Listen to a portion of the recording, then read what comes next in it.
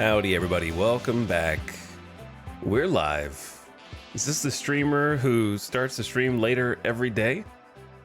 It is.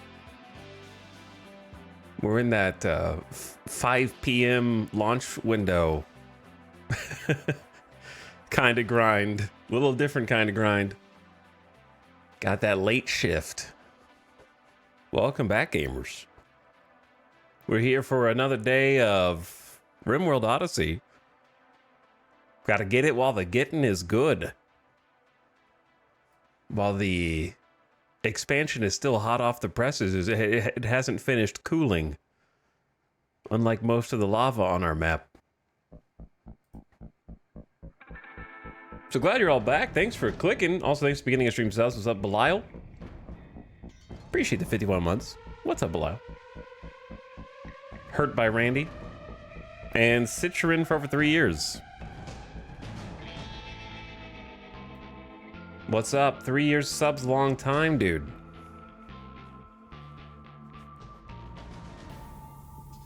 I still can't believe Odyssey came out over 2 weeks ago now. I did see that they patched it the other day. I think it was like day before yesterday. Fixing some bugs.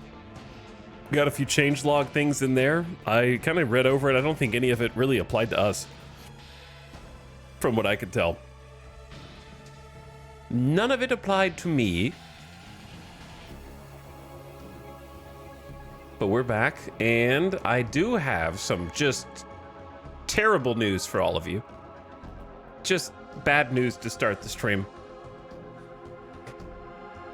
If you did not buy RimWorld or the DLCs while they were on sale, you missed the sale. Sale's over.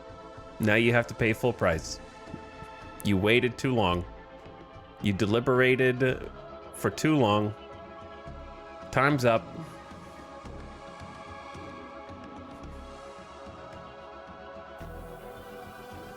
Wait, there was a sale? I bought it full price! Yeah, there was a sale like yesterday.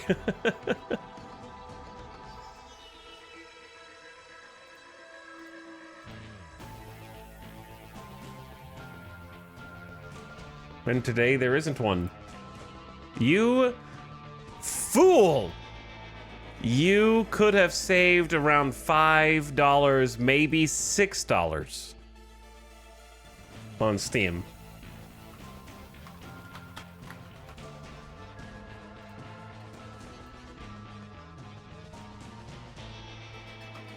Arch says that it's still on sale on Humble Bundle. It is indeed still on sale on Humble Bundle. So, Seraphim, it's time to refund your Steam buy and then buy it again on Humble and get a Steam key and then go, I don't know what you can spend the difference on. You get $7 difference.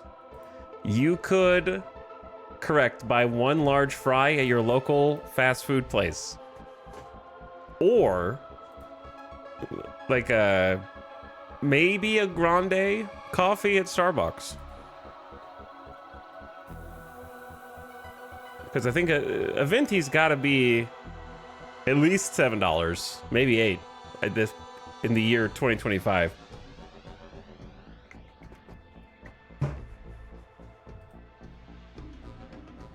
So you, I guess, still have a chance. I don't know how long it's actually on sale on Humble. The DLCs are on sale on Humble as well. Humble's the only place that I would buy off of. I don't trust any of the other third-party websites. And will not vouch for them.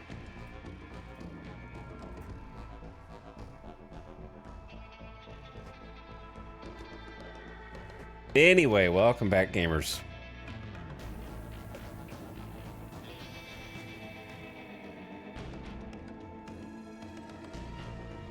Here we are. Now, how do I mute this? Because I'm playing music through Steam.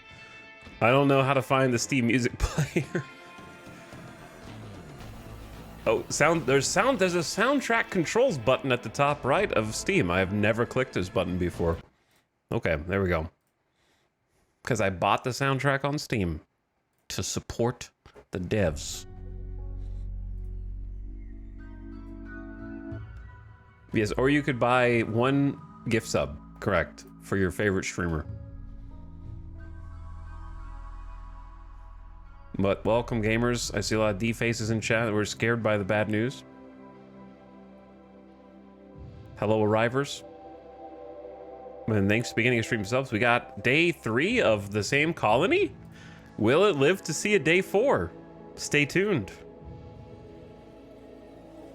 We're gonna find out together. It's gonna be an adventure. So we got a bunch of action yesterday, honestly. I wouldn't say that there's been any tragedy, but that being said, the colony has been very small. So if there was tragedy, it would likely result in the game restarting if it had happened yesterday or the day before. So there's not a lot of room for error at the moment. If we lose a colonist, we will absolutely feel it. But we did have a lot of action yesterday nonetheless. I want to say 4 or 5 raids. Plus an insect infestation. Plus cold snaps. Plus presumably every volcanic related disaster that could occur. We discovered lava lakes exist and can form dynamically. Lava raining from the sky, of course. Volcanic ash blotting out the sun. And lava flow coming in and partially surrounding the base. During an eclipse, yeah, of course. Can't forget the eclipse. That was very, very, I would say apocalyptic, but I'm looking for a better word. What would you call a word that is not making a prophecy, but is like the stuff of prophecy? You could say the stuff of prophecy as well. Like that would actually fit, but there's got to be a better English word for that. Prophetic? No, prophetic implies biblical. Yeah, you would say something like biblical.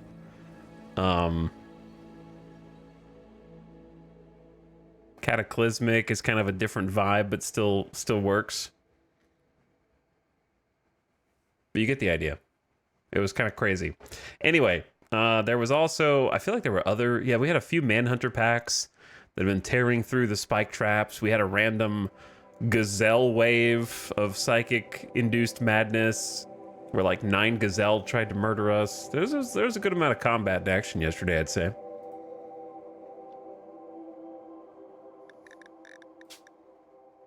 But we are throbless, that is correct. Throb joined us, helped us, made us happy, and then left. Throb is like, you guys needed me more than I need you. I'll be on my way. Try to find another colony who needs my help. So, I let him go. I let Throb go. And now, we feel the pang in our heart, missing Throb. And he was right. Welcome back to our burgeoning colony. We are 4 colonists strong right now, plus Todd. So I guess technically 5, though Todd is a question mark. 13 more days of paralytic abasia. Currently bedridden, just chilling, recovering naturally. But is a believer in the Sulfurstriders because when they landed, I decided to temporarily imprison them to indoctrinate them. I mean, have some nice conversations religiously with them about kind of how we do things here.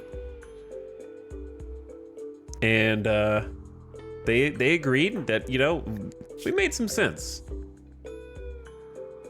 Made some friends along the way. Friends with Vexa. It's funny that like when you imprison people and have those conversations with them all the time, they end up having a one-sided friendship with the warden. And Vexa, like, kind of, the +1 is Vexa's opinion of them. So they're at +100 of Vexa, and Vexa's like, I acknowledge you exist.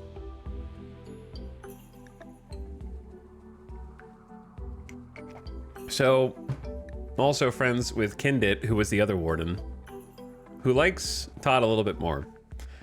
But Todd is 53, and will hopefully wake up today. I mean, Todd's apparently awake and even conversational, it seems, but they just can't move or do anything other than speak and eat. They can do everything except movement. So they're conscious. They're not like in a coma. But Todd's going to be an important piece of the combat puzzle, I think is how I described it. Double fireball shooting. The only person in the colony who's actually going to like shooting.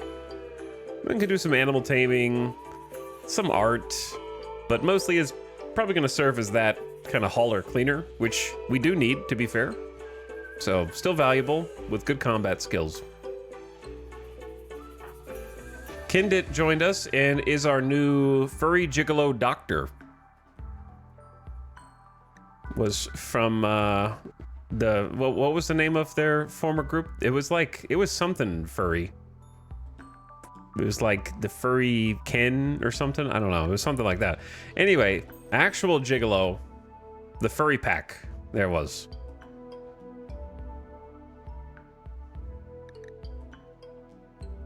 And is our new doctor. Double fireball passion and medical. Amazing social skills.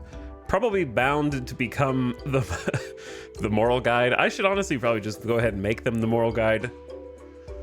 But I wanted to wait until they kind of chilled out first because they had just been having some snaps. Maybe after they forget about being imprisoned, then we'll do it.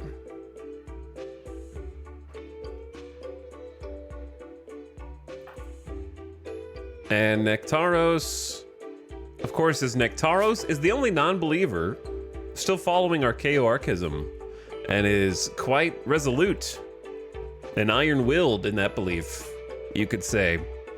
Because global certainty loss factor is quartered as a result of being a mental iron shield. So it's going to be tough to convince him to become a Sulfurstrider, but it'd be great if we could.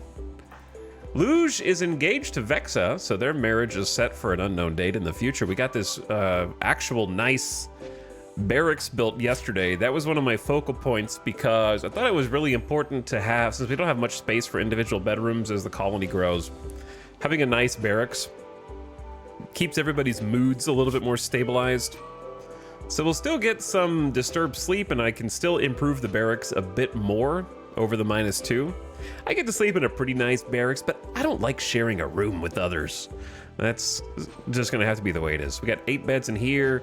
They're at least very comfortable. We have marble end tables for everyone. So as long as marble end table is adjacent to a bed, then it will give the comfort bonus. And you can, you know, get creative with that if you want to use just one end table for like 4 beds. You could do that too. I just like setting it up like this because I think it looks nice. And then we've got a dresser, which as long as it's in close proximity to the beds, will also give another comfort bonus and makes the room look nicer. And we're going to build another one. And I'm hopeful that when that other marble dresser comes in, that'll elevate the barracks impressiveness. So we'll see. But yeah, we got it paved. I do not like min-maxing floor beauty.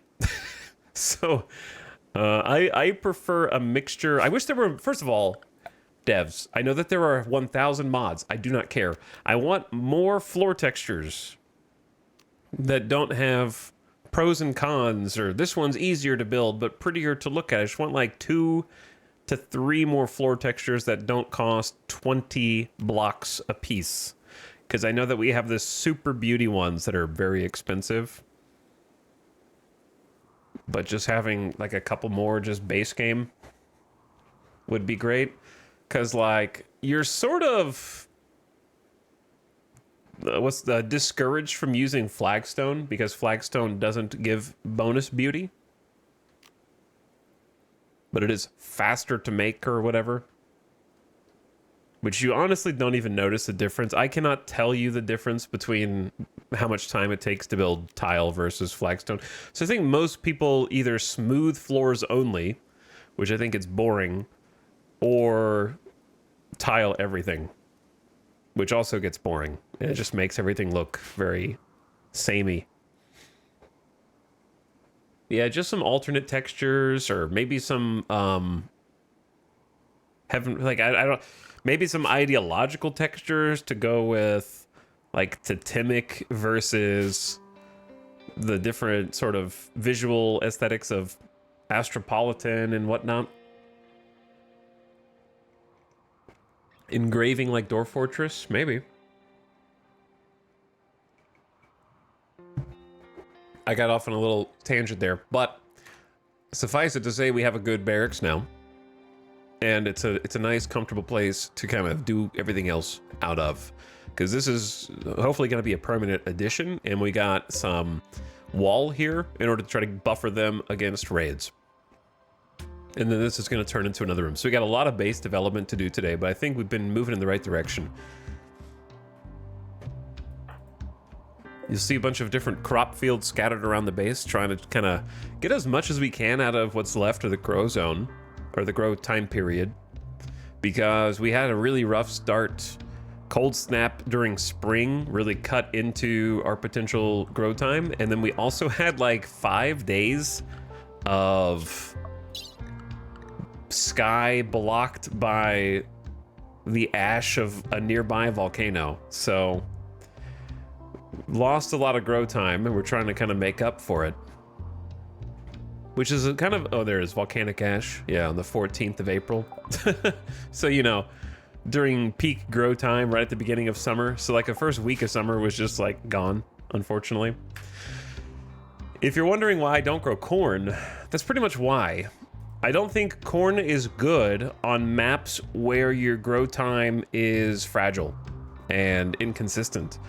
Corn is the best to grow when you have pretty high confidence in how much grow time you have. Like if you have year-round grow time, for example, especially if you have fertile soil and you already have a decent little food supply, then pivoting to corn is always good.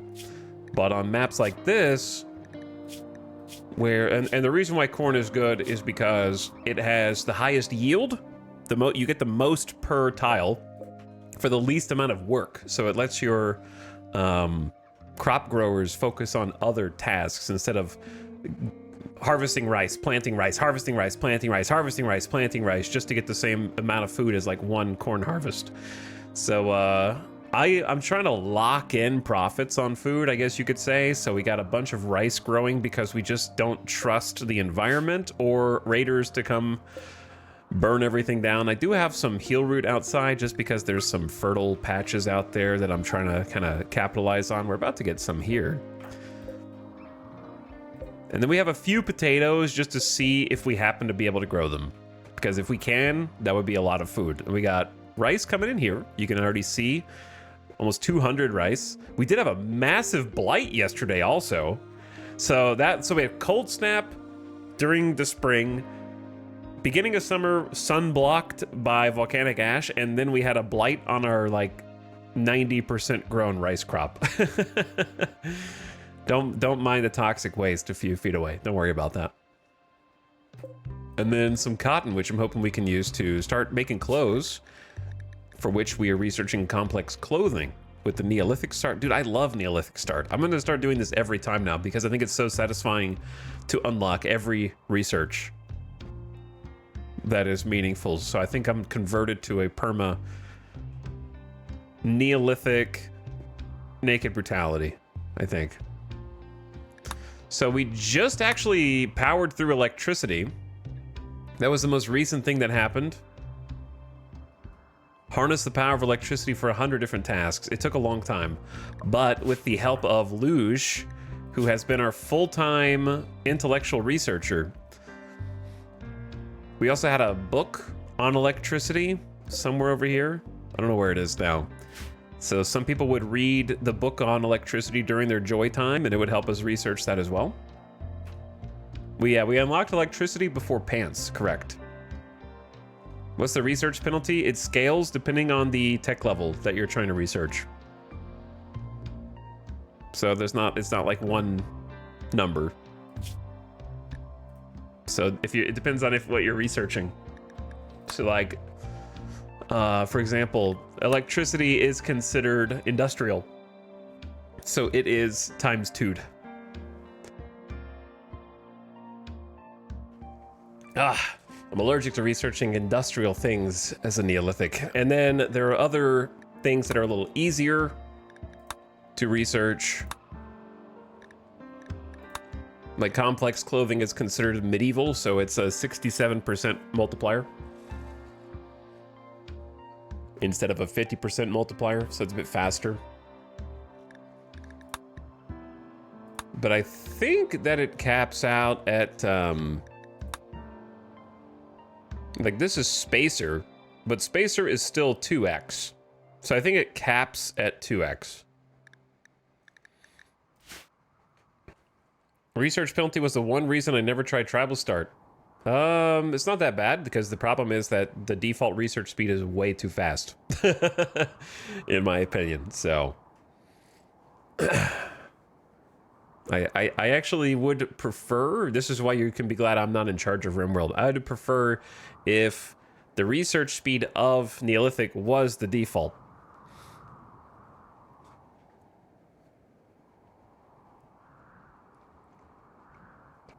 So you can just be grateful I'm not in charge of balance.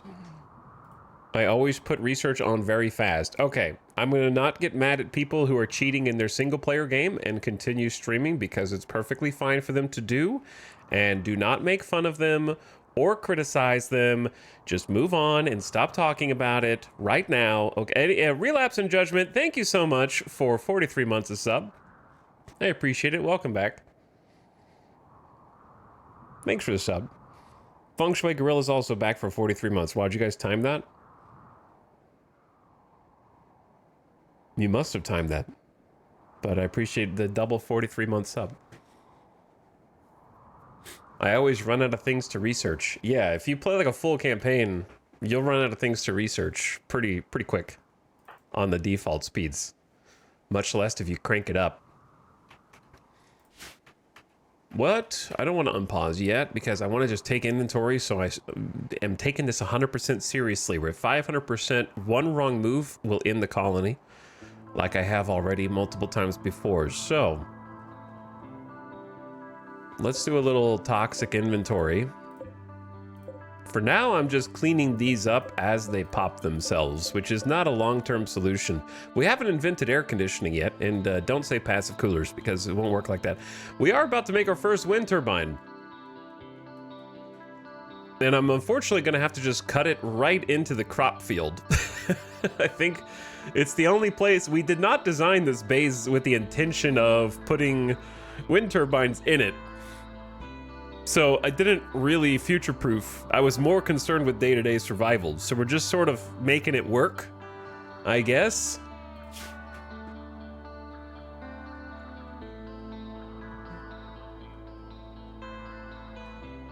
I think, let me see.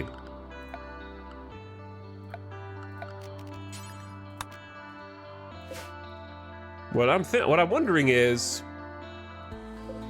if I mine this out,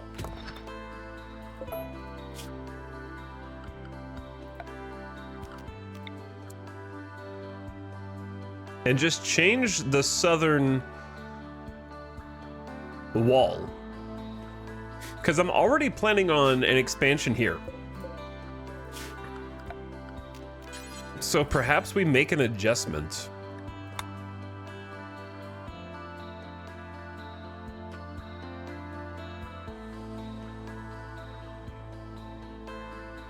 That allows, okay, let me do something real quick. I wish I could show this box. Let me use, is there an orange? There's like a red.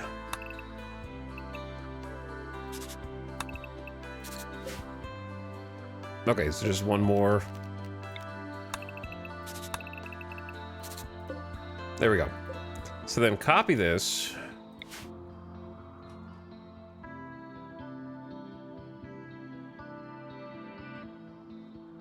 I like having one space around the outside to walk. Damn, yeah, it's not gonna fit with the current.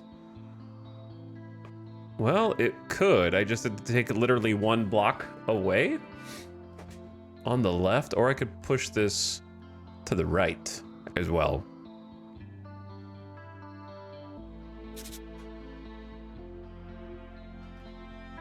We could fit two, but they just won't be like side by side per se. Or I could make them side by side like this. And then I could build.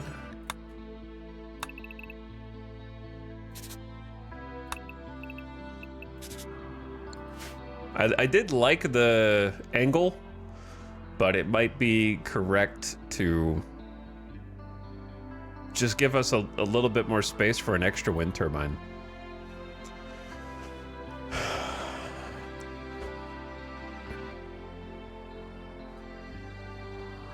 Yeah, the highlighted area around the wind turbine needs to be clear of obstructions. Walls are the worst offender. You never want a wall to be interfering. And then trees will lower the efficiency of it, so you don't want any trees either. And then certain structures are taller than others, so you kind of have to experiment with which ones will block it and which ones won't. You'd be surprised that some of them don't.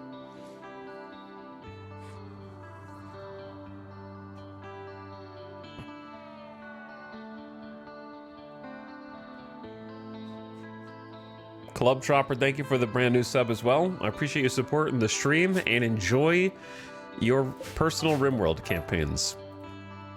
Thanks for dropping some sub. I don't think it would take too long to build this. The problem is I do have to rebuild the airlock, which isn't the end of the world.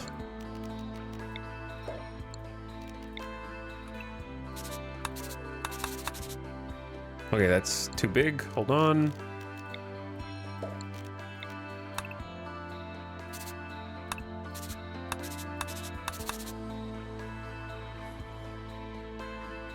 Maybe I should build some fancy airlocks.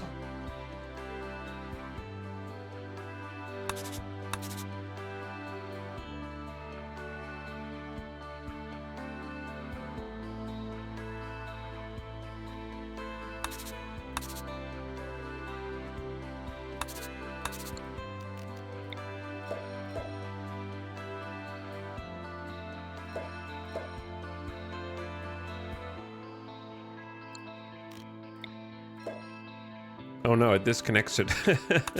That's weird how it does that. Space Invader, kinda.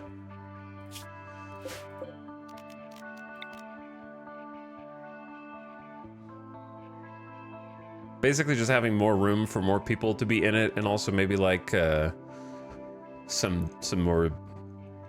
There's also the idea of inside the airlocks having space for a table and chairs.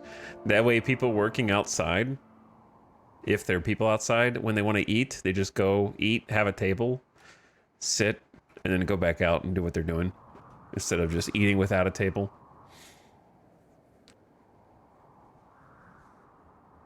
I don't know how often it might look kind of funky to have just like a table and chairs in there.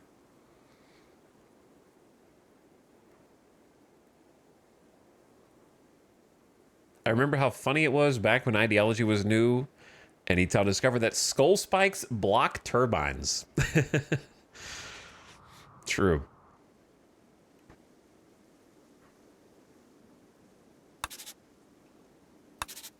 What if we got real funky?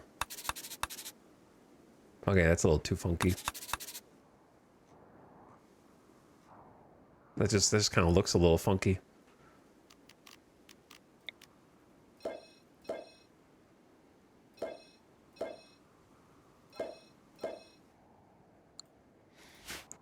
Okay, so I say send it on that one.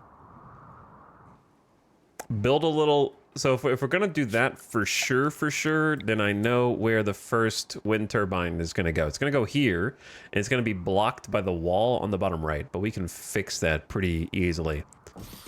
All right, I did all that so I knew where to actually build this for now. My grow zone, dude.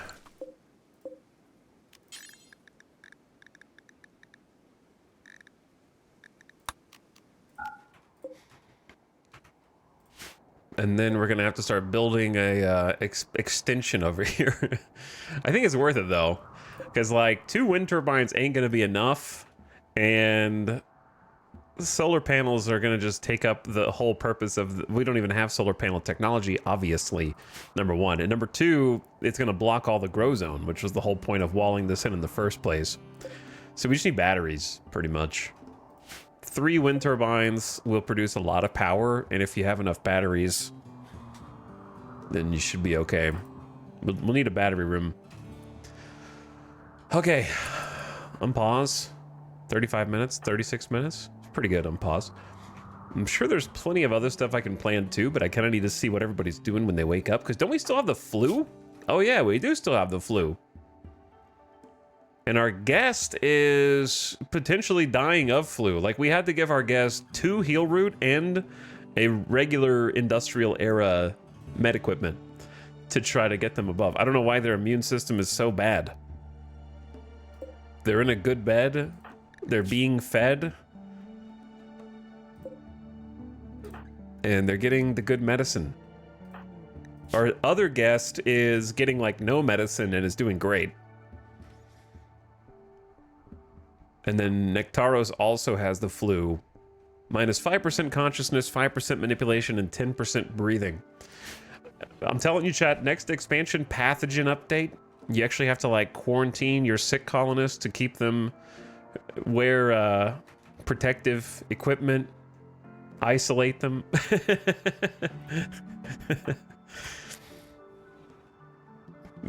Plenty of opportunities to add to the war crime simulation aspect of it as well. With we could have some kind of like mortar shells that drop different types of gases. Zombie infection, yeah. Have the zombie horde kind of link in from Anomaly.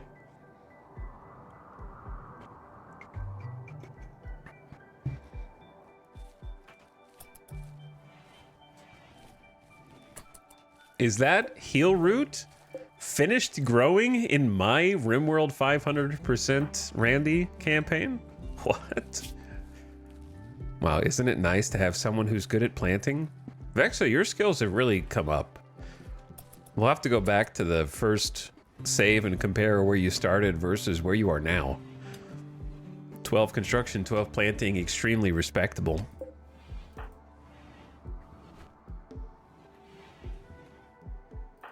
But yeah, I feel like I'm forgetting stuff already. I don't remember. Well, one problem is we don't have that much food or wood. I am forgetting something. We have no wood. Okay, there you go. That's what I'm forgetting.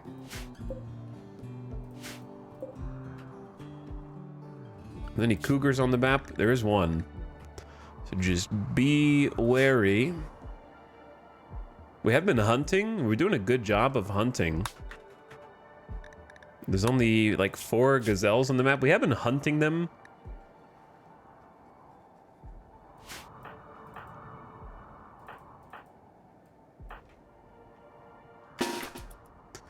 Let's just head outside real quick.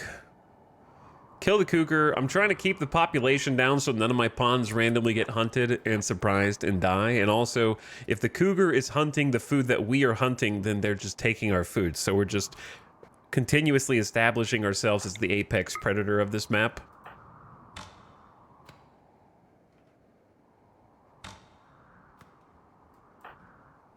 Like, you're taken from my food supply? That's right, run off the map if you dare.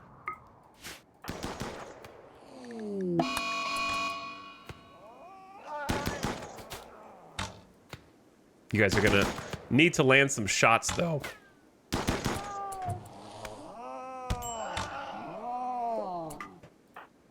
Or else Nectaros is gonna have a little bleed.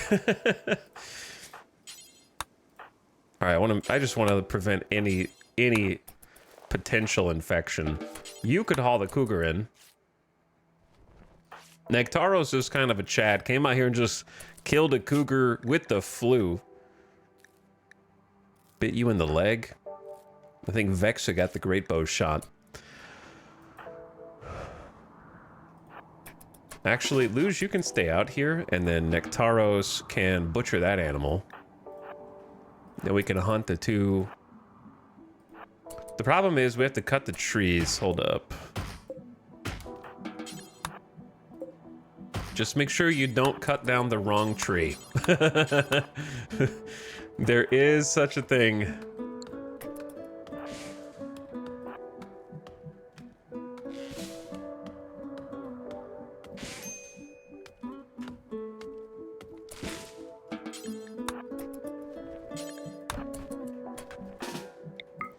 Do a little micromanage. Carry as much wood as you can. Don't get in the crossfire. That would be super embarrassing. Great bow my own colonist on accident.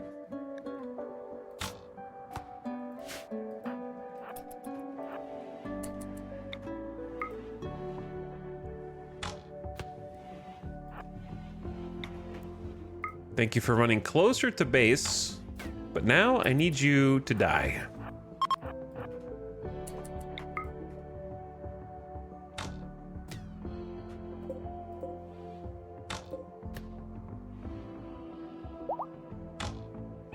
Thank you. All right, haul that. We got some wood. Nectaros is coming back with the wood. Kindit is tending 35% with no medicine. God, I love having a full-time doctor, because I was like, oh yeah, Vexa needs to go back and tend. Nope. Kindit's here. And we actually have someone who can do the doctoring. Why don't you haul this?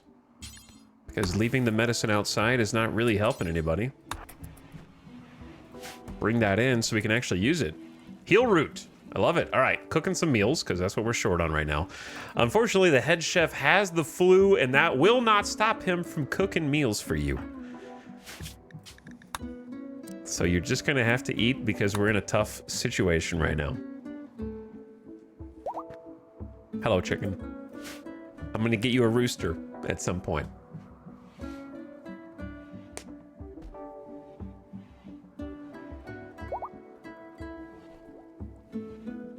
The tree glows, so the wood you get from it must be even better than regular wood. It's the only thing that makes sense. But I want to get organized. I want to actually pave. I want to get a kitchen today. Those are the most important things. Getting like a kitchen up.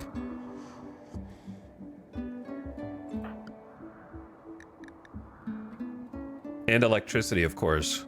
So we've got at least the plan. I'm gonna get Vexa on it. We'll get some material. How are we doing on... Did we sell all the components? We might have. We have one component. We can kind of fix that. There's a few inside the base. And then on top of that, we're gonna need to like mine this whole section out. So Luge is a double-digit 10 skilled professional miner. On top of being really smart. Wow. I can see what Vexa sees in Luge. They're also about the same age. She's 58, he's 56. Luge is both... You have to be super brawny to just be like mining down here, getting components, digging out the base, but also has the brains to match the brawn on the research bench, learning how to use and wield electricity and furniture and clothes.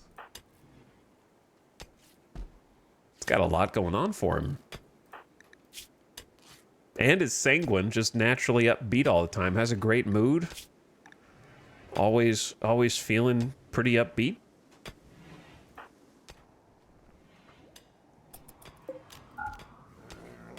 Well, I'm happy we got some heal root. That's massive.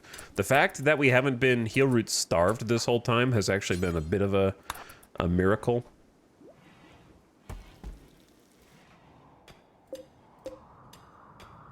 And we got a little rice going down here too. Lecapinos has actually normally been helping us with the crops, but is currently... Dude, it's so unfortunate that you have a visitor group who's here to help you, and they're just like, JK, we have the flu and are now going to lie in bed for a large portion of our work internship. Now you must just feed us and keep us alive in bed while we contribute nothing. Actually, we're just pretending to have paralytic abasia now. So we just have 3 people just lying around eating food that has to be taken care of all the time.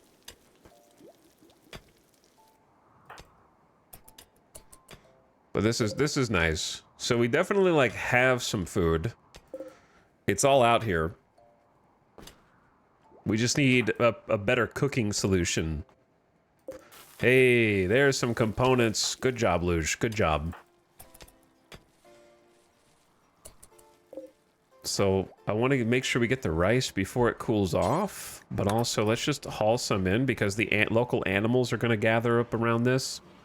And then maybe do we need to build the wind turbine yet? Maybe, because we could get some actual lights in and stop using wood on the torches.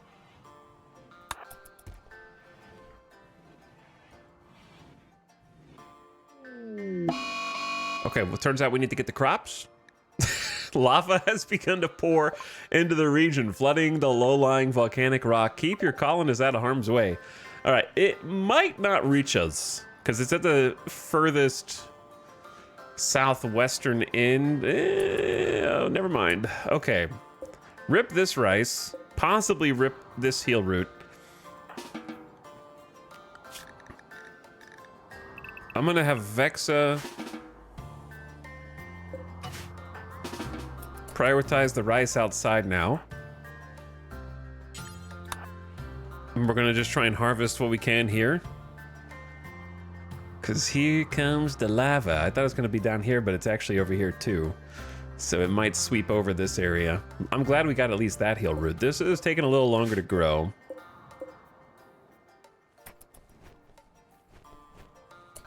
Bring as much of that in as we can.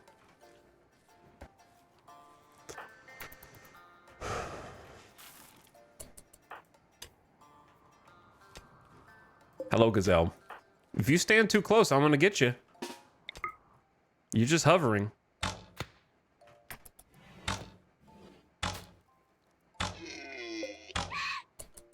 You hovered. You hovered too long.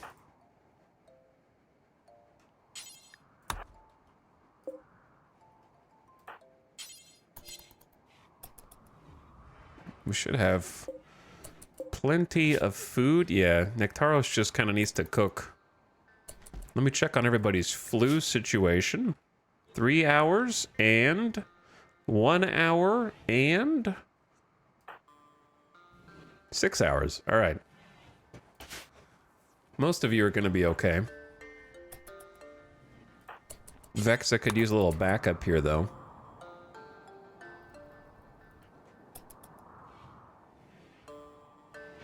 So let me maybe grab a couple people. We have a couple people that will never do hauling. 2 of our 4 colonists will never haul or clean. And then Todd will. So I'm anxious for Todd to actually get up and moving around.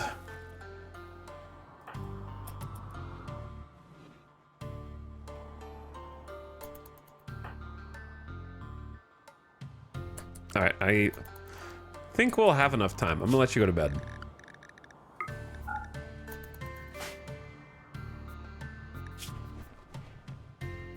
Mood's dropping. The ancient artifact. Barracks is very dirty. Tidy that up. Have yourself a bite to eat. You have learned that a relic of the Sulfurstriders is nearby. The smoke-wept tear is an ancient object venerated by all Striders. If you could collect it, you could build a great reliquary to make Striders happy, attract wealthy pilgrims, and bring more people to the Sulfurstriders. First, you must find it. Watch for opportunities for information. You got it. Are you going to be okay? Do I need to give you more medicine? 55% tend is pretty good. And she needs food. As does Kalothes.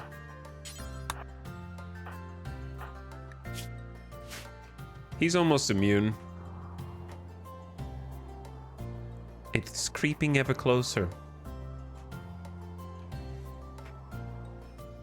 By the way, can I have as like a side rant? I hate the term creep joiner, and I refuse to use it in a way that is not ranting about how I hate that that's become the standard description of the anomaly wanderer.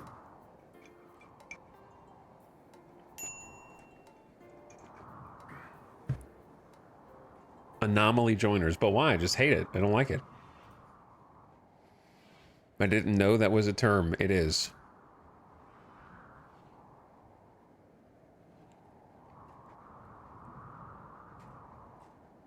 War of the Worlds, thank you for gifting us up to Gogo Gatsu. Appreciate yet another gift sub. Thank you for your generosity. All one up you. I hate the mechanic of creep joiners too. You hate the mechanic? Why?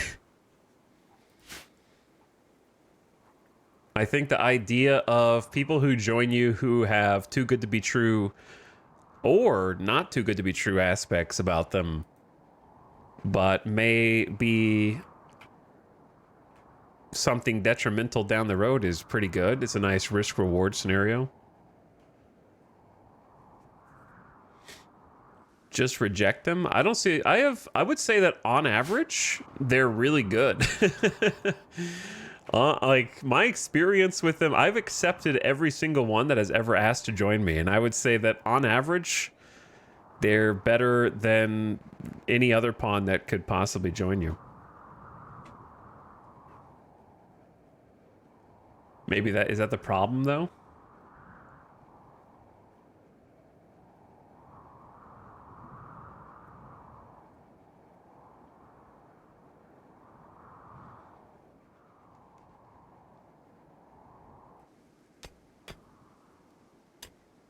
Mostly don't like the mechanic because they're basically OP.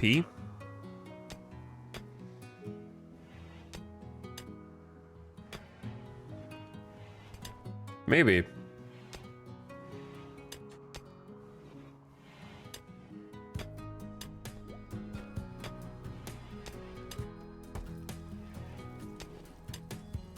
But I think that I could see it, but I don't want to talk about it too much because I don't want to dissect it.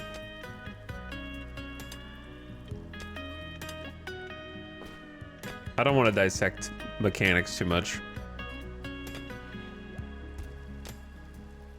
I like dissecting mechanics, but not dissecting mechanics that are tied to the storytelling aspect of RimWorld.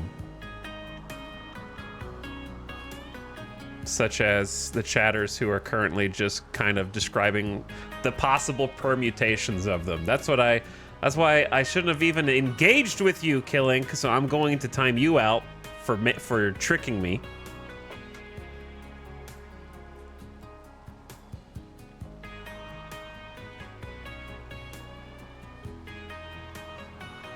Every time, man.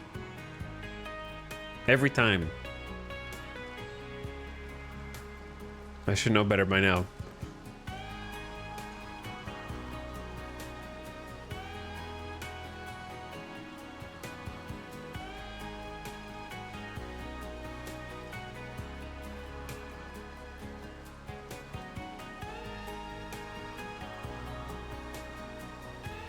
Okay, there we go.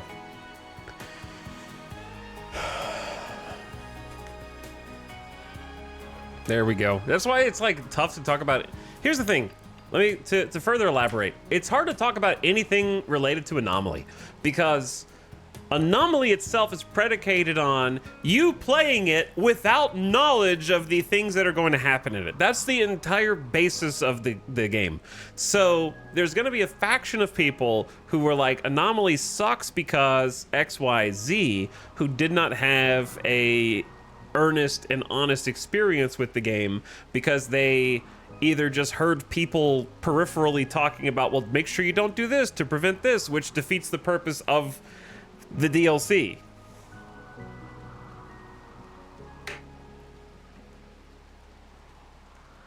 So if every possible like permutation of each event is sort of discussed beforehand, then the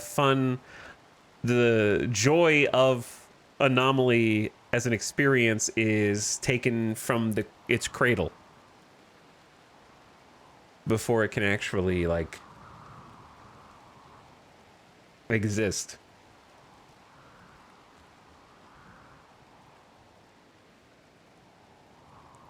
So the more that you know about it before going in, the less fun you'll have with it. Is Anomaly enabled on this run? Yeah. It sure is. Because the fun of Anomaly is in the reveals and the surprise of what each thing does. And then, As far as replayability goes, I think that Anomaly has, with the customization of the ambient setting, plenty of replayability. I think that the different types of conflict and raids add a welcome break from the endless Neanderthal, Pigskin, and Edekin raids.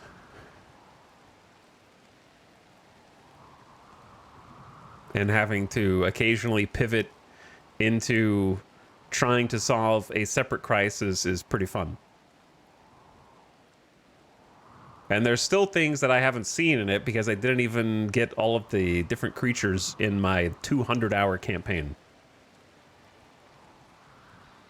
But my personal pet peeve is people dissecting whether or not... this is not happening in the chat, by the way. I just happened to see a Reddit thread on it come up the other day. People debating...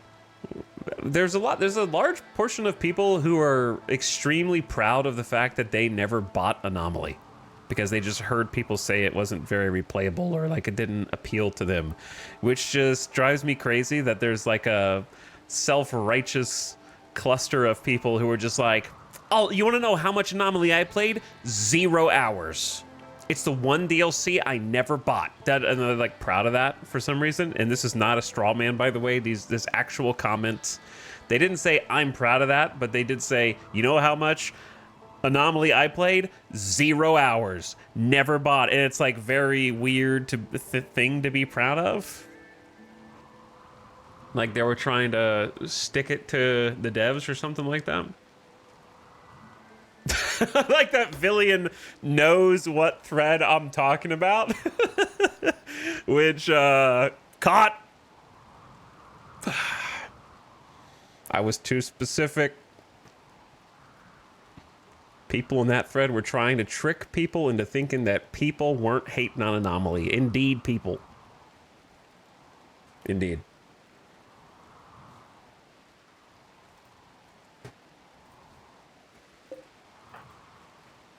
And it's just a strange like I think the problem is at its core, games like RimWorld and games of similar ilk that you can invest hundreds, if not thousands of hours in and replay endlessly. When a DLC comes out that feels like you only want to play it once or twice all the way through, even though you're going to interface with all of the systems in it over and over again in ways that I think are meaningful, just like Royalty. Royalty gets the exact same treatment because people think, well, if I'm not doing the Royal storyline and trying to raise my rank with the Empire, then therefore I am not playing Royalty.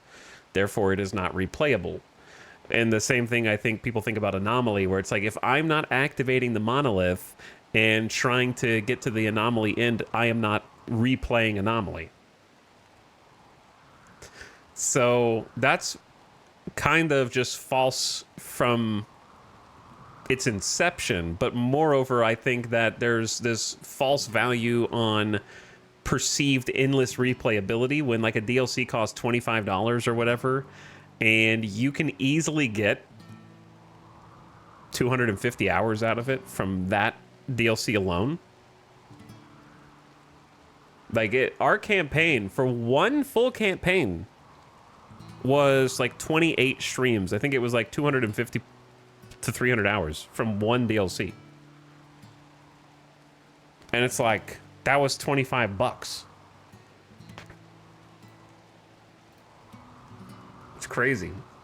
But I think games like RimWorld have this, well, it's not as it's like, dude, I don't even use Biotech is probably my least used DLC. But I still love having it because it adds so much variety to the campaigns. It like stops the campaigns from feeling super stale because you get new events, you get new items, you get new types of characters, you get new options, all that stuff. Like the more that you can add for variety, I think, the better.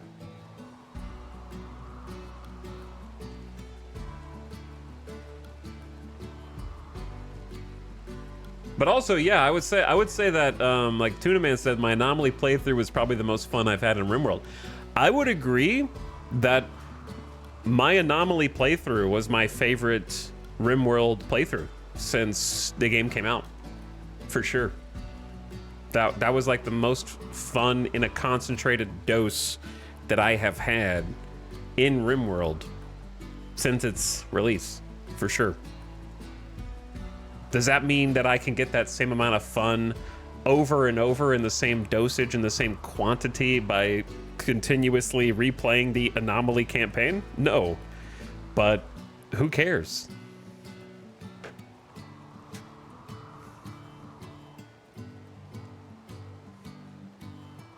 Like if you can only enjoy it and consume it once at its complete peak.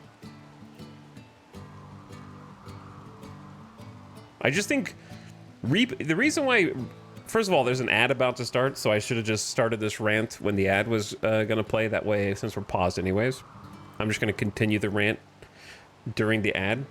So brace yourself if you do get ads for 3 minutes of quick mid rolls to keep the pre rolls disabled while I yap.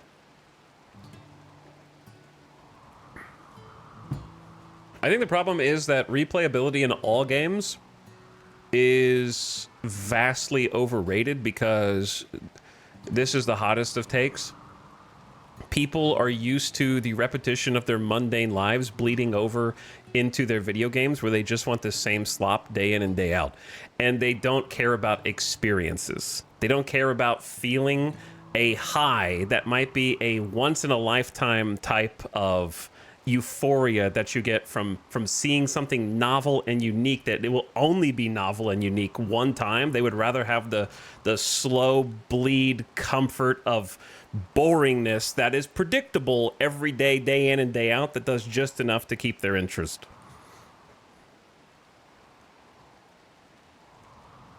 There's your really hot take.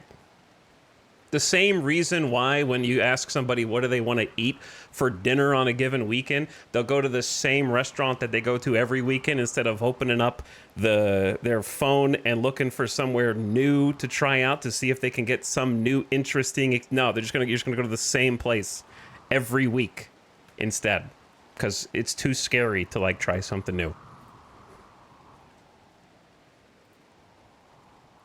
This is making me uncomfortable. Caught.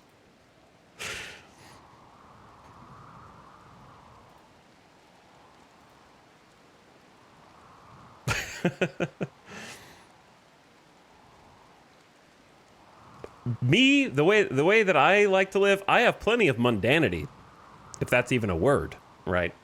I have my own routines, but also the things that I cherish the most from like a game's perspective are the one and done experiences that I have no intention of ever playing again. And I know that is not how everybody thinks, but that's how I think. There's two types of people in this world. The people that have watched, and I'm not saying one is better or worse than the other. There's just two different brains. These are two different brains. There's the type of person who has watched The Office 32 times in a row and they're on their 33rd rewatch. And then there's the type of people whose favorite film that changed their entire life they watched when they were 19 years old and they're scared to watch it again because it hasn't been long enough, even though they're like 30, because they want it to be like a fresh experience when they see it the next time because of how much it changed them. And I don't know how much Venn diagram overlap there is between those two minds.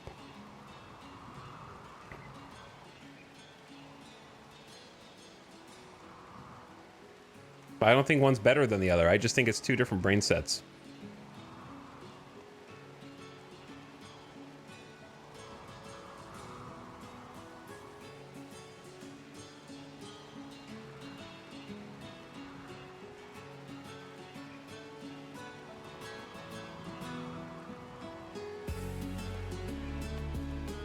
$2,500 hours on RimWorld, by the way.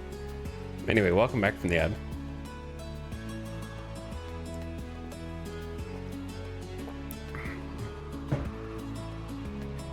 Also, one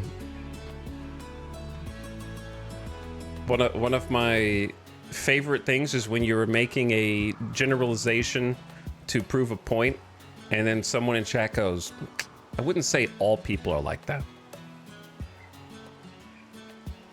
Are all people like anything? I think it's implied that when someone is making generalizations to prove a point, that they don't actually mean that all people are one thing. Not all the gamers. I wouldn't say all chatters are doing that.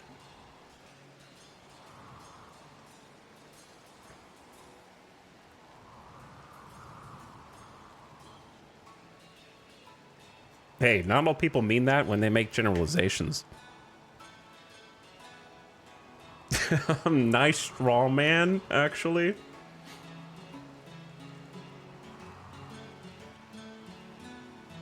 But to link it back to games, I think there's the kind of person who's... If I asked everybody in chat what their favorite top 1, top 2, top 3 video games were, some of you will say, my favorite game was... Like, for me, I'll just take me. I'd say my favorite game of all time was Knights of the Old Republic. Pivotal experience in my life. Transformed the way that I think about games, and also some things in real life.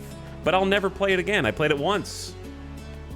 I'll never play it again. And some of you would be like, well, my favorite game is maybe RimWorld, because you played it for 3,000 hours. Or it might be some other game that is based on how much you've played it, instead of whether or not it had a personal impact on your life.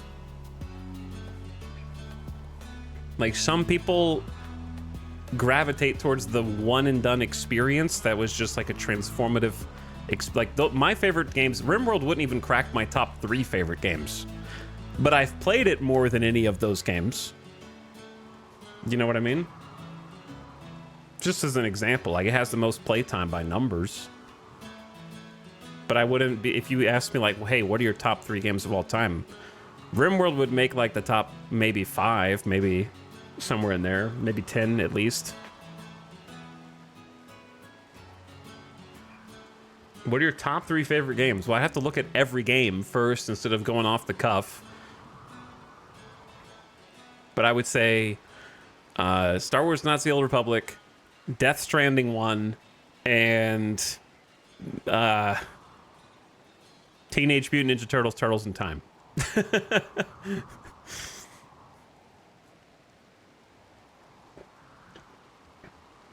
Seems strange to me, not even limited to games. If something was that great of an experience, I've wanted to go back to it at some point. Well, that's why I said there's 2 different mindsets. So that's why it would seem strange to you.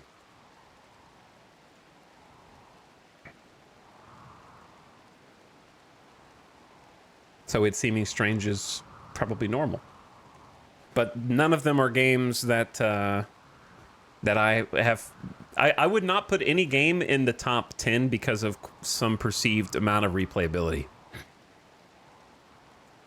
To me, like, I always like the food analogy with video games, and I think it always fits.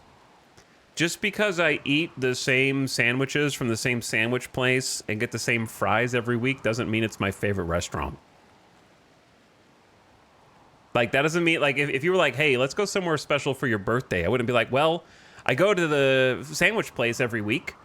Let's go there for my birthday. You know, like, that's not what I'm not gonna remember that birthday. You know, it's just gonna be like any other weekend.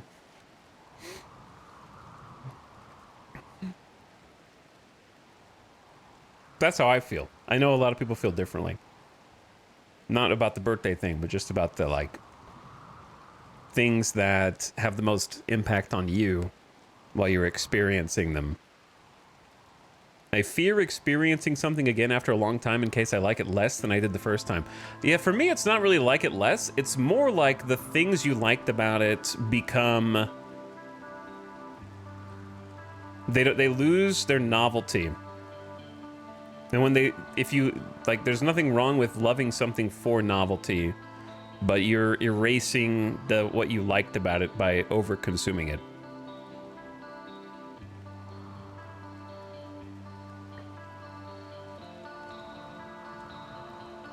You sort of like smoothen all the edges. I know a lot of you guys are gonna be getting high tonight. Okay? A lot of you. So think about it like this. You're probably like, where the hell is this going? Where the hell is that going? Let me tell you, okay. It's if video game euphoria and media and entertainment euphoria was a drug, are you taking 5 milligrams and that's it?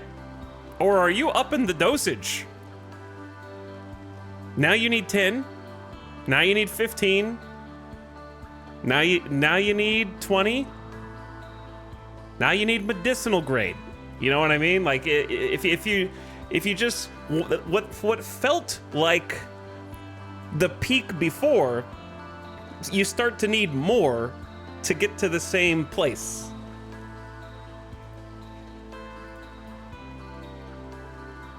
I'm too high for this. I don't understand this analogy. Is that not? You build a tolerance, right? You build a tolerance. The food analogy was better. No, it wasn't. This is a perfect analogy. This is a 10 out of 10 analogy. You're just dumb.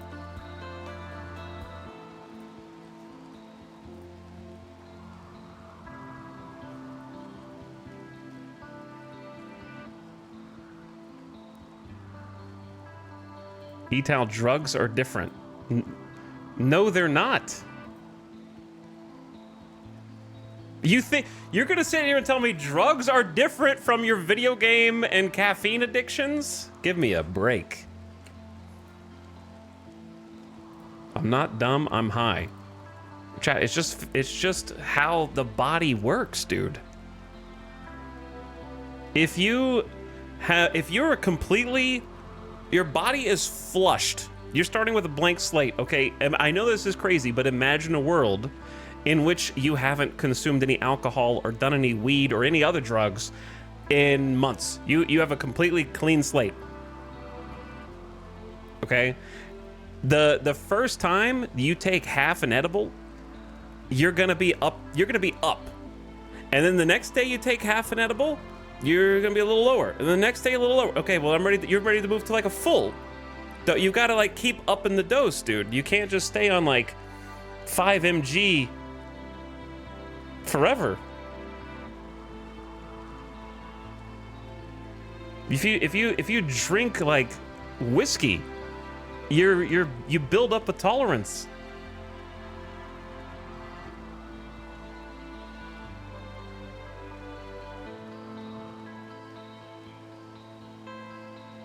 And then you got to drink more to get to the same place, or whatever. The point is that when you're like playing games and such, the first time that you have that experience, it's not going to be the same high to the same place like the second time. So if you love something, the more you do it, the more dull and muted it gets.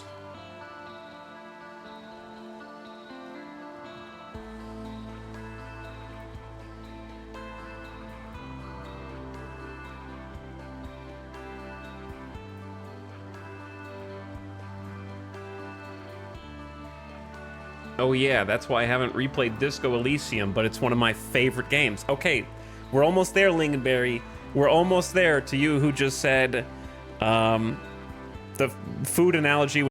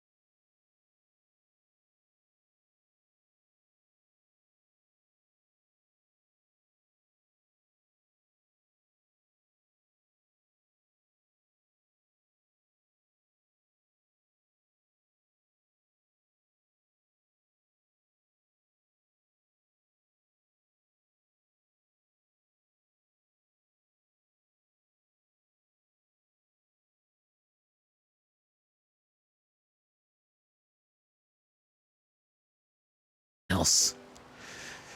A distant engine of hatred is stirring. It is projecting a psychic drone onto the site through an orbital amplifier. For a few days, some people's mood will be quite a bit worse. That's not what I need right now. You are immune. You're almost immune. You are not immune, but should be fine. I don't know, man. There are so many games to get that experience nowadays. I disagree. But I won't get off on that tangent.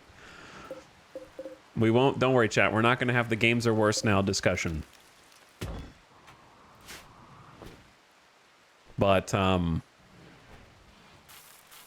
I think the people who think that are younger and the disillusioned are older.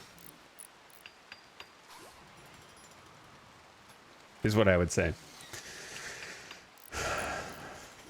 That's Assassin's Creed 1 for me. The first time I played that game blew my mind, and now there's like 15 of them, and I can never go back. Yeah, I remember playing Assassin's Creed 1 in college and having that mind-blowing sort of same experience that you're talking about, drooling over it.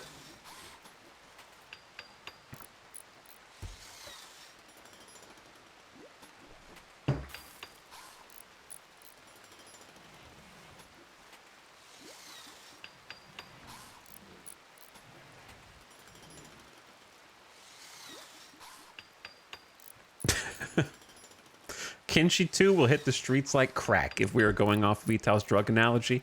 I need to see some gameplay first before I follow that.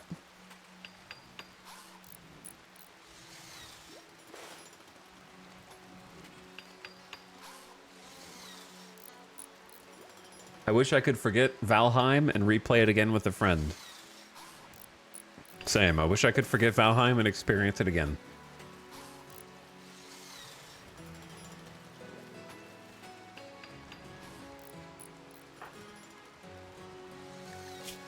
That would make me happy.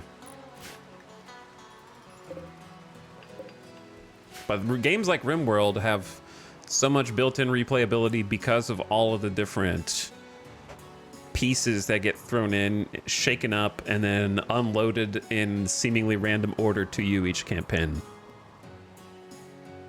So it does a great job at being endlessly replayable.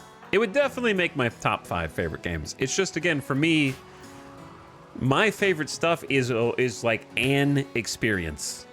And so I don't really have a singular RimWorld experience. It's sort of a amorphous thing that I've been enjoying since it literally was on Kickstarter. Back in 2013, that's just been kind of changing for the better over time and getting continuously better. So it's hard for me to quantify that. Kindit is having a tantrum and will smash things. Bro, I just built this dresser. You do not smash it, please. With your Gladius as well. See, this is why you're not ready. I should have probably tried counseling you instead. That's why you're not ready to be the moral guide.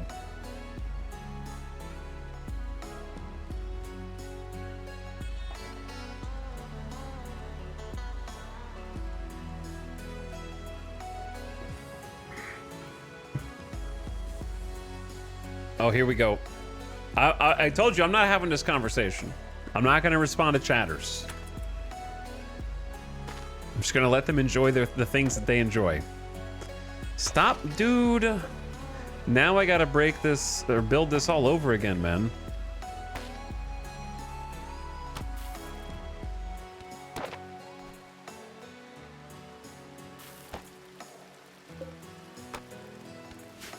I completely disagree with the idea of wanting to forget a good experience. Okay, let me help you out. When people say they want to forget something so they can experience it again, they don't literally mean if a genie was there granting 3 wishes, they would wish to forget the things that they liked.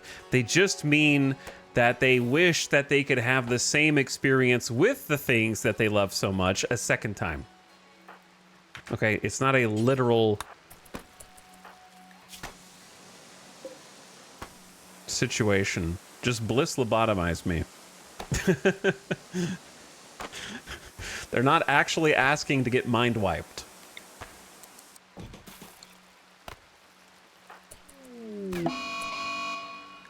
Lycopenos has decided to go on a Psykite binge while getting treated for the flu. Unfortunately for them, we only have 6 Psykite tea, and they're welcome to it, I guess. I was going to save it for when I need to give it to certain colonists to help them, but I'm not going to arrest them either. If you could get mind wiped, would you? No, of course not. What would I want to get mind wiped? If I'm getting mind wiped, then the government is planning to use me as a disposable asset for something. You know what I mean?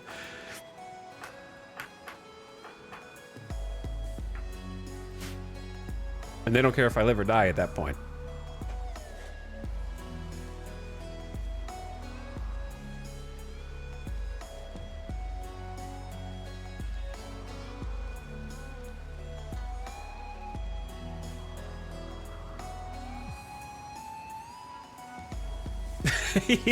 He saw Kingdom Come Deliverance 2 and was ready to go off. Oh god. Oh god.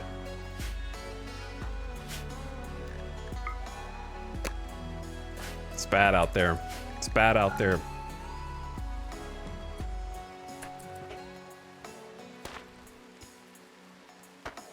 It is rough out there.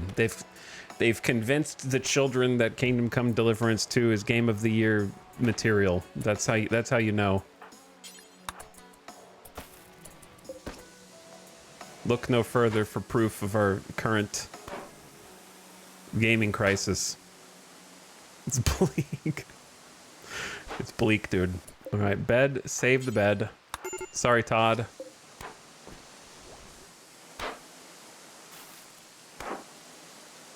It's Game of the Year material in the way Skyrim was. I'm going to time you out for half an hour for comparing Kingdom Come Deliverance 2 to Skyrim.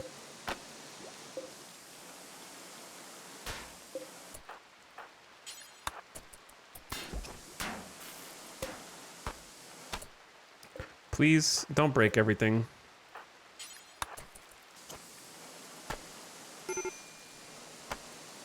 Medical emergency. I know, she's currently getting incredibly... Actually, she's reading a book. She says she's binging on Psykite, but she's reading a book.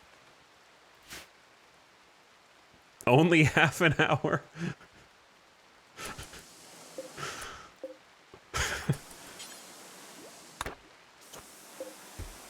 Should have gone more. I really don't want you to take out this excellent bed either. What are you breaking, dude?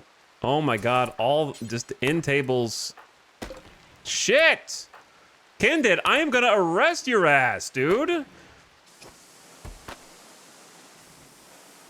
There's lava flow coming in. The Gladius, I should have made you, the Gladius is just too powerful.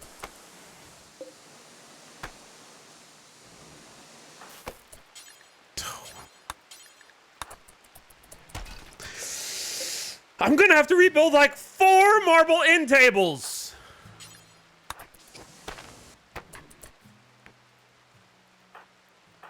It's gonna take a whole day.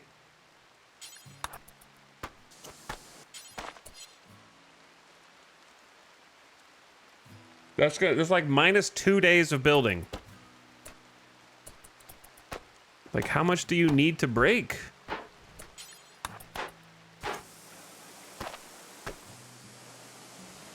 Are you done? All right, rescue Todd, please. Clean the damn room. Single-handedly lowering the quality of everyone's experience in here.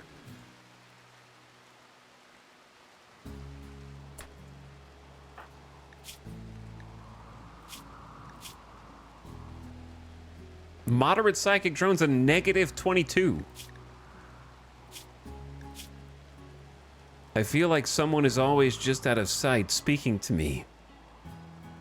The voice changes, but the message doesn't. I'm supposed to hurt people. Make it go away. -22 is insane.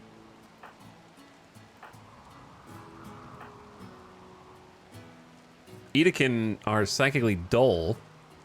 So that's like reduced on Kinded and still got it. All right, I got like stuff I need to do outside, man. It's raining on everything. My crops.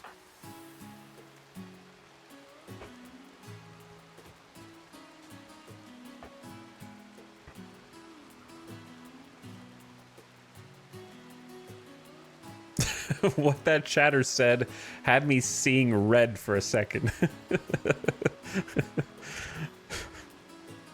Do you currently have a game of the year? I would have said in the, like, without getting into a whole conversation, it was Death Stranding 2 and then it wasn't. After finishing it. My final score was something like, Death Stranding 1 is a 10 out of 10 for me. Death Stranding 2 is like a 8.75. Blueprints was neat, but that's the most I would say for it. I wouldn't give it Game of the Year. I don't think like if it were just I was the dictator of the Game Awards, I don't think I would give it like Indie Game of the Year, but I would not give it a Game of the Year nod.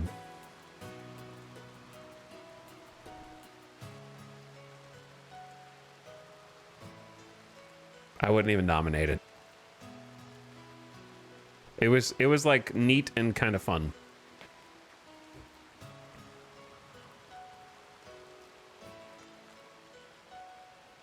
But also frustrating.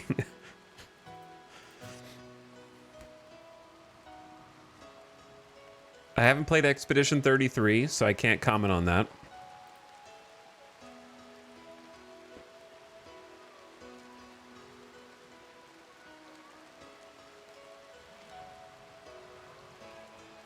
So, I don't know. What else has come out this year? Don't say Kingdom Come. What else has come out this year?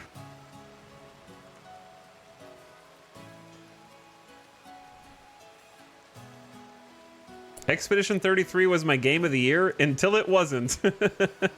Oh no. Whoa, Jess. That's how I felt about Death Stranding 2. Roadcraft? All right. I'm timing you out for just putting random games.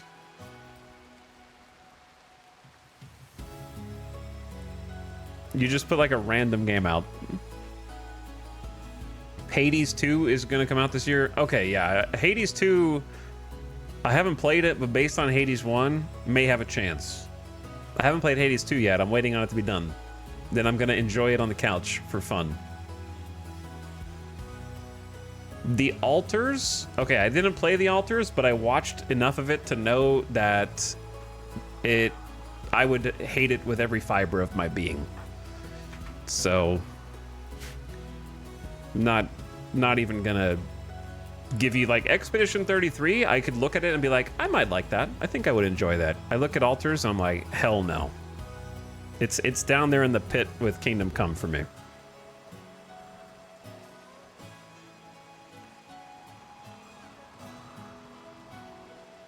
No Donkey Kong love? Is Donkey Kong not like gonna continue the trend of platformer wins Game Awards?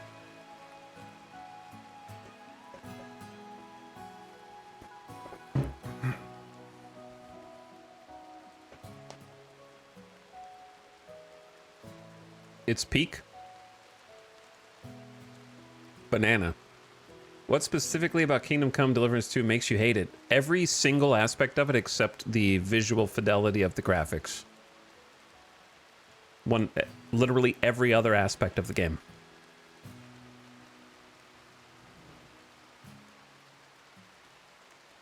Without going into more detail. Chat asked. According to Metacritic, it's Expedition 33, Blueprints, Donkey Kong, Split Fiction, then Death Stranding 2.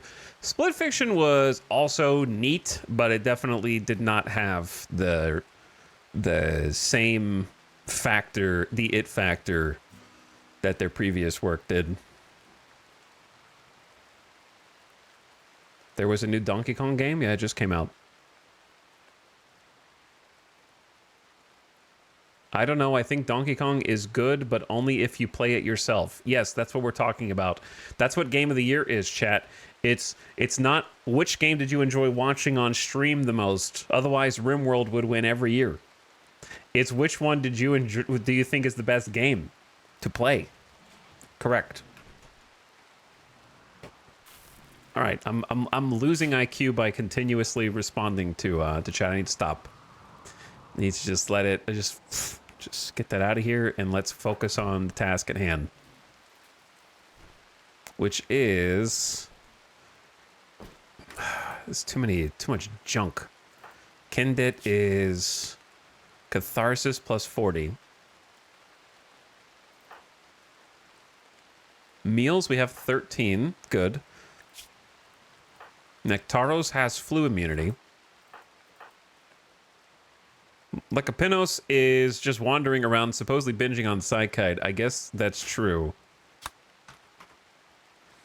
I think they drank all the tea. It was only like 5, but they drank them all. I'm surprised they didn't get addicted. And Colothes is up, but it's about to do something. Something bad. And I don't know if there's anything I can do to stop them. So we'll just deal with that when it comes.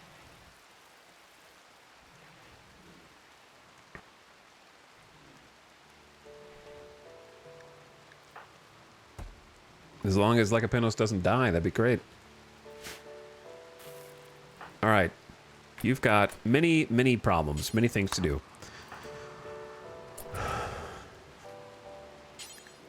Such as hauling rice, because here comes the lava. And also just the rain in general's like spoiling all of this.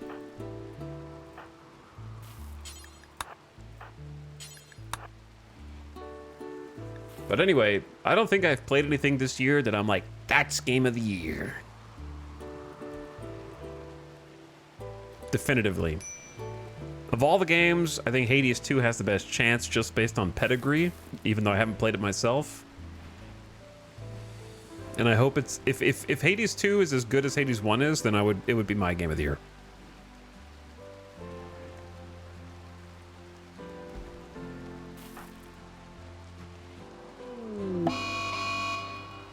Okay. Colothes, the cave explorer, is binging on ambrosia. We have not much ambrosia, so knock yourself out. We have 4 ambrosia. It's all yours.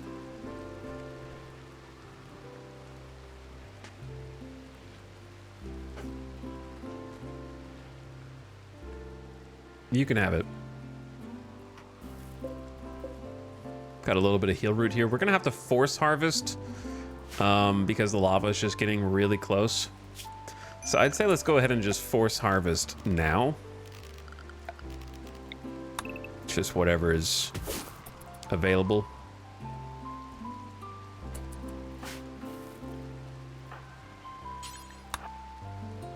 Have Luge bring some more rice in. Both of the visitors are just like, thank you for accepting me into the colony. I will now acquire the flu. If I don't give them heal root, do you think they'll die?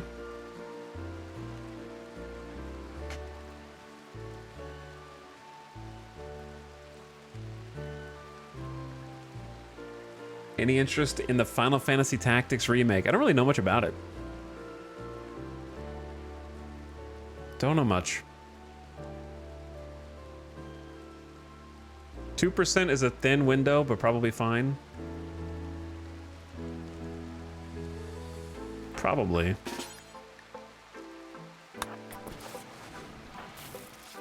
Dr. Kindit. Paging Dr. Kindit.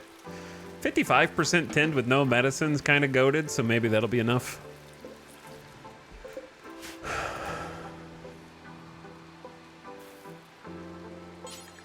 Well, I mean, I know what Final Fantasy Tactics is. I played the original. I just don't know anything about the remake. Though I didn't play the original much. I think I played it at like cousin's house or something. Joshua Margeau needs a hand to help fortify a settlement. 2 colonists for 13 days, but we'll get a colonist back. Dude, what the hell is a Starjack? Have we seen this before? Engineered for life among the stars, Starjack are built to withstand the unforgiving conditions of deep space living. Their reflective pressure adaptive skin provides insulation against extreme temps. Did we see this before, or am I just forgetting? Maybe we saw it once, and then I just forgot, and then I got to experience it again like it's new. I don't remember. Oh, I can actually see their stats. Oh, it's a gourmand. Wow. Intellectual melee gourmand who can only do artistic and medical, no skilled labor. So they have... Oh, I feel like we have seen this screen. I remember this screen. Cold tolerant, heat tolerant, vacuum resistant, weak melee, the facial ridges, awful mining, awful plant, awful animal, great construction. That pawn sucks.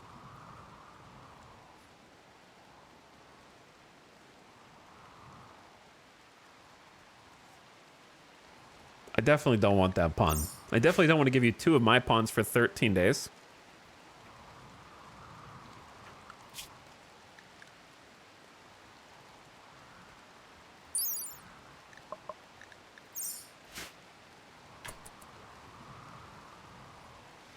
I kind of hate this update where it shows the person's skills and stuff. It was hidden.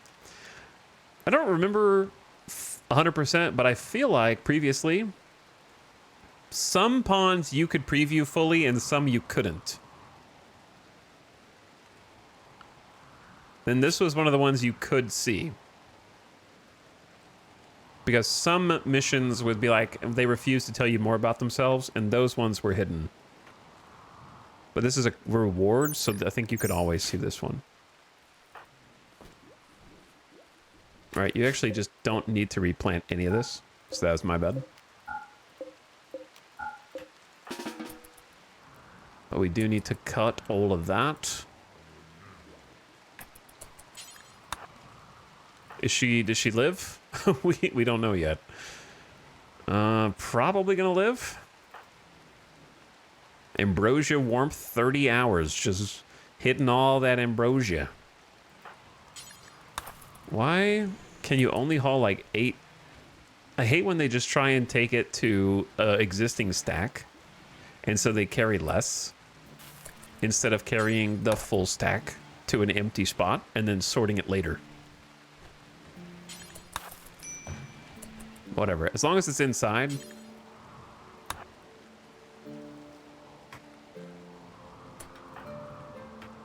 Vexa, I appreciate the need for you to read, but also the lava's getting close.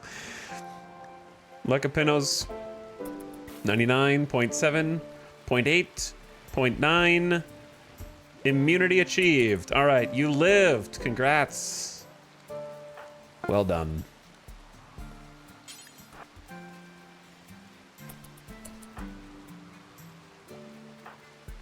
So much stuff to do. So little time.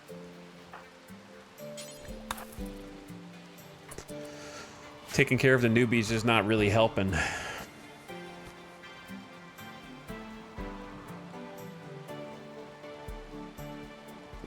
But yes, I got off on a huge rant side tangent with the moral of the story being that I really enjoyed my Anomaly campaign. And even though it's not the first DLC I would recommend people buy, it is my personal favorite RimWorld experience that is not duplicatable. And that it was best consumed at launch when nobody knew the full extent of everything that could happen. And the longer people wait to play it, the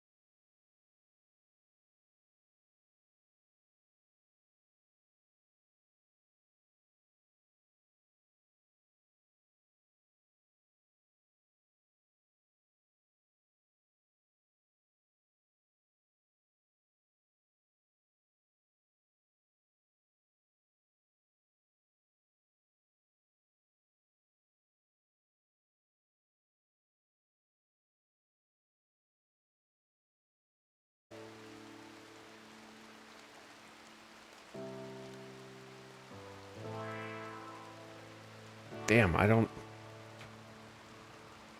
Brain not work so good. I could just uninstall it for now. All right, Nectaros, you're the guy. You are the guy, brother.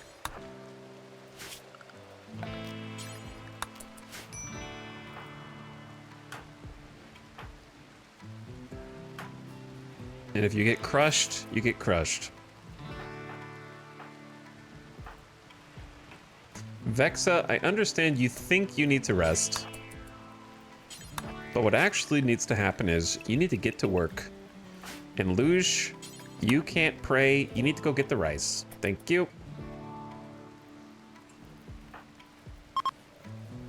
Chunks of spacecraft have impacted nearby. You can deconstruct them to yield resources. Anyway, my game of the year is Out of the Park 26. There you go. Of course. Yep, Out of the Park 26. My personal game of the year. If that gets snubbed at the Game Awards, then I'm boycotting Jeff Keighley.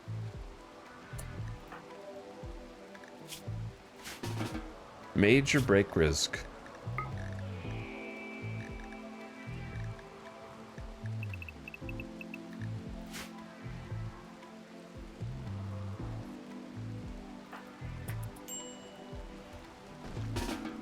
You could do anything you want. Just don't. The psychic drone might. Okay, you need to drop the sword, and you gotta drop the jacket. I don't want to have to do anything to you, Nectaros, but I can't have you walking around armored with a long sword in this state of mind. I don't know how to help you.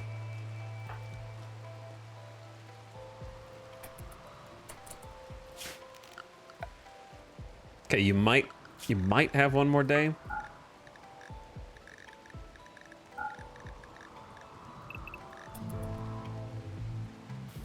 Just go to bed, please.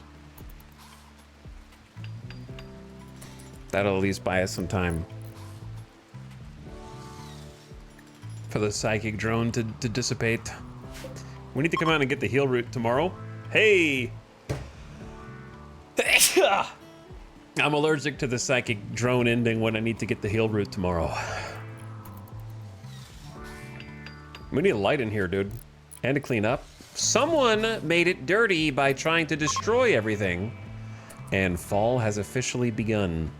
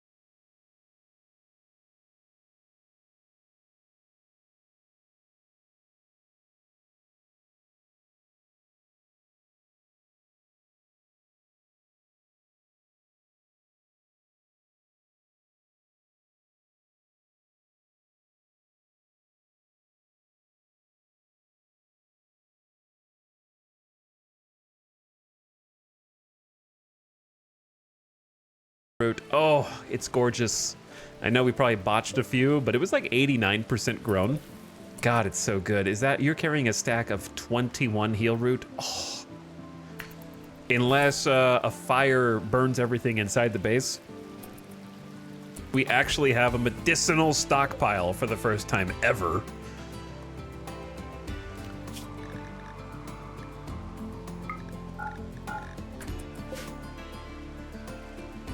Nectaros' mood is improving. A meteorite of silver ore money has just fallen from space.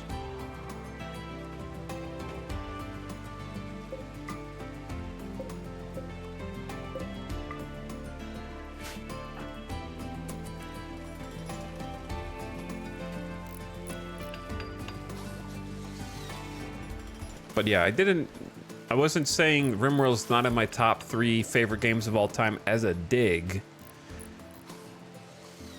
It was meant to illustrate the fact that it's difficult for me to quantify and others to quantify games that aren't really one singular experience, but rather something that is very fun over a long period of time for like different reasons. It's hard to explain. Like, cause I would, if I had to give RimWorld a score, I would give it a 10 out of 10. Like, if I had to give it a numerical score, I would genuinely give it a 10. Not fanboying, just from like a pure video game design standpoint.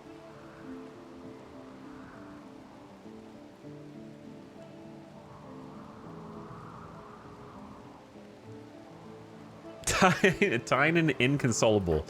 Yeah, it's not. How would I put it? Like, I would put RimWorld higher on a top games of all time list than I would on my personal favorite games of all time list.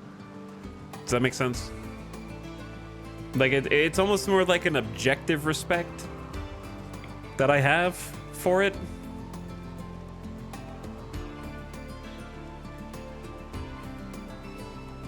Etal must have hated Nothing is Perfect, so I'm giving it a 9 out of 10.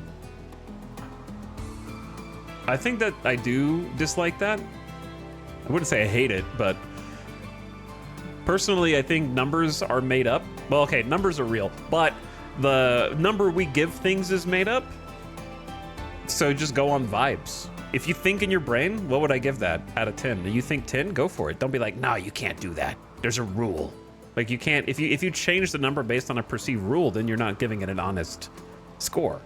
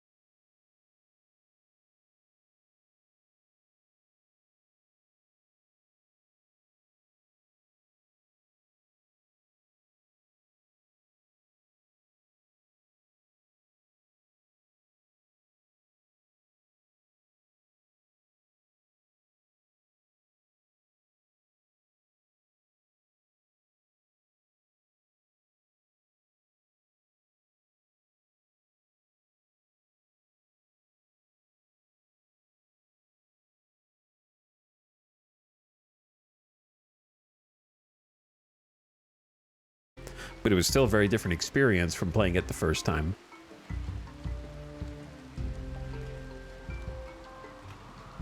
Even though it was largely the same game.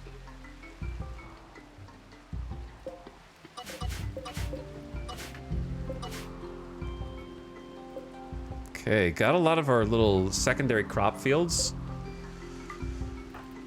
which is very nice.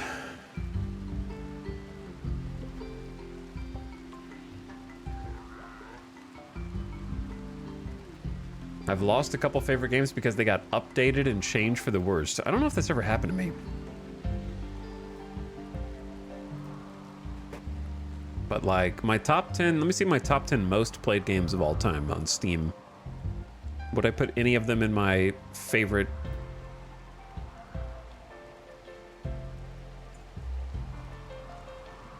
Okay, number 1, RimWorld. Number 2, Rust. Number 3, Hearts of Iron 4. Number 4, Rocket League. Number 5, climbing up the list, has climbed into the top 10 and now into the top 5, above Stellaris, Out of the Park, Baseball 26. That's been my sort of free time game since we streamed it. And it's just been, that's my like, lie in bed and before going to bed, like I'm much on Steam Deck messing with my Korean baseball organization team. And then below that, Stellaris, and then EVE Online, and then Team Fortress 2, and then Crusader Kings 3. Okay, what number is that? 1, 2, 3, 4, 5, 6, 7, 8, 9. Crusader Kings 3, number 9. Project Zomboid, number 10. Slay the Spire, number 11. Kenshi 12. Microsoft Flight Sim, 13. Tabletop Simulator, 14. Starbase, 15. Those are my top 15. Also, the ad is starting soon. I'm gonna take a BRB during the ad break. It's incoming. 3 minutes of mid-rolls to keep the pre-rolls dead. I'm gonna go get a drink, go grab a snack, and I'll be right back. I don't know, it's already been 2 hours because ranting. I need to make a save. I don't want to leave the game unpaused right now. What's up, Sim? How's it going, dude? Sorry, got here just in time for the BRB. Zomboid robbed? Not really. Not really. I can elaborate more, but Valkyrie, thank you for the gift sub. I do appreciate it. And Poison BL for gifting a sub to Black Nocturne. All right, I will be back in just a moment.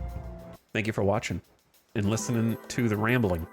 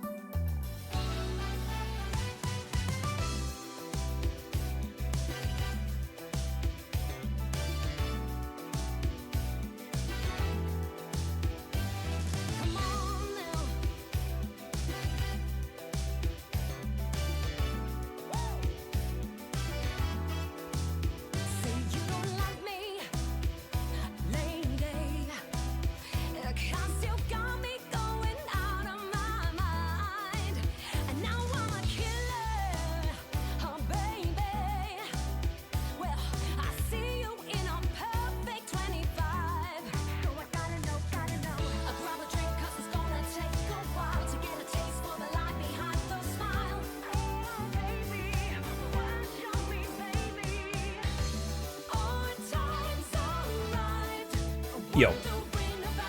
You guys vibing?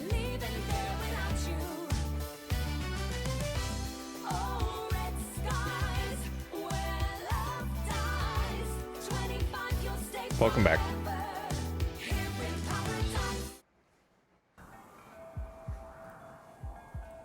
Welcome back, gamers.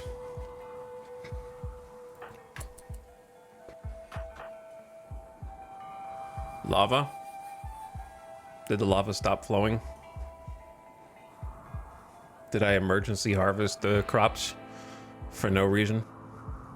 Damned if you do, damned if you don't, right?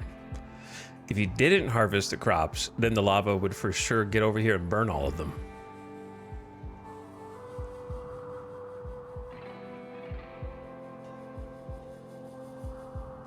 But it's better to be safe than sorry. Anyway, these poor dudes. This is what you get. You made me give you food, medicine, and both of you are responsible for taking all of our drugs. What little psychite and... what's the other one? Ambrosia. What little psychite and ambrosia we had, you took. So now you clean up toxic waste with your bare hands.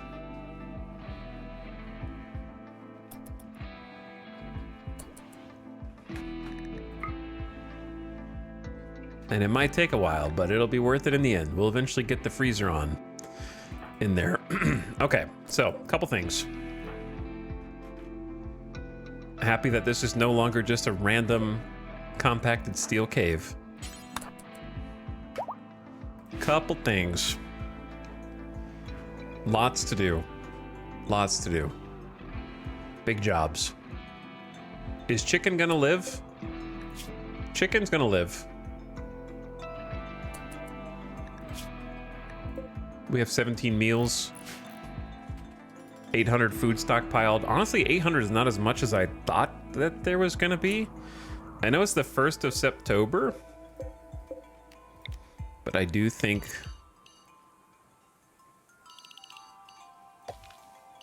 we should at least, like, give another go at some rice.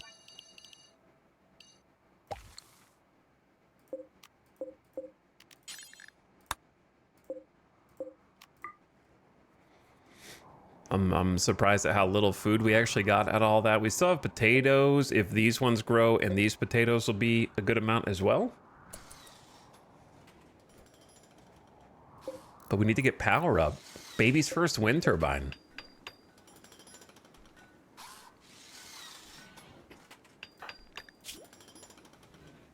Once Blorchwind Oracle Apparel. I'll be happy to give that to you. Not botched. Great success. It's not going to work as well as it will if it's not blocked by a granite wall. But it's technically online for the first time ever. We have not only harnessed the knowledge of electricity, but we are now going to put it into practice with our first wind turbine. So we're actually good to start putting some lights in different places, but I also need to do some like mining and reconfiguring of all of these walls so that we can stretch power conduit.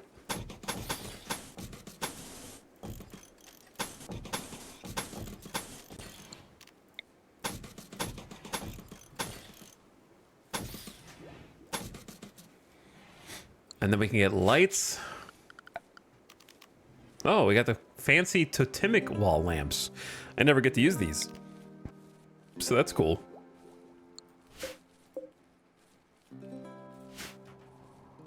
That'll be exciting. Are you guys gonna be okay? Neither of you have any toxic buildup yet, so just keep doing what you're doing. Oh, sorry. Jumped ahead a little bit there.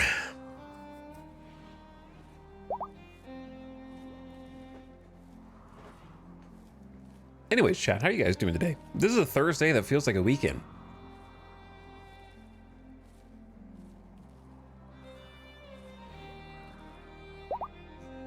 But anyway, Mr. Copter, if you're still there, thanks for popping in and saying hi. Hope you're still having fun in your own RimWorld campaigns. Feel free to tell us about your RimWorld experience if you'd like, and how your current campaign's going. But if you're taking care of the kiddos, then hope the family's doing good.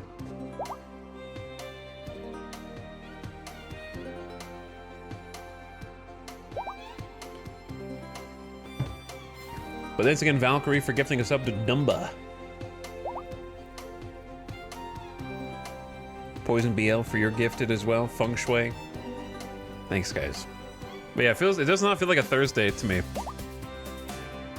It feels later than that. Somehow.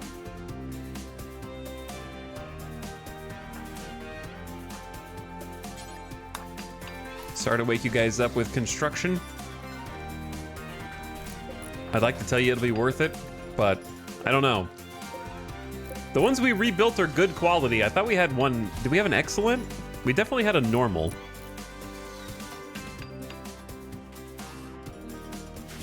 This is literally the loudest song in the game. I don't remember if this one's P music.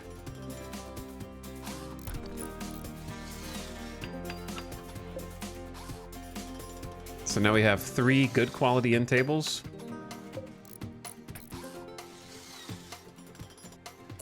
And 1 normal. You were so close. But we have an excellent and a good dresser, and this is now slightly impressive. Which is not good enough. We need more. We need more impressiveness. Fire!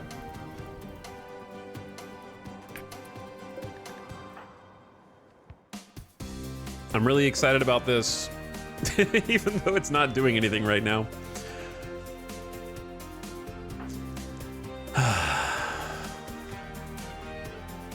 Very excited to have power and not rely on wood, because we're out of wood again.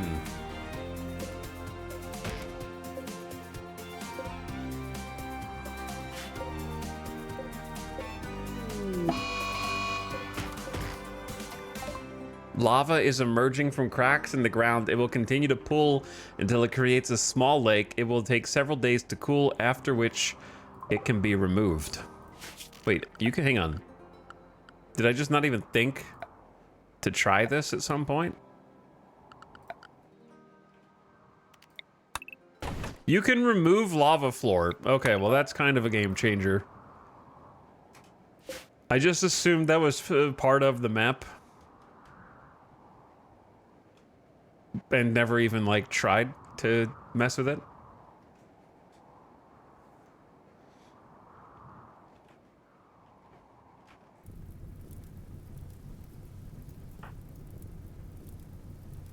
What you doing?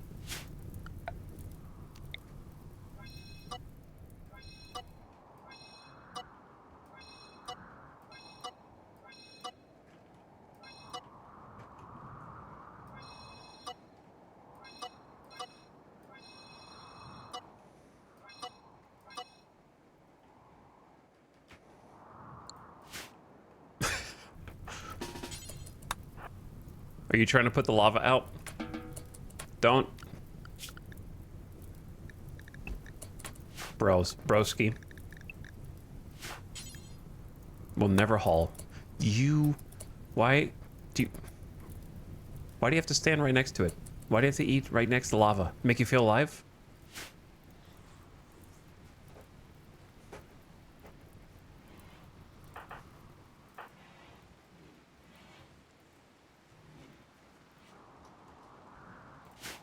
Anyway, that is sort of a game changer, because if we want to expand the base, then the deep lava is presumably the only bits that, oops, wrong button, that we can't remove. So we should be able to have more soil than we thought. So this is where the lava lake is gonna start forming. This one has the potential to form a lava lake.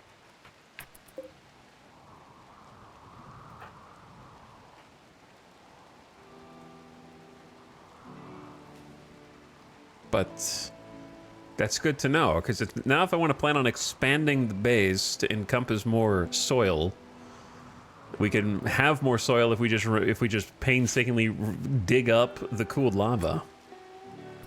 Wait, can you haul? Yeah. You can do a little bit of hauling.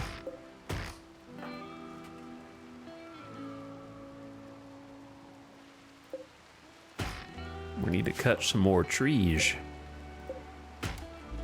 And bring that wood in until we can get fully electric. All right, what you guys up to? Vexa's going to get the trees. Luge is feeding rice to Hin 1, who is still suffering from the flu and probably researching. We have mined out a bunch of this hall, which probably is good. I say probably because I guess there's more room for bugs and enemies to move around in it, but it should be a net positive, I think. Luge is going to help with that.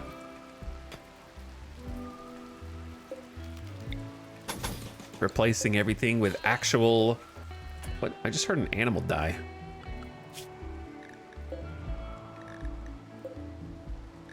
Maybe I heard the iguana fighting the fennec fox? Probably.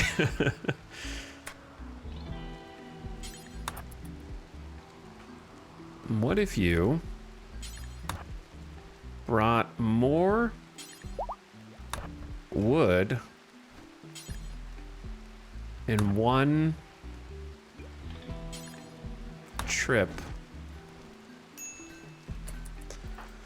Colonists are gathering to celebrate Vexa and Luge's marriage already? Didn't you guys just get engaged? They're tired of waiting, dude.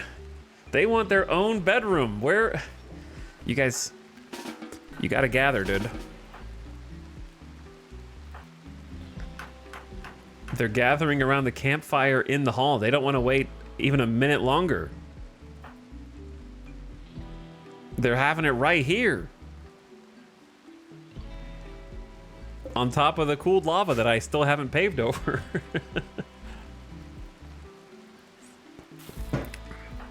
Vexa, by the way, is attending her wedding ceremony with a parka, which I hope is very, very large. It's just like a parka skirt. No pants, and a toque, and a button-down shirt. Luge is also dressed up in a parka, which it's 36 outside. It is getting cooler. I guess they're having it right here. They're doing their vows right here. Lecapino's chatted about lovin' with Vexa. Oh, how fitting is that? Our ideology forbids physical love without being a spouse first, but it's only mild. I don't even know how they do that because they won't even let you assign them a bed, so I'm not really sure how to even... I thought mild meant that they could. Anyway, they're talking about loving now.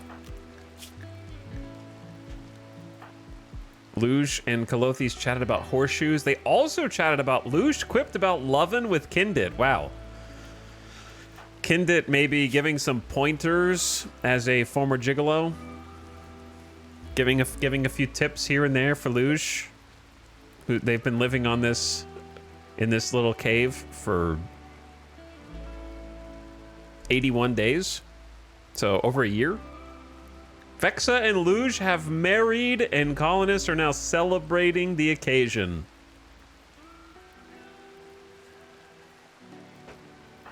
They're all having some chats, practicing blackjack. Vexa said a word about fat people to Kalothes and a word about cottonwood trees. Okay, not sure how those are related. Nectaros and Kalothes are talking about parties. Some good parties. Not like this one.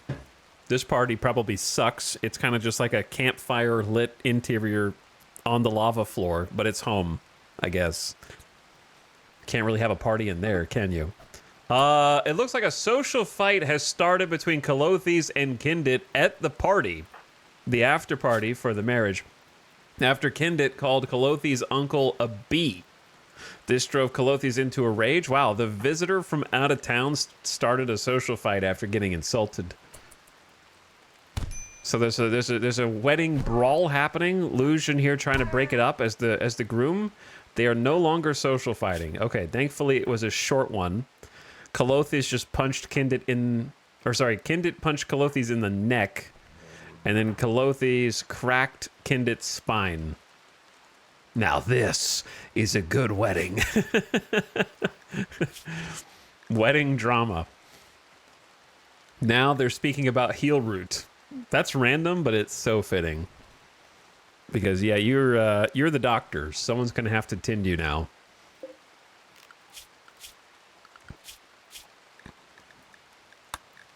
Luckily, everyone's gotten over the flu before we had this. Calothis having a little dinner meal after wedding dinner. Now they're all kind of relaxing socially after a little blood was spilled. And the marriage ceremony is complete. Got married to Luge. I got married. It's so wonderful to be starting a new life together. Plus 40 for 30 days. We have 30 days of happiness for both Vexa and Luge. Maxed mood. Opinion of my wife Vexa. Being with them makes me feel this way. Plus 10. And we've already got the double bed. I'm sorry about the quality of the room.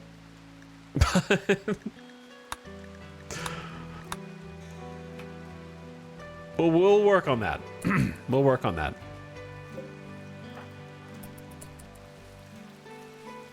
Congratulations to the happy couple, the original 2 colonists, the prisoner Luge and his captor Vexa.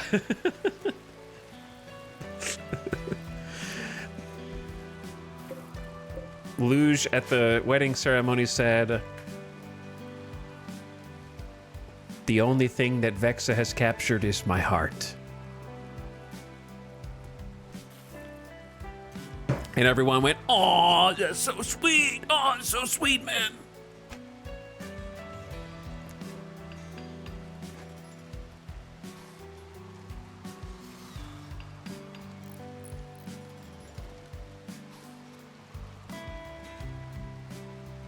We got a RimWorld marriage. That's crazy. I can't believe we lived to see it. I think that's a first for any of our Odyssey. We had lovers, but we didn't have a marriage. I'm crying for real. And then Luge, feeling that post-marriage high, has finished researching clothing. So we have now unlocked pants, dusters, cowboy hats, and complex clothing. We are catching up. I like that the harp is just being researched via the book. It's a pretty substantial amount of research there. In my opinion, there's so many things that are necessary. Air conditioning and batteries. But I'm kind of worried about long-term survival. And if I'm worried about that, then I need plate armor. But I really need batteries. Like, we got to make sure that there's power for the lights inside the base. But I really need to make sure that we have armor. So I'm going to go armor.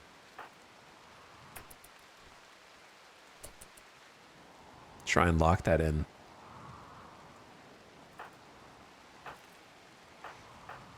Well, congratulations to the happy couple. Now, Vexa is building a spike trap. Like, we have this wind turbine. It's not... I need to move this block. We just have too many things to do for one person who's in charge of building... Oh, we need to... Dr. Kindit, I think.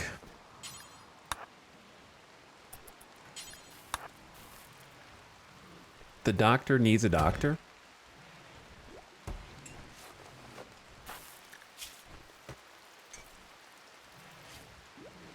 Human head. Calothis headbutted you and cracked your spine, huh?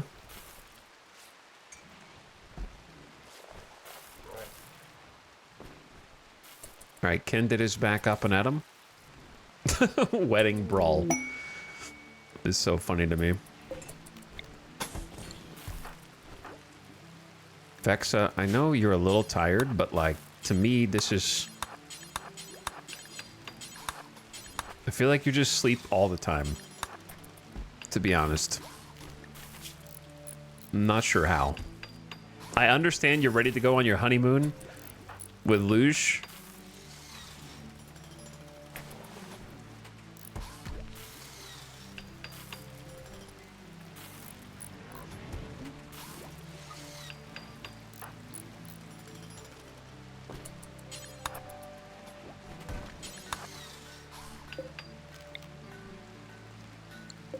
It's a granite door. When did I make a granite door there? I don't remember that.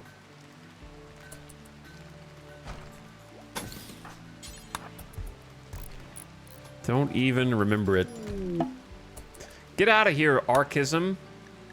Lekapinos has experienced an inspiration. The next item, art, or furniture she creates will be 2 quality levels higher than it would ordinarily. She doesn't really craft. She does art, actually.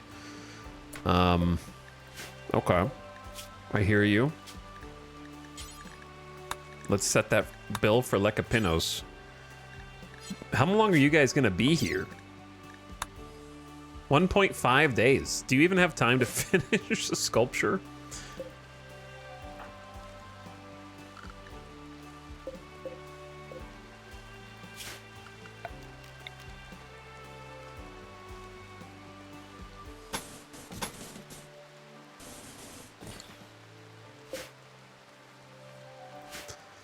I need to get a light in here, which is a whole ordeal.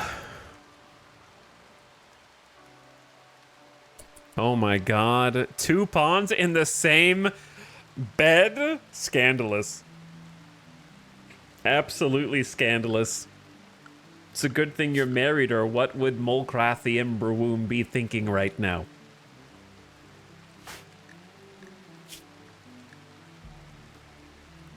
Sorry about your awful, impoverished, cramped, ugly bedroom. Made out of rough-hewn sandstone, but at least you have privacy. Which these people can't say the same.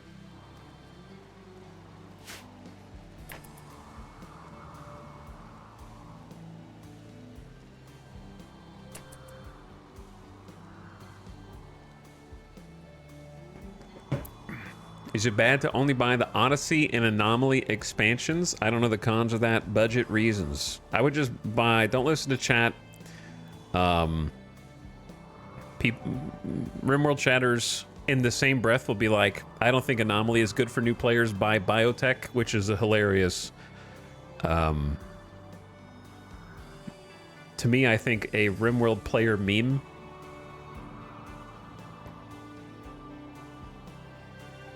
Don't buy Anomaly, it's not good for new players. Buy the hardest DLC instead.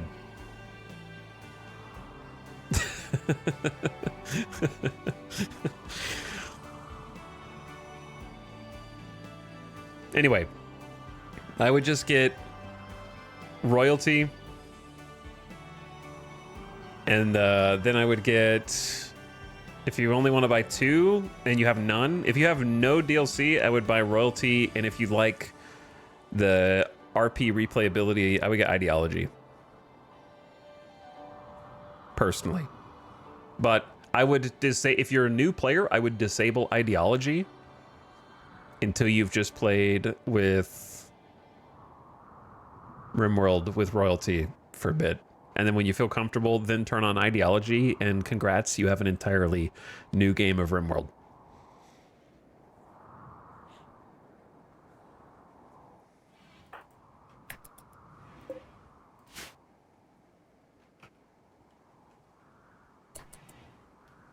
So I would just disable... I would buy... If you only want to buy 2 DLCs, those are the 2 that I would get, and then I would just disable ideology until you're comfortable with the game. I just added ideology, biotech, and Odyssey to my vanilla and royalty. Rip Thursday.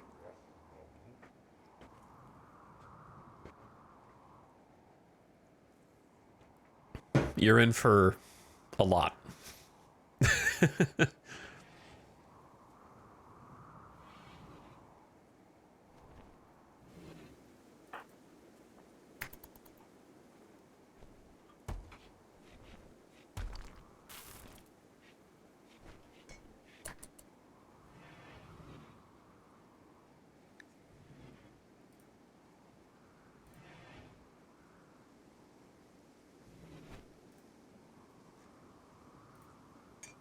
Even when I come back to RimWorld after a break, all the DLC can be a lot. Yeah, if you haven't played it a ton, then it'll all feel kind of overwhelming.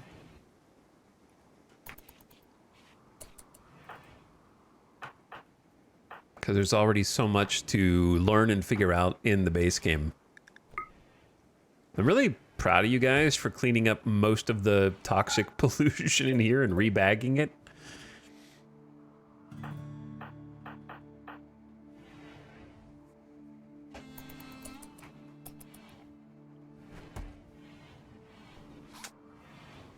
Thank you, Vex. I was waiting on you to wake up. You may have just gotten married, but you have no vacation on the rim.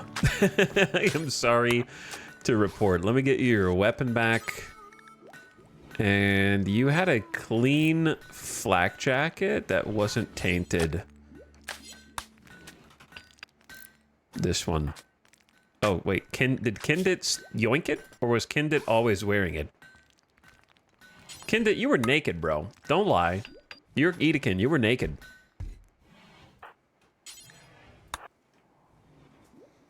You stole it.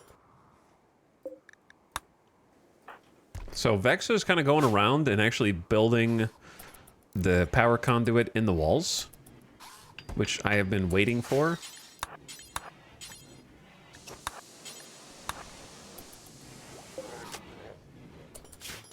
So we actually have a through line in here, which means we can now deconstruct these wall torch lamps. Been looking forward to this.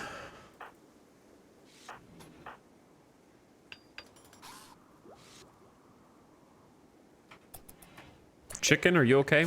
Chicken still doesn't have flu immunity. How is that? Consumers of wood are now gone, except for the campfire. Beautiful. We are getting there. Okay, lights. Let's get some lights. Wall lamp for you.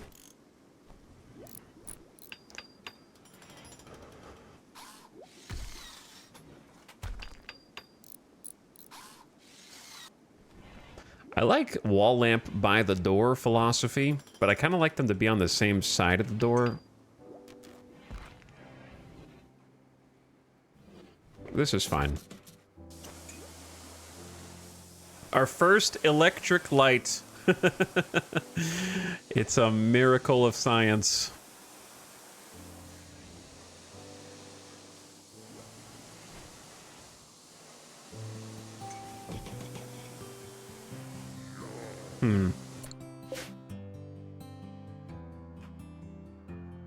I feel like I'm putting them on. I need to stay consistent with what side of the door I want to put lights on. But then again,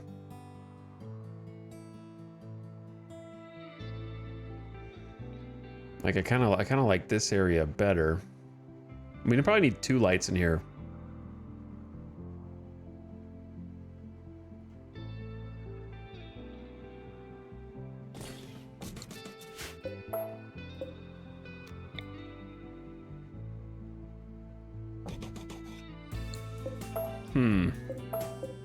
I want it to look nice.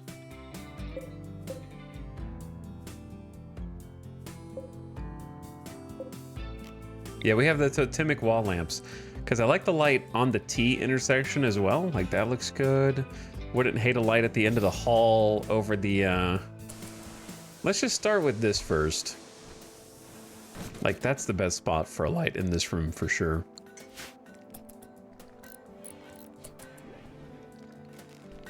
That's magical. I don't know how long we'll have wind and electricity, but... Game changers, get rid of darkness debuff for the non-undergrounders. Don's got cabin fever. I imagine. How much time you got? 7 days left?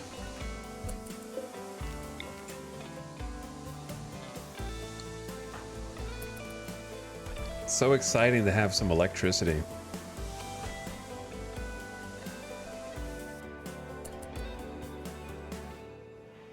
If I haven't enjoyed base RimWorld after 80 minutes, but also didn't enjoy Dwarf Fortress, does that mean my brain is too small? They're just different experiences. But also, I don't think 80 minutes is enough time to know if you like or dislike RimWorld.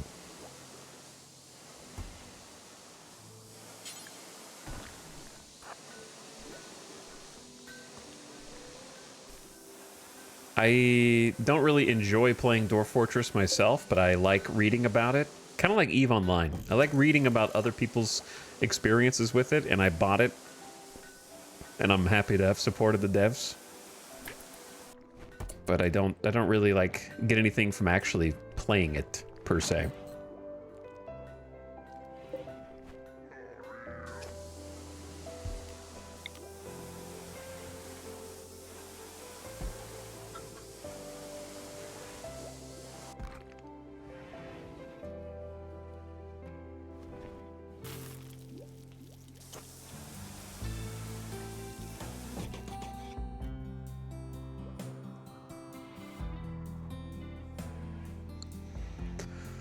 Okay, we have so many jobs to do.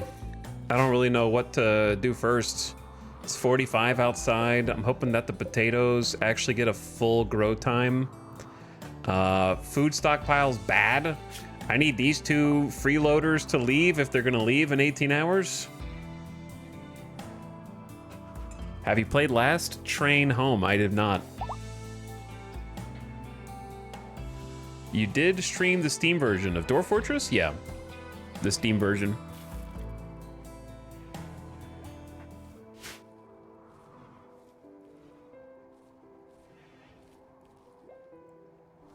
I played EVE Online back before it was on Steam.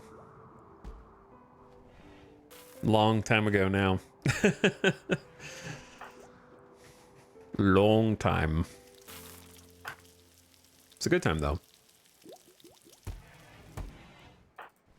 I didn't really have like an org or anything. I just kind of did my own thing.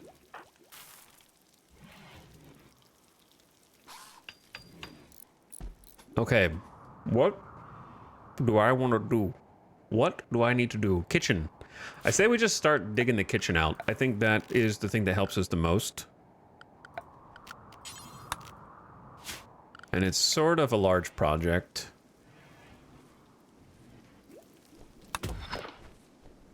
Because we also have to, like,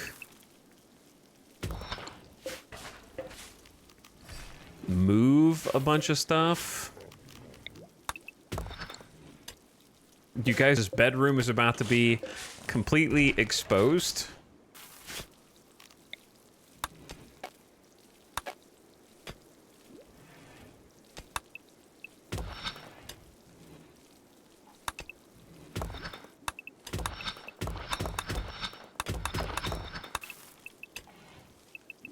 And we're about to be fully open to the outside world for a little bit.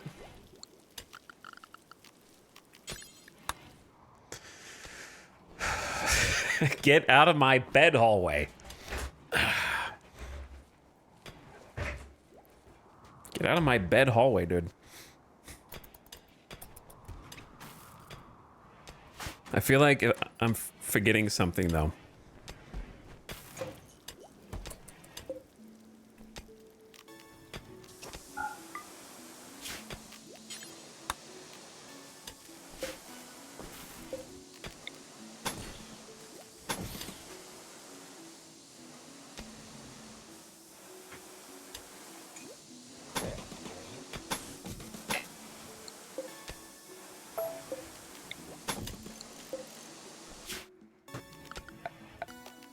There's kind of just a lot. It's a big project. I've been putting it off for a while, and maybe starting it at 7 p.m. wasn't ideal. Maybe. It's kind of late already. People are sleeping. Luge is just watching the sunset outside. How nice. Vexa viewing art made by the late Throb, who's not dead, just gone. Nictaros is also now stargazing since the sun's down. Kindit was researching. You do have a research passion. Todd got another week, and then you guys should be peacing out. Thanks for your help, though. is that a little bit of cloth? We can actually start making clothes. My hope is that the temperature holds long enough for this, but it's 73. We might have to do an emergency harvest soon. And then we really don't have as much food as we did last year. Probably because we're feeding 7 people right now. So these potatoes alone aren't really gonna cut it.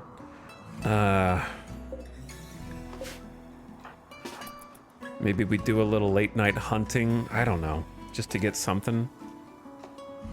The grow time period passes so quick. We really only got like 1 harvest because of all the different random elements that were blocking us.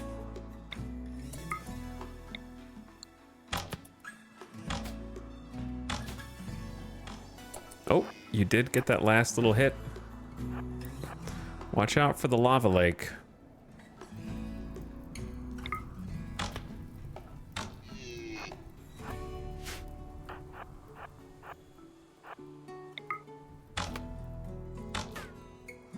Vexa, you're normally better than this.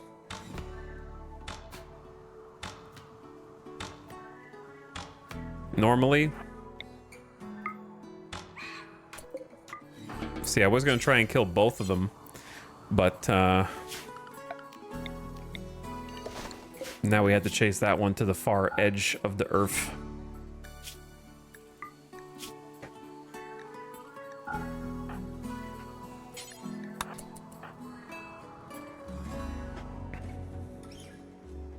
Love the cold snap right after planting my first crop in the spring. Yeah, mine hit right before I was about to plant. And then I had volcanic ash covering the sun when that was done. I'm going to Vegas to see the Backstreet Boys. Oh yeah, aren't they playing in the Sphere? What's the best hotel to stay at?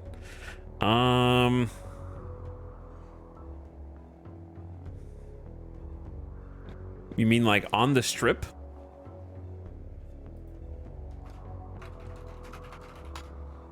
Let me see. I haven't actually been inside the Sphere, but I know that it's like right next to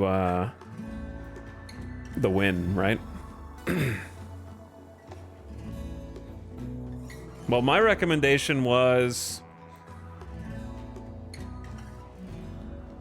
to either if you want like affordable and basic but still clean, the Flamingo is a good choice because it's really close to the Sphere.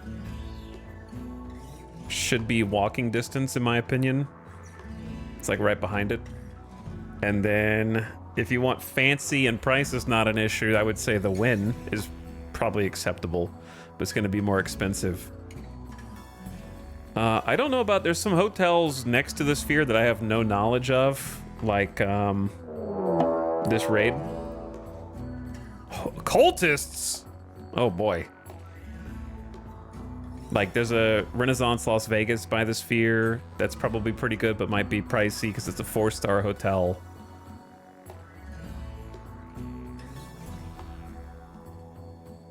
But a little bit maybe more expensive than Flamingo is the Cosmo, which will be a little bit longer walk to the Sphere. Flamingo's more convenient.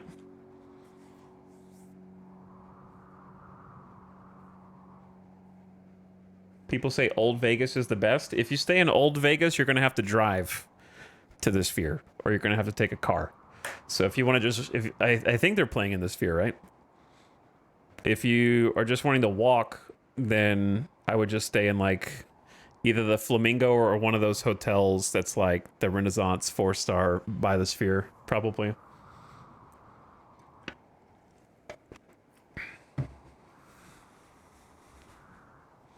Yeah, the Flamingo is a good place to base out of to explore area in the Strip that is very like prominent if you're wanting to do a little tourism, because you've got like the Bellagio right there.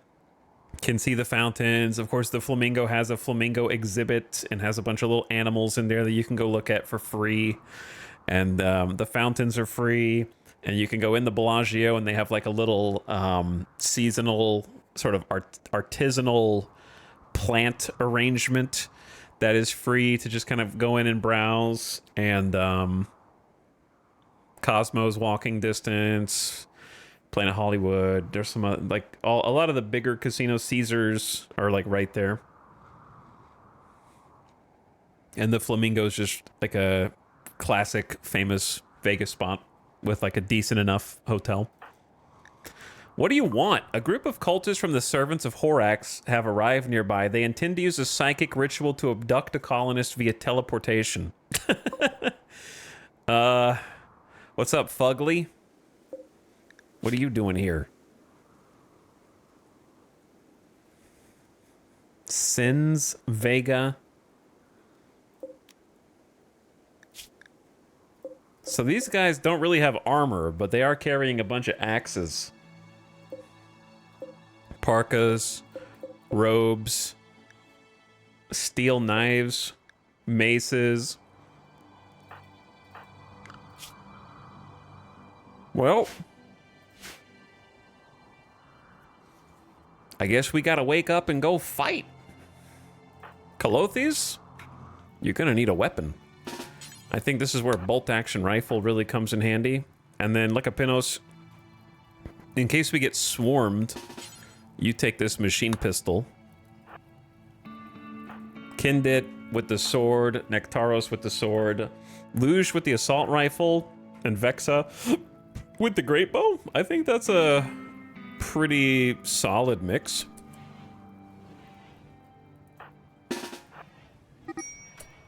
They are beginning the skip abduction ritual. Well, they're standing on the polluted area of cooled lava. So if we just wait long enough, they might get carcinomas. And we're gonna play the long game. You might abduct all of my colonists, but you're gonna get cancer, bud. So I'll win in the end. All right, couple things. Since Vex's mood is so good,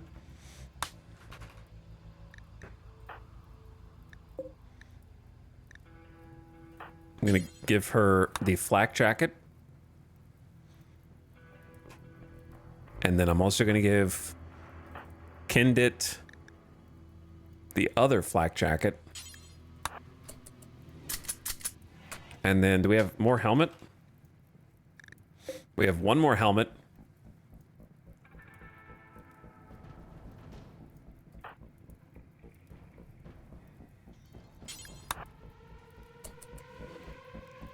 All right, we gotta go, boys.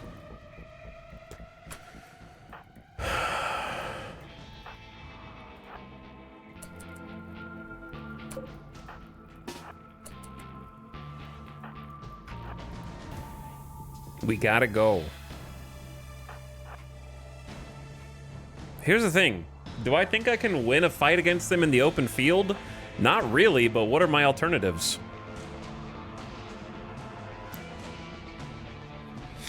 I don't have mortars. I got Animal War Call, and that's pretty much it. If there was a cool animal over here that could help us fight, that'd be crazy.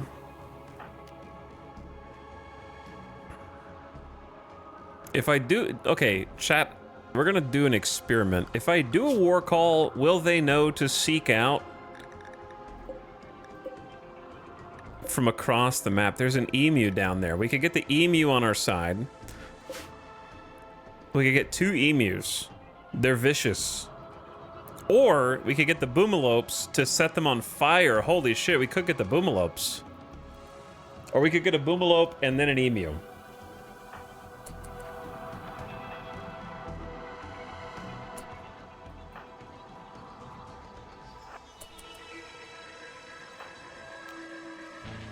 All right, let's start with the boomalope for sure. It's angry. War Call Berserk. I don't think it knows. Does it know? I don't think it knows. It's just angry.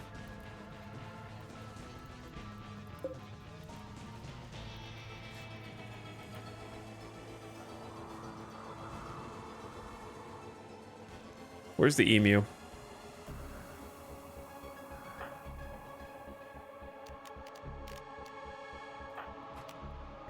With a powerful bellow and psychic connection, call an animal to fight your enemies.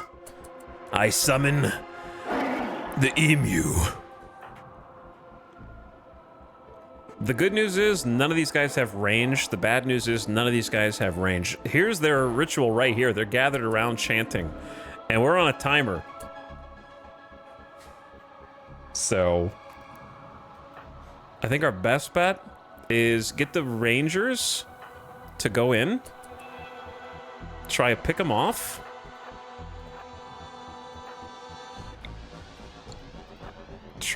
Okay. Exactly, yeah, if you could.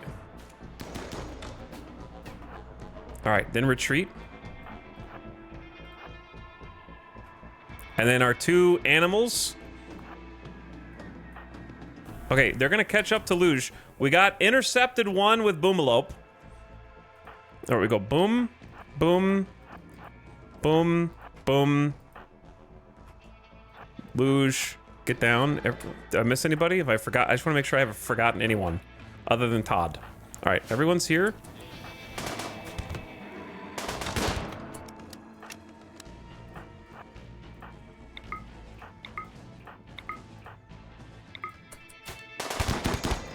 All right, 1 dead. Concentrated firepower.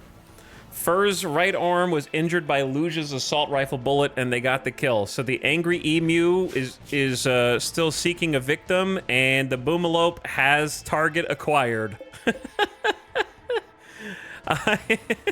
I'm glad that Kindit is no longer a animal lover ideology, because oh, how the turntables summoning animals to fight and die for you. That would be bad. All right, we need to kill Pitman. So I want to make sure everyone's on Pitman here. Okay, boom, died faster than I thought. Sins is on fire. Reineck is on fire. They've got 1st degree burns here, and no one has sustained a an injury here. They just destroyed Pitman. Oh, no move. Just stand, just stand, just stand, just stand. Hold the position.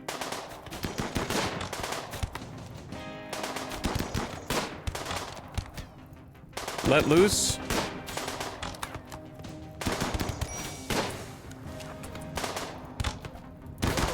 All right, you guys maybe shouldn't be shooting the one who's on fire. Maybe shoot the one who's right in front of us. Thank you. Save Kindit. Cut in the torso. And cut with the axe edge in the kidney. Emu down. Emu got clubbed by Shaira. And then there's Sins plus... Oh, and then this person just died.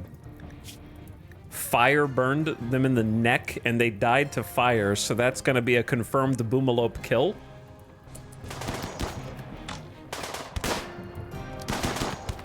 And seeing some good shots in. They've got a tentacle for an arm.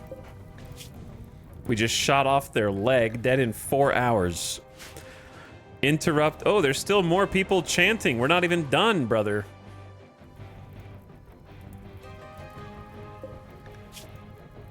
Right leg shot off, dead in 3, dead in 10, dead in 7. We have to see if there's anyone worth saving.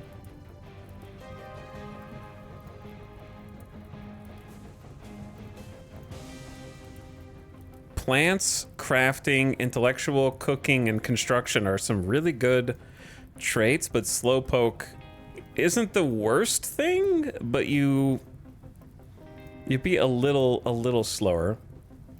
Fugly is double fireball plants, crafting, and a fireball in medical, but is a sickly hermit who is acidic. Sins has shooting and is very neurotic. Huge global work speed and not much else. And then Shaira has another Slowpoke, but combat plus construction and cooking.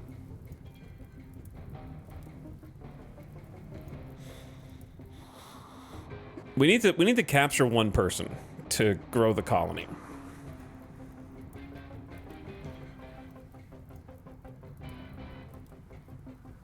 But who?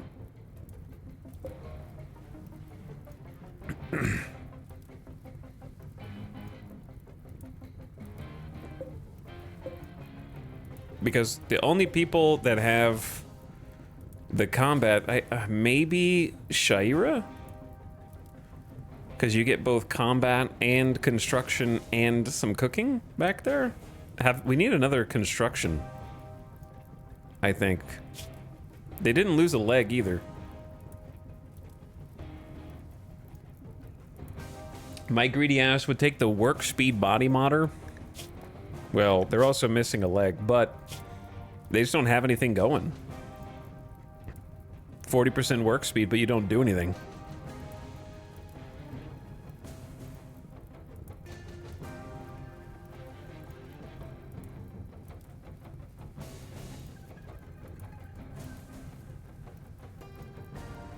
The 10 plants and crafting, dude? Yeah, but sickly. I mean, they're okay. I'm looking for, they're also not, they're unwaveringly loyal, so it's kind of out of the equation anyway. I think it's Shaira. Get like another fighter who's a little slower, but at least can like build. So, you're dying in 7 hours. So we're gonna have Kindit.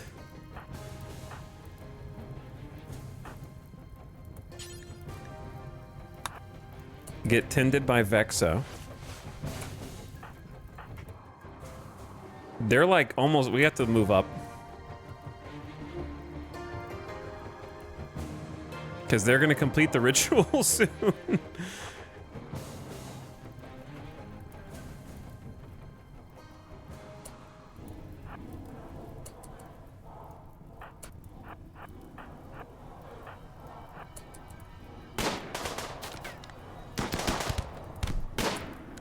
24 damage. Nectaro slashed Vega in the big right toe. Alright, Kendit. They're dying in 6 hours, but let's not get greedy. Let's reinforce. Nectaros just reached level 11 melee. Took a little bruise from the club, but is otherwise okay.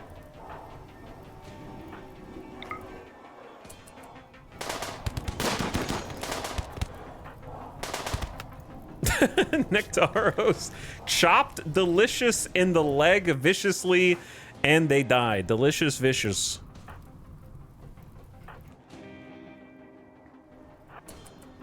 Alright, that's the person doing the ritual, so we need to kill them first. The cultists are now attacking.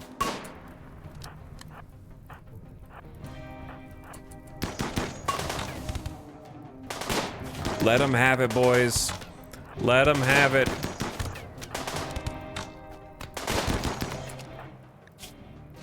Dead in 21 hours. Nectaros is trying to tank. How are you dead in 21 hours? Just from the cut in the leg and the kidney? Okay, I think that's everybody. People dinging all over the place. Who else leveled up?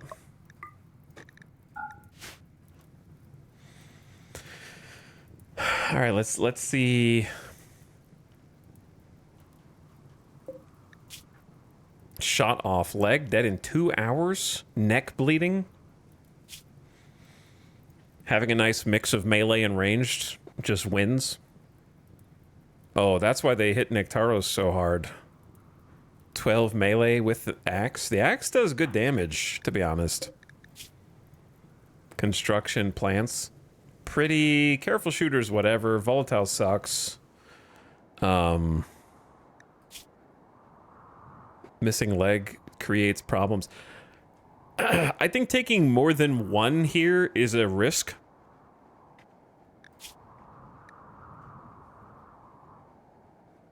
And I also kind of hate volatile. So I think we just ignore the 2 hour missing leg and go back to the original plan, which was Shaira. Could be either one. Jake's dead in 2 hours, missing a leg. We might... We'll see.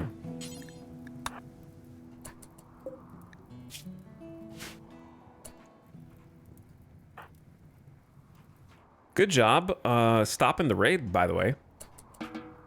You guys can all have a celebratory meal on top of the corpses. Maybe put out the fire on the way, so it doesn't spread awkwardly. Use a little heal root on these guys. I feel like 2 colonists is kind of greedy.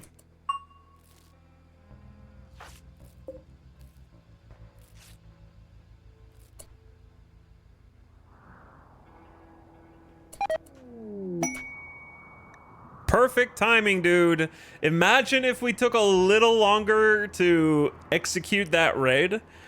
Lecapinos thanks you for allowing her to stay at boiling point for these 13 days. She is now moving on with her people. Wait, you're taking my weapons. That's my machine pistol. And my bolt action rifle, bro.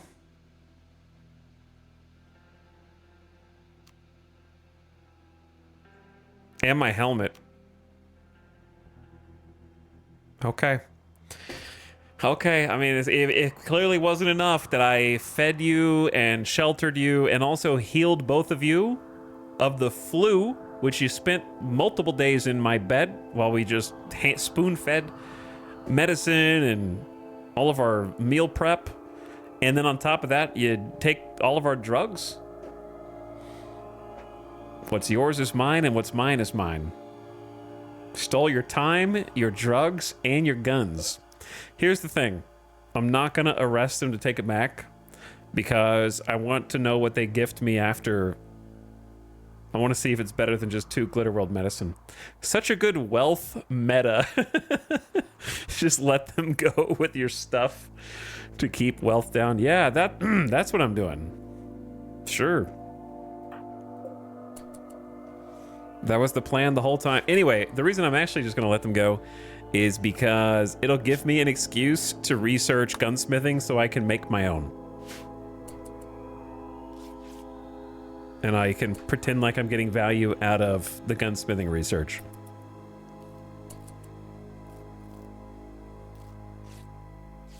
I'm just happy that we finished the raid before they left in the middle of it. Okay, so now that we're done with the raid,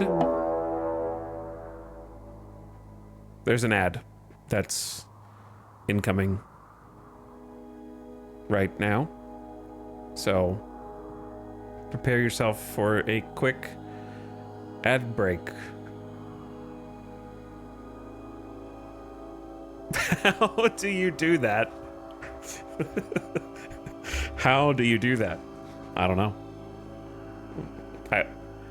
I didn't know that this was going to happen. So if you want to see what it is and what's going to happen, you're going to have to stay tuned until after this quick 3-minute ad break, because I was just going to take a little bathroom break.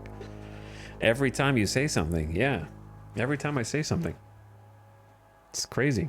Lashley, thank you for gifting a sub. I appreciate the gift sub. And Johnny Guitar Hand with Alien Please in chat for 15 months. What's up, Johnny Guitar Hand?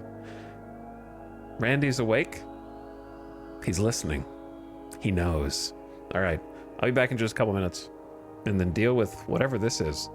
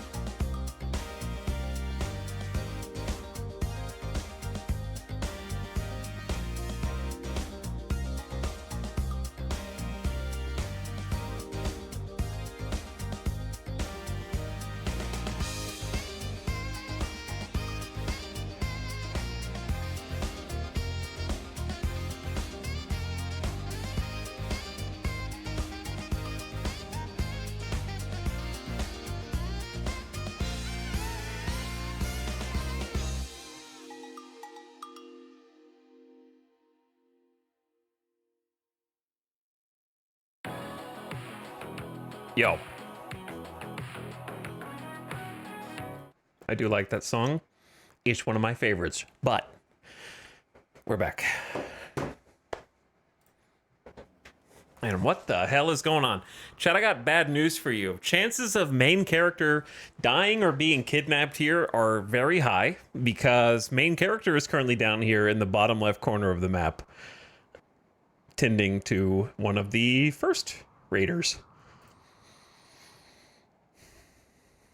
The Vaskaveth Flamehome. Luckily, it's okay. It's a group of imps. We haven't even seen that. They are attacking immediately. Of course they are. 6 of them. They can all breathe fire. The good news is they're at the other end of the map. Thank God. So. We have multiple conundrums here.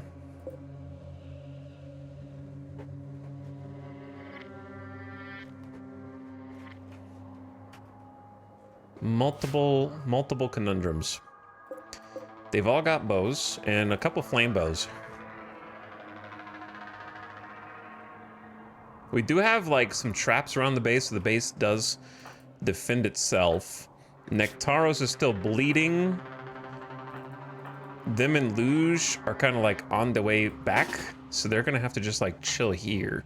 I think Vexa picks up the person and starts running, and I think Kendit picks up Jake and starts running. Oh my God, they're so fast. Fire spew. Carriers of this gene can spew flammable bile generated by a special organ in the neck. The bile sticks to anything in a small area and can ignite people, objects, and the ground. They have a weak immune system, slow healing, very fast runners, plus 0.4 move speed. That's a problem. They are fire resistant. Their melee damage is halved, very weak melee. They have freaking horns, and they're bad with plants and animals.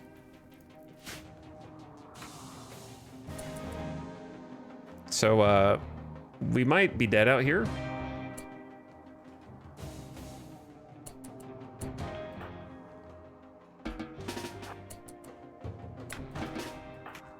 Well, I gotta leave these dudes. Because we're faster without carrying them. Who's gonna get here first?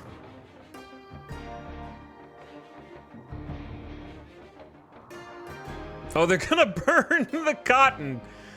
Damn you. My cotton, 76% grown. That's where they're going. That's too many bows to just fight in the open, bro. And also I had to drop these dudes. Luckily, one of them stabilized. Jake will die.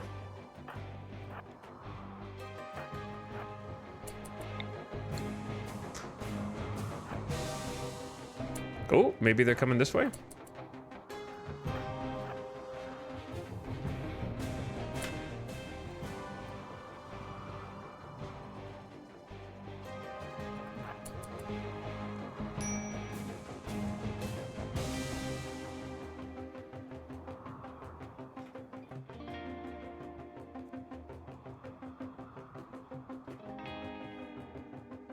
Oops. Oops. I didn't go inside there because I wanted to try and lure them around the base. 2 are down. Problem is, of course, I know Nectaros is still bleeding.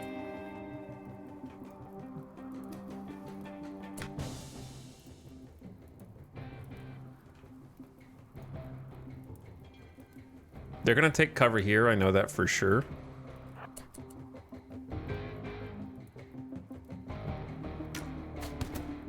All right, 3 of them are dead.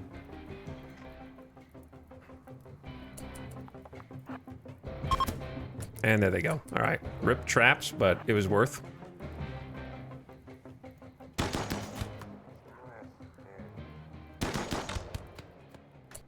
Got a couple shots in the back to remember us by.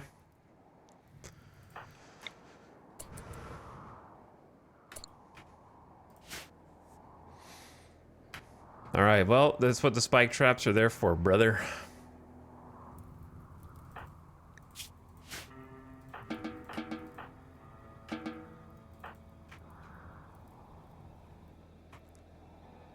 Now let's go rescue you.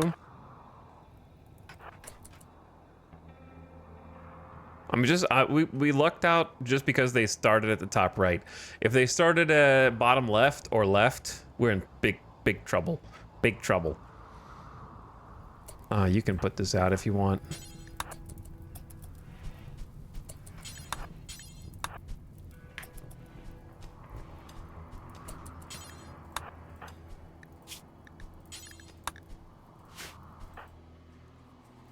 I suppose, well, yeah, we can't rescue Jake anymore. He's dead in 8 seconds, so. -1 colonist. Fugly is alive for 5 more hours, just begging to be rescued. but actually, let's go capture Fugly for other purposes.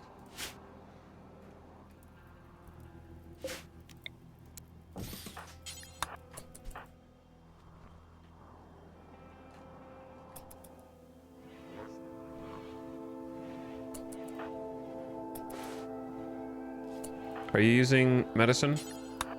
You can use the medicine. All right, make that for prisoners. And then luge.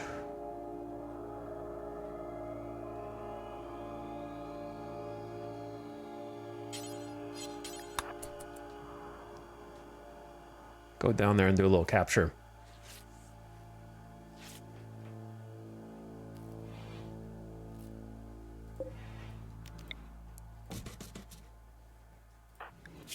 Okay, you're good now. Nectaros, good quality 10. I like that the power is only on when the wind is blowing and it's not being blocked by this granite wall.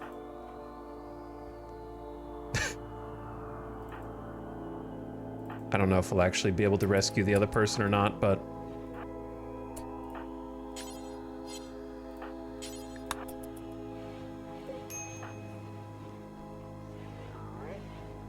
Not my top concern. If we can, great. If we can't...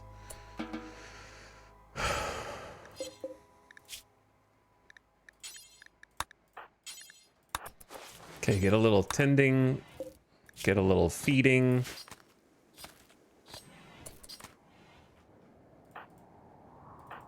Luge is coming back. Fugly's dead in 2 hours. So I'm gonna get Kindit to come out here and meet us halfway.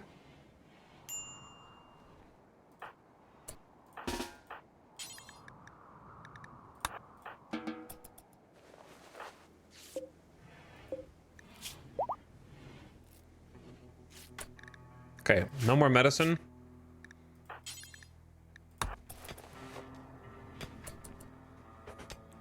Woo! That was spicy. That was spicy. I think they were gonna go burn the cotton, but then they saw us outside and were reevaluated, and we just did the perfect bait around the base. This is now all a prison ward, apparently.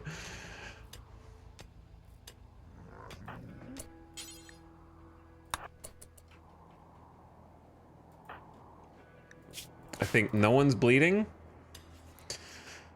So we got unlucky and lucky at the same time, which cancels out, right? That cancels out. The unlucky was literal back-to-back raids. So close in proximity that they're overlaid on the same day, like 2 raids in the same day, basically. So that was the bad luck. The good luck is that it's less good luck and more acting when it matters. Like the second that the first raid appeared, we charged in to try and take them out because of the time pressure of having colonists get kidnapped, right? So if we didn't act so quickly, then we would have had to deal with both at the same time. And then on top of that, we would have had to deal with the first raid minus 2 pawns. Because I think we needed everybody, because it's fighting in the open is tough for this colony, and the cultist raid forces you to go fight out in the open.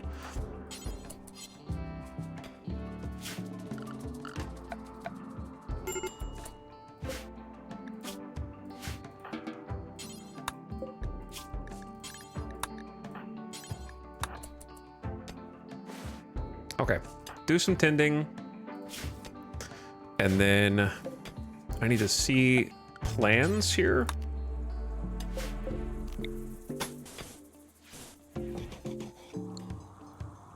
I need more plans, but we'll get to that. I need you to build a wall, please. Because this is just, it's just outside now. Where we're keeping them. What about this? Temporarily.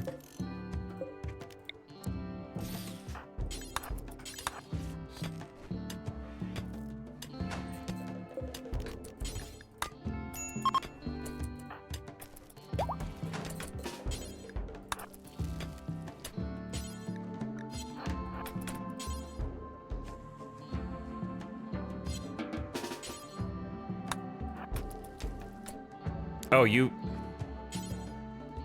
What? I thought you were escaping. I guess this is walled in, so you can't escape? How do I move you?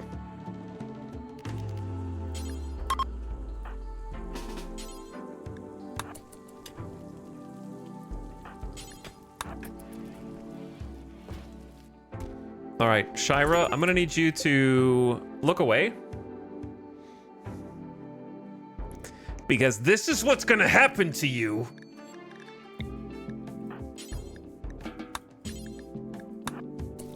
If you don't listen. Fugly has been executed by cutting. Now that you've seen that, it's time to start breaking your 62 holy shit. 62 because of underthrall. We are gonna get so much social training out of this, but we're also gonna lose so much food if we want to convert them. Because they're an underthrall. Their cultist mind has been shaped by their very cult.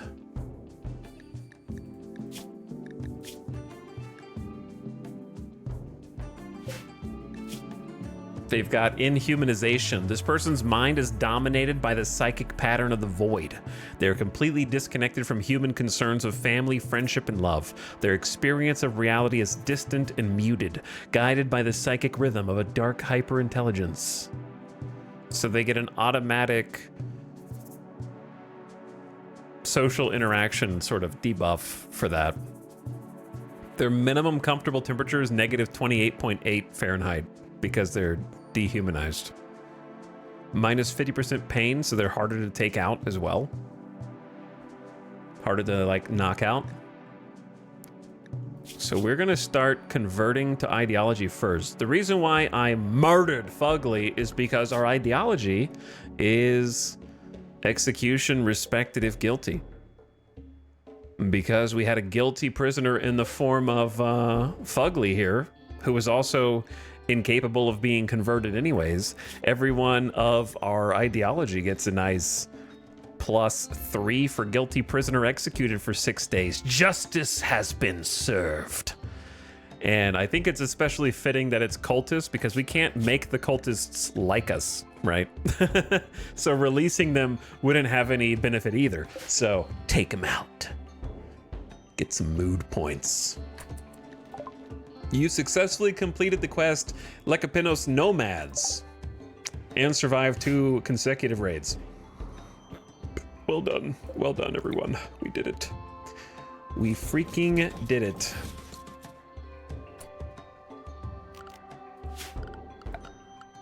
It's very spicy.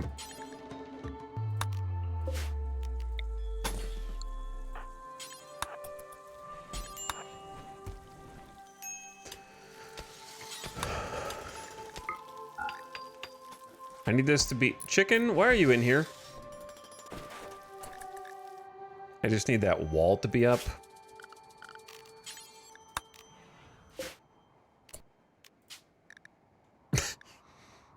You guys are gonna have to sleep in the hall for now, I guess.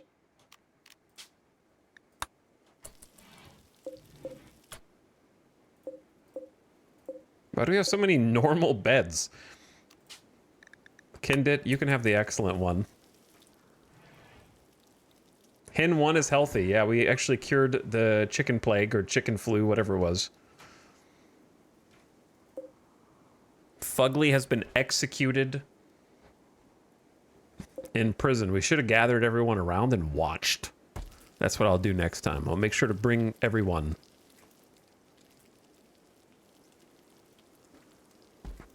And we need to rebuild some spike traps as well.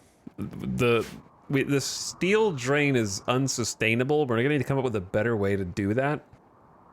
But at the same time, 4 of my guys, 2 of whom were injured, versus 6 fire-spewing imps was not going to end well. So I'm working on defense right now. We're researching plate armor so that we can be even sturdier. And then we got helmets. Vexa is not wearing a helmet because I forgot. Just kind of, it looks similar to a helmet at a glance at the top bar, but it's obviously different. Whoops, forgot that little detail. Luckily, she was not in harm's way.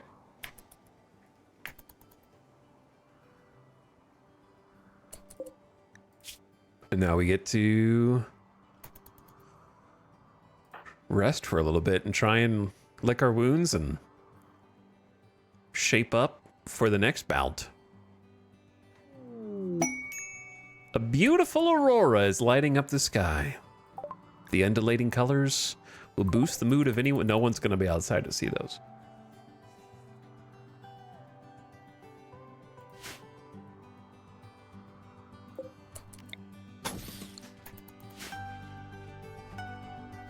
But we have a lot of stuff to try to catch up on.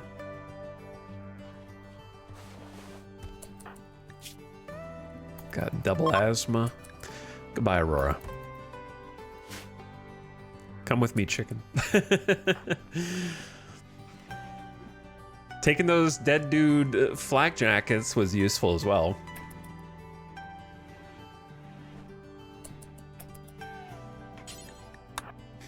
All right, Shira, I made you sleep all night with Fugly right next to you as a reminder of what happens. I know it probably didn't mean anything to you. Harp research complete. That book was all worth it.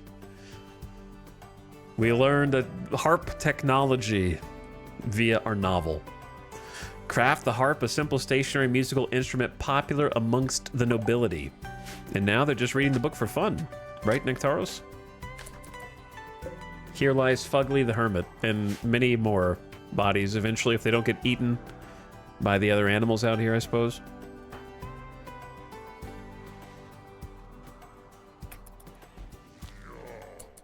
Electricity just kind of pops on and off when it feels like it until we unlock battery tech. Well, they're not going to be too hard to convince to drop Nightmare Deep, which is their religion. You see space as a grid, pure and mathematical. We know it is only the glassy surface of a black ocean of nightmares buried under every place and every moment. We know the mind who reigns from the deep. Its thoughts reach up from the boiling darkness and reward those who serve its will. Horax, god of the void. Everyone's inhuman. Humanity is a barrier to our connection with the machine god and its pleasurable reward. Efficient void study, extremely slow research, and inhumanizing is required.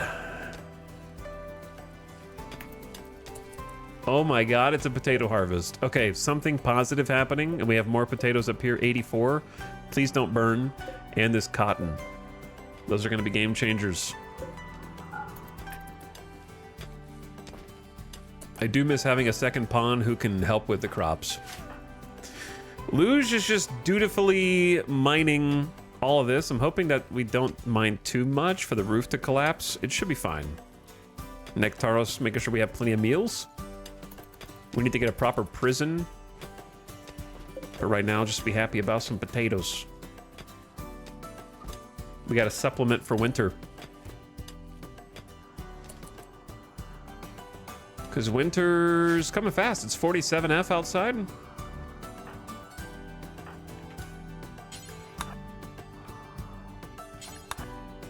Actually, if you just haul that first. We can grab both on the way in.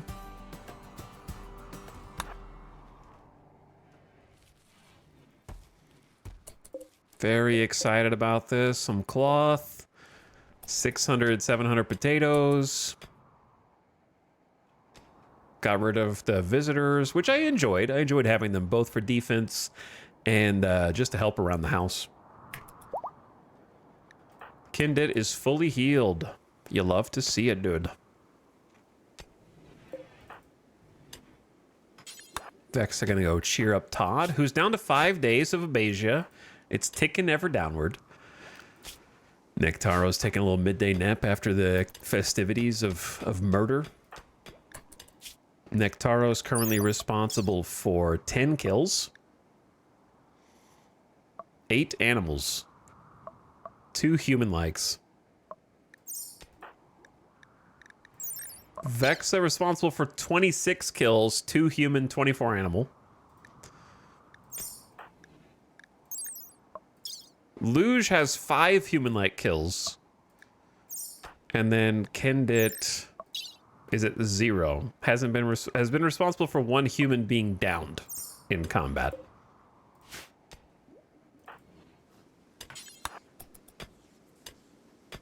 Hello, Shira. I know that you probably don't understand most of what I'm here to talk to you about. But I will talk to you nonetheless. I think just having someone who is a slowpoke is whatever, but an inhuman fighter with high shooting or melee, plus some construction and cooking backup are worth. Small, but worth. Rip dead husband. Jake? Wait, that was your... Did we just kill her husband right next to her? No, that was Fugly. We did kill her husband right next to her over here, though. Jake, the explorer, is right there.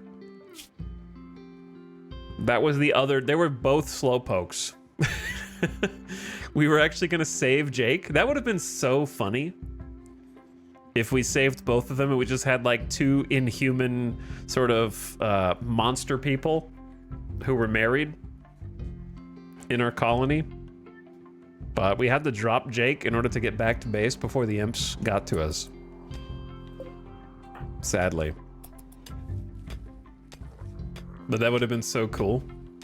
Missed story opportunity thanks to Imp Raid.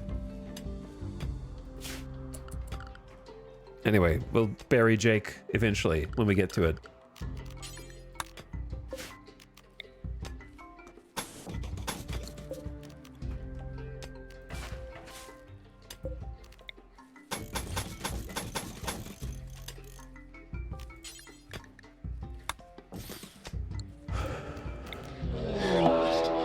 Holy. No chill, man.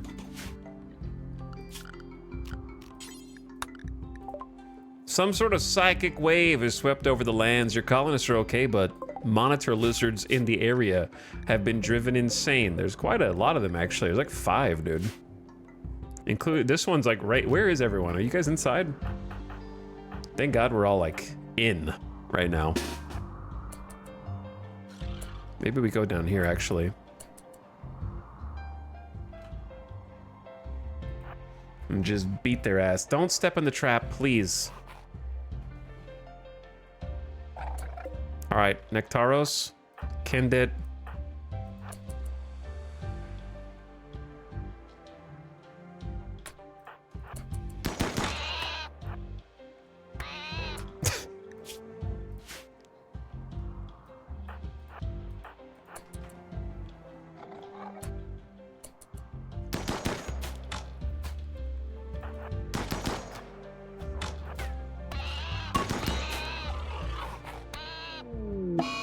Holy shit, Randy, chill!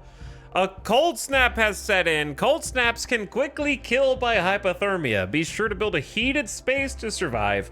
Wear appropriate apparel and try to harvest the crops before they freeze or die. This is a second cold snap in the same year.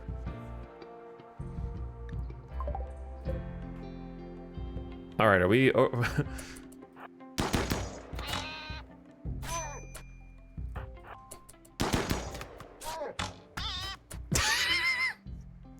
Bonk. Are you, Kindit, are you getting wrecked by this monitor lizard, brother? Did you get poisoned? They have toxic buildup teeth? Holy, that in 5 hours. Jesus, Kindit, what the hell? Bit in the neck by a monitor lizard. Holy shit, we almost died to lizard?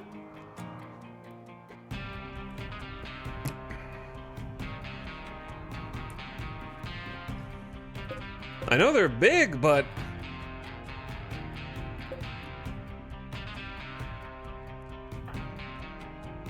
by RimWorld standards, do we have enough time to get inside? To a bed? Or are we gonna die like on the way to bed?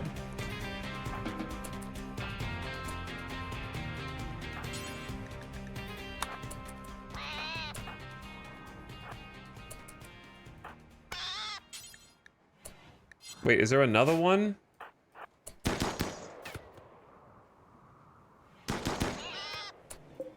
See? Just shoot it in the brain. What were you doing before? It's easy, man. Just shoot it in the brain. All right, we saved some spike traps. Kindit, are you dead, brother? Kindit might unironically be dead. Like, if I let him walk. We have to do at least one tind right here. Or else he's not gonna have time. And we gotta use the meds as well. So we're using heal root, of course, because that's why we have it. We have 55 heal root. Kindit just bleeding out over the field with toxic buildup. All right, you got 10 hours.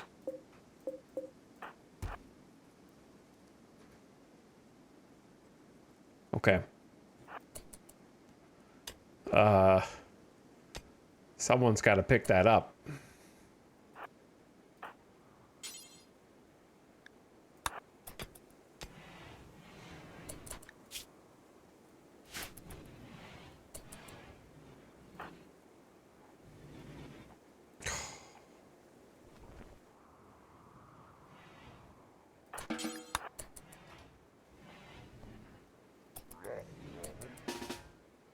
Get in bed. Go.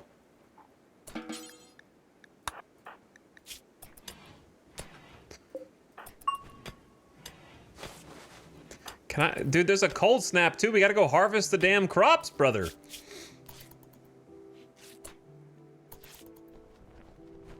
Thank you for patching up Kindit. Now we gotta patch up Nectaros.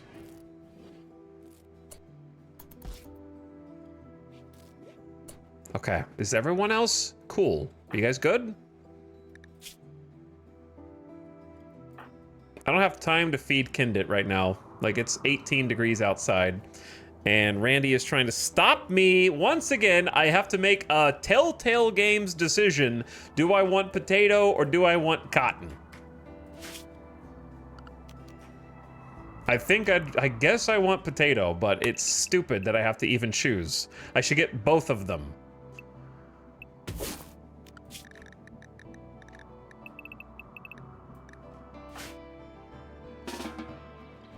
I don't even know if we'll have time. It's already cold enough to kill all the crops.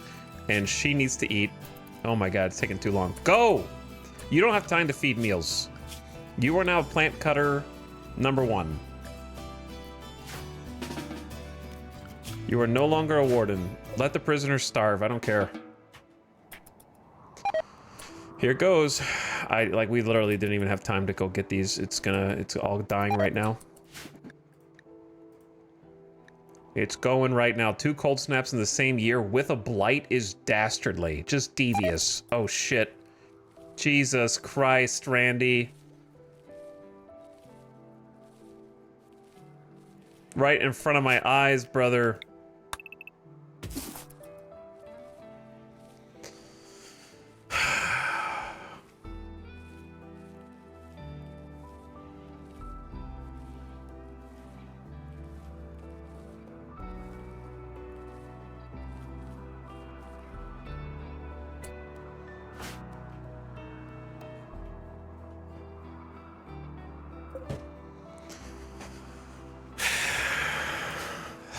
The whole field. This is it. That's all that's left of the whole field. It's gone. Whole field gone. Deleted. I want clothes, man. I only got 191 cloth to add. I guess I have 179 in storage.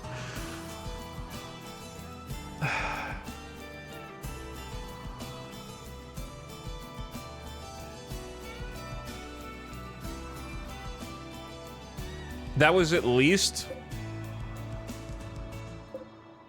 Okay, think about it like this.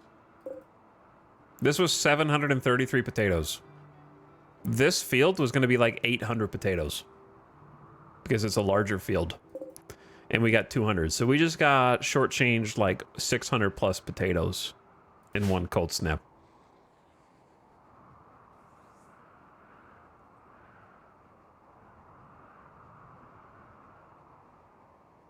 That was a roller coaster, literally from, oh my god, a second harvest to it's all gone in a matter of minutes.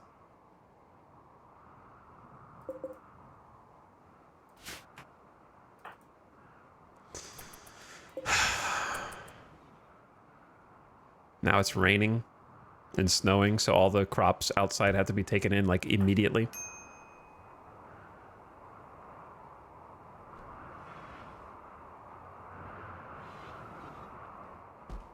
And then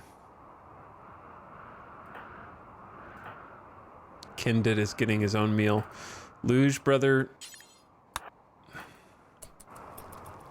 I guess, yeah, don't let the prisoners starve, but it is 22 in there. They could die hypothermia. There's no time to do anything, man. We gotta pause cooking because it's so dirty in here. You're gonna give everyone food poisoning.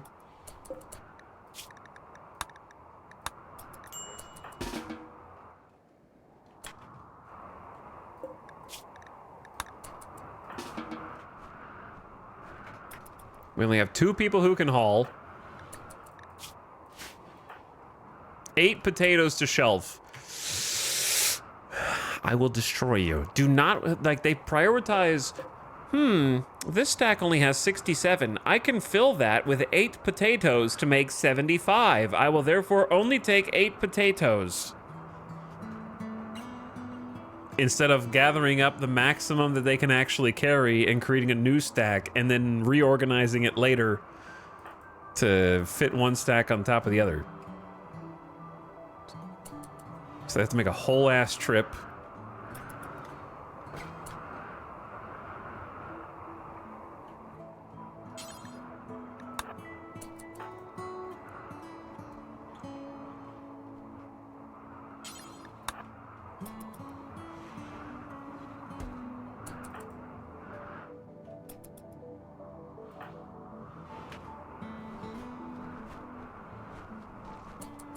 The 75 and 67. It's also going to be cold as hell in here, dude. It's 16 in here with Shira, but she's inhuman, so it doesn't matter.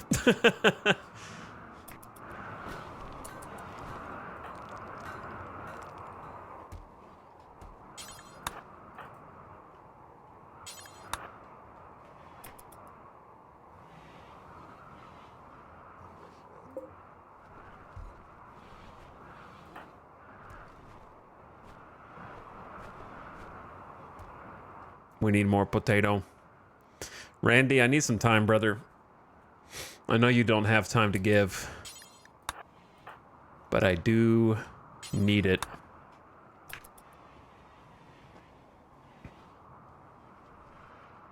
Did you just pick up 8 potatoes again?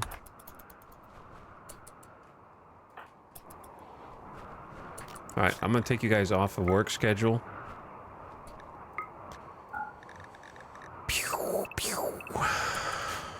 Got all those. They're gonna deteriorate rather quickly. We're out of storage space, kinda. I'm just putting shelves wherever, and then we figure out where they go later.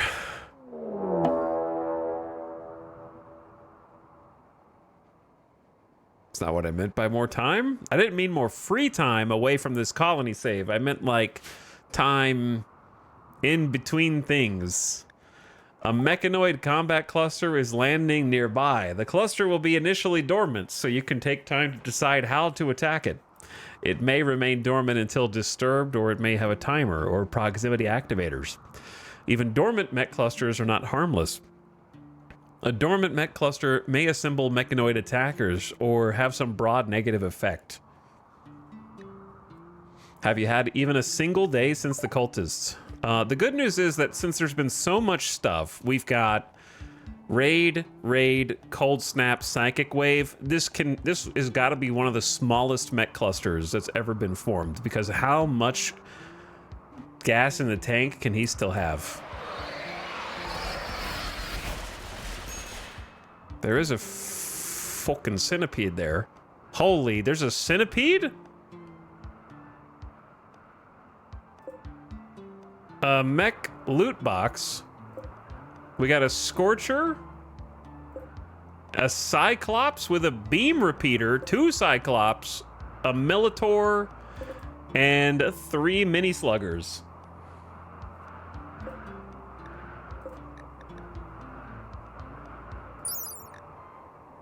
Frontline combat mechs with large optical arrays. Counter shield attacks that take a long time to lock on target, but fires a near endless barrage of shield-piercing beams.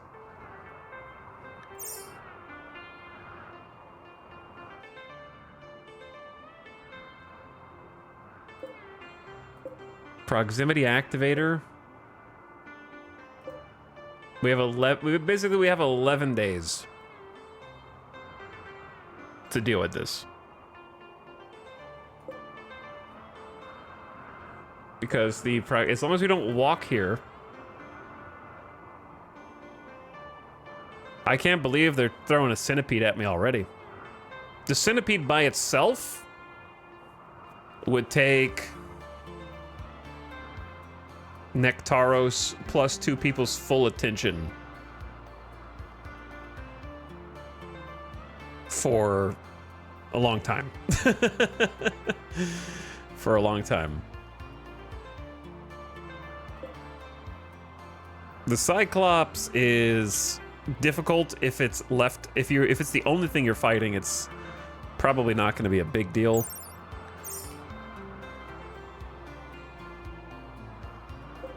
The Scorchers can be annoying just because of their ability to set you on fire and sow chaos, but we don't even know what's in the mech capsule.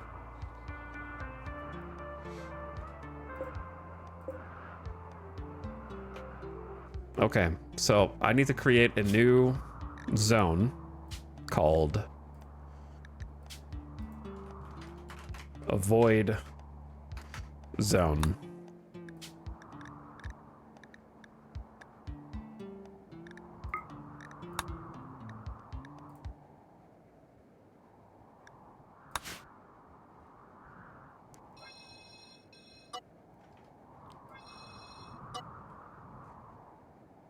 As long as you give it a wide berth and don't go in this red area, they won't wake up for the next 11 days. We could take a moment to try to figure out how to deal with it, or it may deal with itself eventually. But at the moment, we just ignore it. Chaos, man. Chaos. Whew, lad.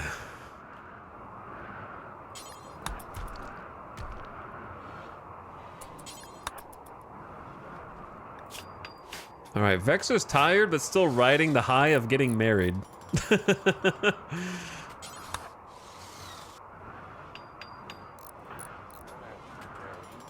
It's 27 degrees in here, brother. It is cold. -8. We don't have heaters, and we don't even have consistent electricity. I can build a heater, which I'm going to do now. I wish this room had a little different, like one extra spot.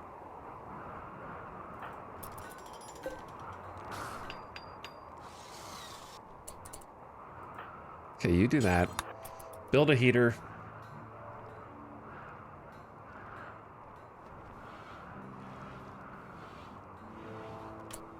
You really need to take steel to the spike trap as well? Okay.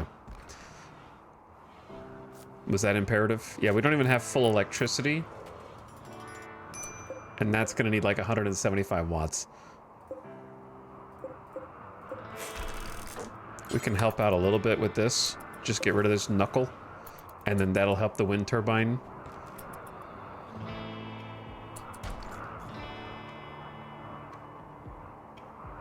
See a jump from where my mouse is to there. Now it's going up more. It's cold outside, brother. You guys are just sleeping in the damn hall. In the freezing cold.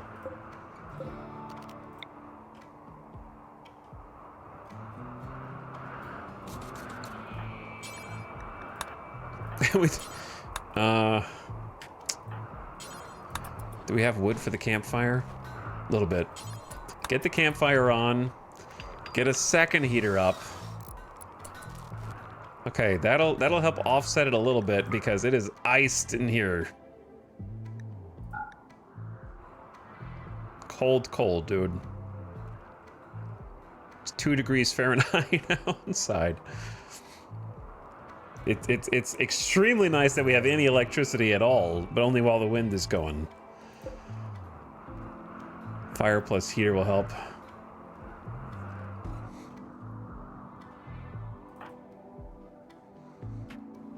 Countdown activator just over there menacingly. 10 days, 22 hours. We need to get the potatoes in. We need to get the cloth in. I'll have Luge go get some cloth.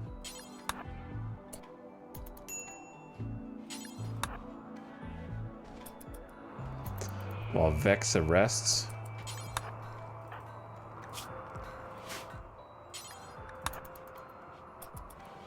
Okay, temp in here is up to 68 degrees Fahrenheit in the bedroom, and then 45 in the hall, which is still pretty cold, but you do what you can do.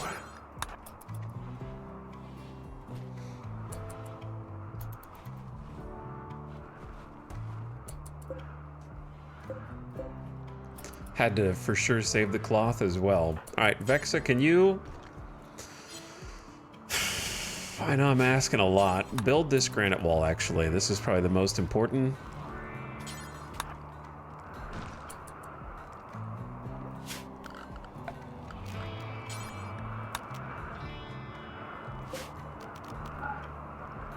Wait, what?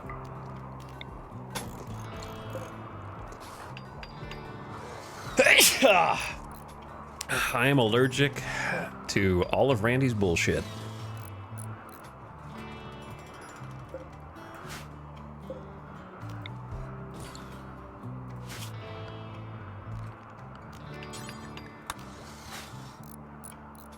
How good are you at building? 0.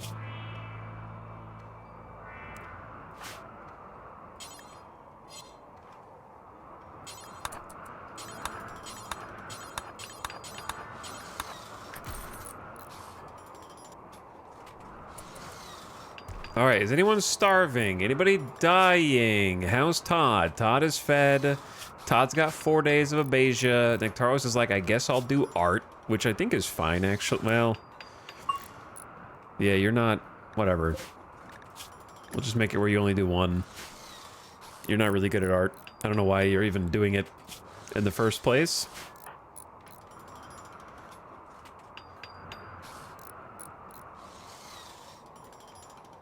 Why is this taking so long? Luge, go get some more potatoes.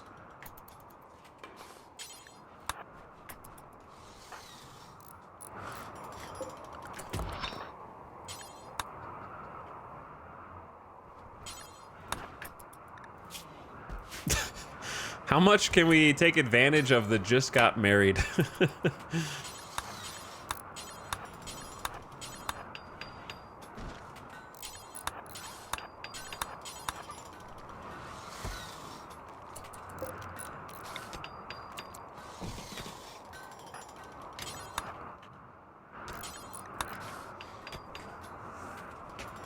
Okay.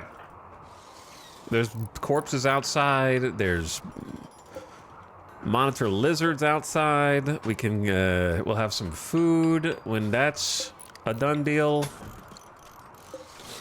I don't even know how we're gonna get in this room.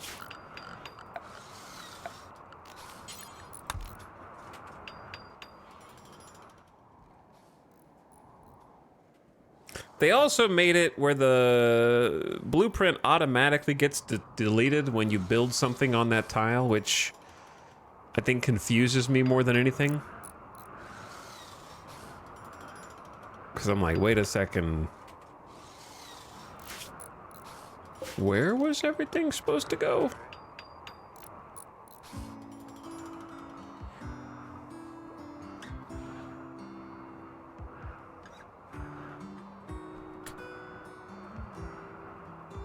My plans are ugly. I want this to be off center, actually. All right, you eat.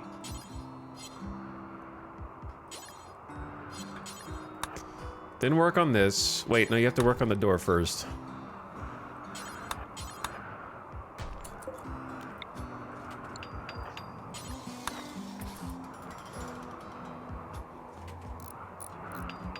I hope more planning gets updated or the devs improve the current implementation. I just want cut back. Yeah. Yeah, I know how you feel.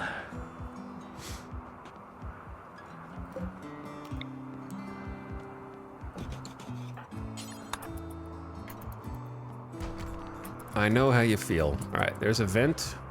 Temp should be good. You guys aren't freezing. Shira is suffering malnutrition, which even though you're inhuman, you do need. So she's got minimum comfortable temperature negative 28.8, which is insane. Can be comfortable in pretty much any temps. Though I do need to get you into a better room. All right, 1 night of sleep.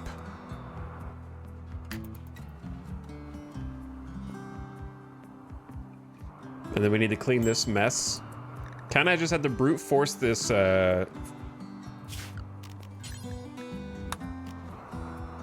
wall on the right as we carved out a hallway. Because then we can put power in there. We could get vents to allow air to go through. And also it shrinks the hallway as a room. Considered a dining room right now. So if I tell them, ooh, found a little free time, did we? Next to the rough-hewn compacted steel and sandstone. A little time for some lovin'. There's nothing like a tumble between the sheets to lift the mood. 3 days. Executed guilty prisoner for 4 days. Being with them makes me feel this way. Plus 10, got married for 25 days.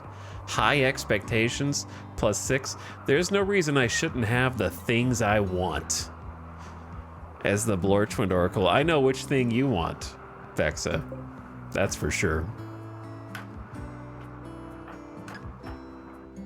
Made that much clear. But we've got a lot to do. Every female colonist smiles with contentment as a distant engine of happiness is stirring, projecting a psychic drone onto the site through an orbital amplifier. For a few days, some people's mood will be quite a bit better. Did you will that into existence?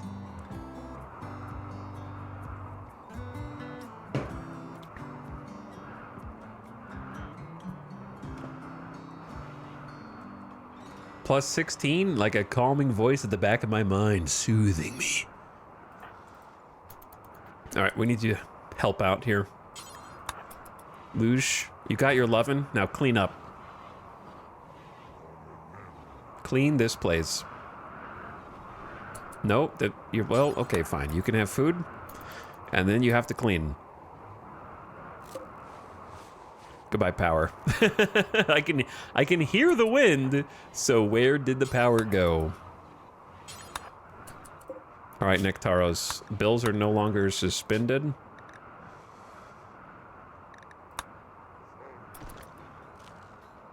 And the hallway is somewhat cleaned. Ish. Not really, but a little bit.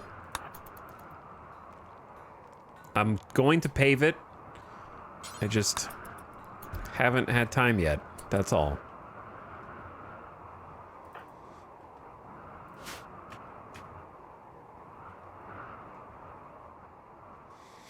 Wait, we lost 8-ball? Yeah, I got tired of you guys spamming it all the time. Plus the other commands. You just spam, spam, spam. Anything where Nightbot reacts to you, spam, spam, spam.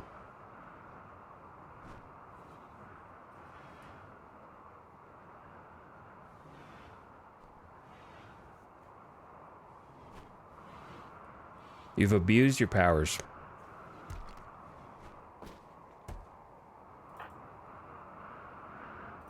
But spam is part of the culture. What do you know about culture, Racetag?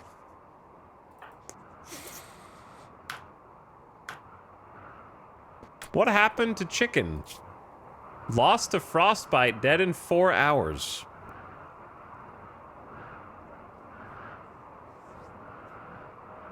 Whoops. I don't know. I guess it didn't occur to me that the chicken might be in trouble out here.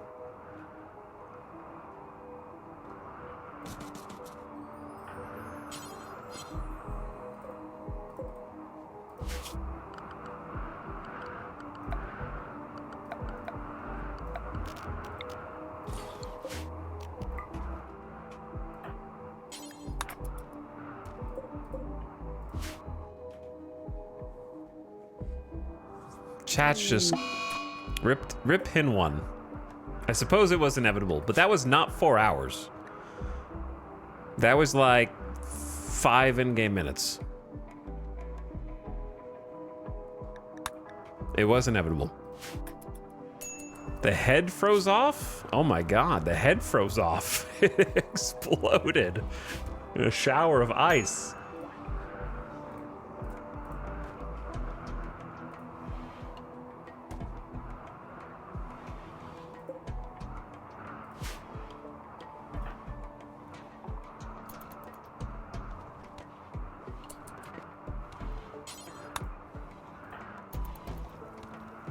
I'm so sorry, though. I would have liked to have kept the chicken alive.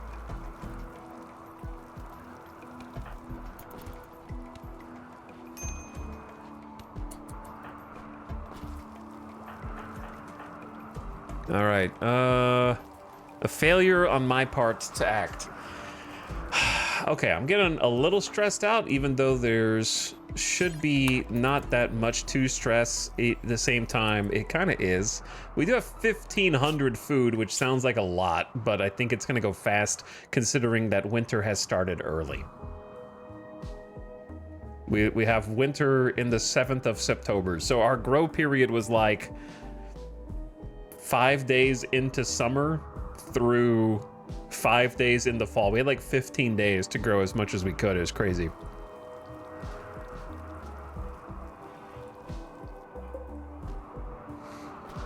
Chat, why are you deleting millions of channel points?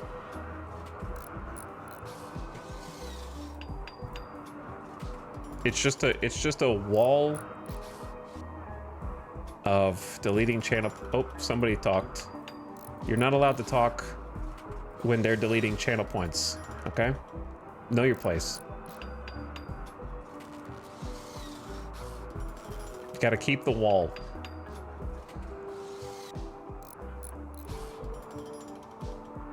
Delete me. Nah, you're not worth it.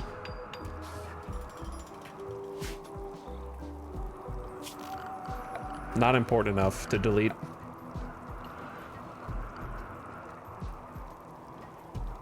Chat's on the channel point stockpile right now.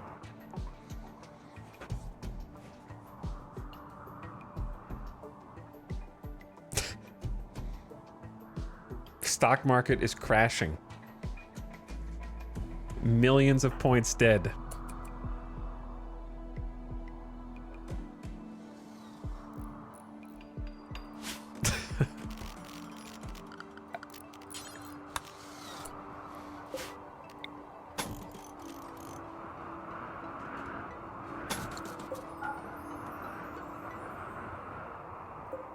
hate when the corner pieces get messed up. Oh my god. I feel like there's just so many things to do, and then we got 9 days, 19 hours until the mechs activate.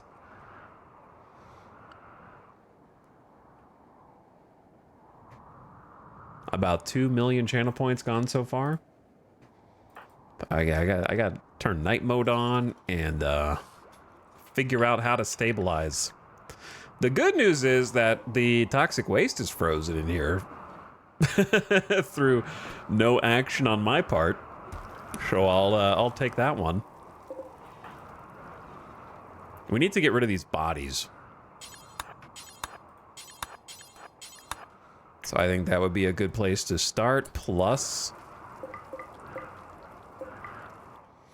allow the butchering of the monitor lizards before consuming the potato.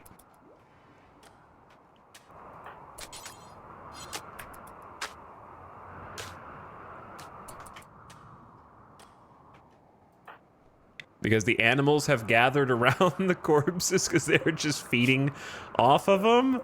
And that's food that we're missing out on.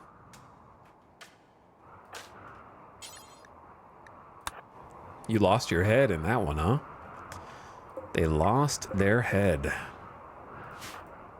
Luge is researching, which I think is valuable right now. So I'm going to have Vexa be in charge of some burials.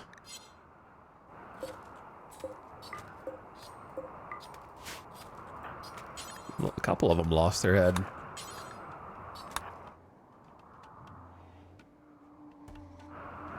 They really do be coming in and just nibbling pieces off the monitor lizards.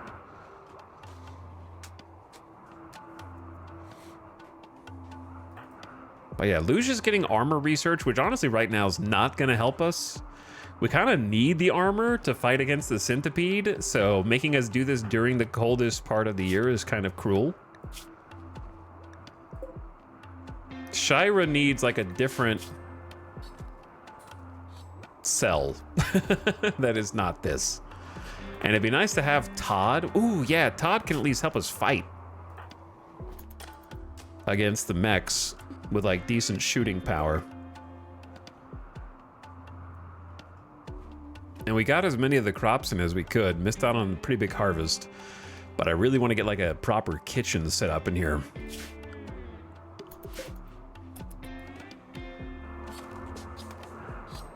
Well, like I had to cross through the prison cell. Like, excuse me, I'm trying to get to the yard. If you could just let me pass, that'd be great.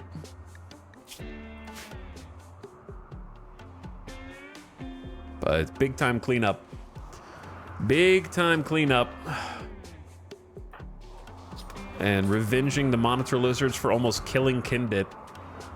We almost, like, imagine if that's how we lost our first main pawn, was to, like, monitor lizard psychic wave, and me underestimating them, biting the neck and poisoning the body with, we just died of, like, toxic infection. All right, corpses outside buried. I saw something. Nectaros tried to woo Vexa by describing her as a murderous willow tree. Vexa gave a minimal response. Nectaro's currently flirting with the newly wedded.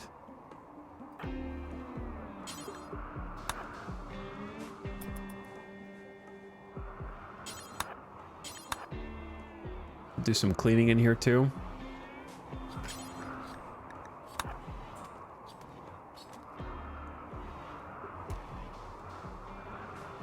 Tidy it up, kind of dirty. Hello, Shira. Yep, I'm still here to talk to you in the dark about forgetting about your ritualist in humanized ways. We may not be able to teach you empathy, but we can teach you the awesome might of the volcano gods.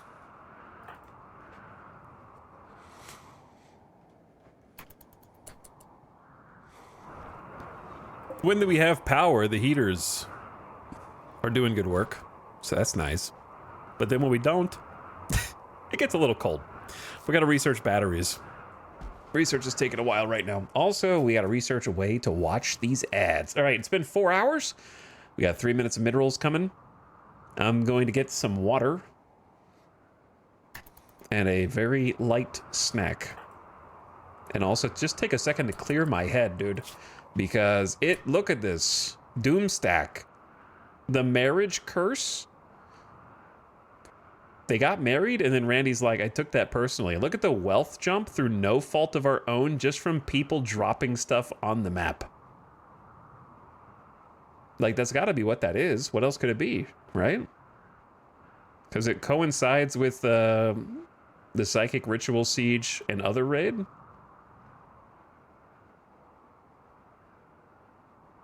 What else could it be? It's the same day, right? Did we get anything else? Went up like 6K. And then enemy raid, Psychic Siege, Mass Animal Insanity, and Mech Cluster.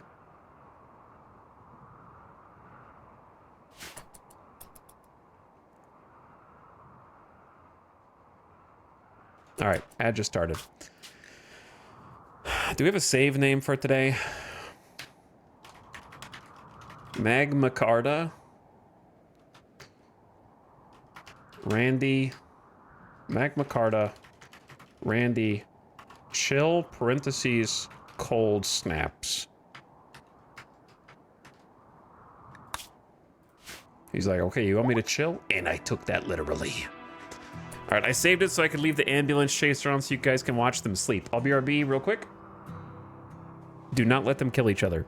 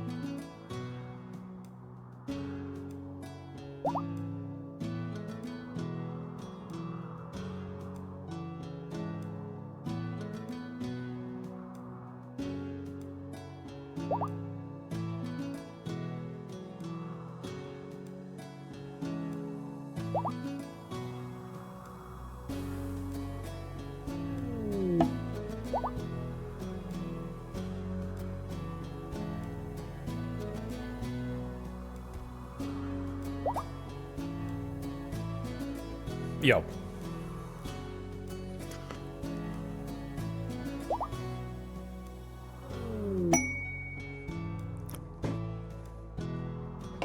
What's up?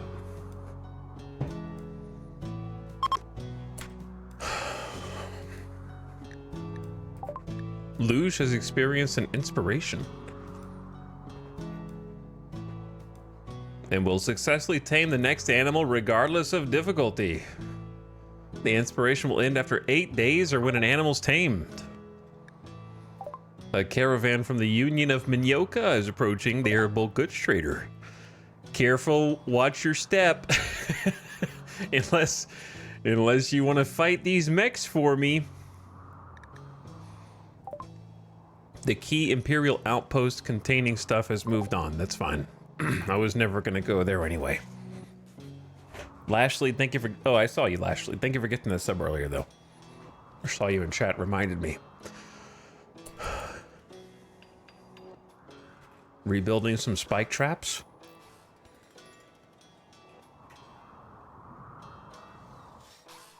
Love to see it. How much? We only have 435 steel, though.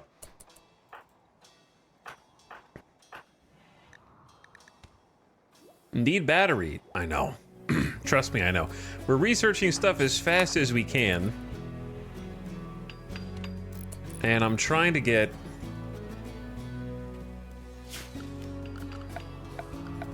other junk taken care of.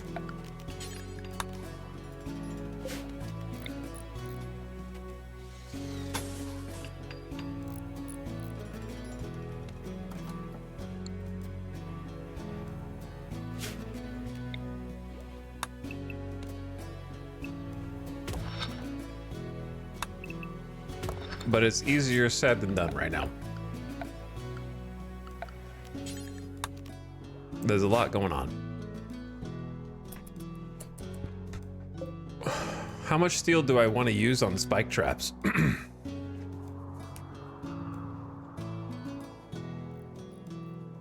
We still have this, a little bit of that. Lots of this, lots of that, lots of this. Like, there seems like there's still a bunch of steel on the map, but I just fear we're gonna burn through it really fast. Or at least start having to go further afield to get it. But Vexa's getting real good at building, man. 13 strong expert. Nectaros, I feel like, is a bit slow cooking here. We're still using this damn campfire. And then Luge is like a level 11, very skilled, just dinged, actually. Freshly level 11, and then Nectaros is a level 9 cook. Let's go. Let's go. Kendet still healing from the monitor lizard, but almost back to normal. Todd's got 2 days of paralytic abasia left. What's up, traders? Watch out for the lava over here. Oh yeah, we do have a parka someone can wear instead of a flak jacket. I picked up a bandolier. A heavy shoulder belt for keeping spare munitions close at hand allows quick access to bullets, grenades, arrows, or whatever you need, reducing ranged cooldown. Due to its bulk, it cannot be worn under other clothing. It doesn't cover the body, so it can be worn by nudists and Edekin. Minus 20% ranged cooldown multiplier. Pretty cool.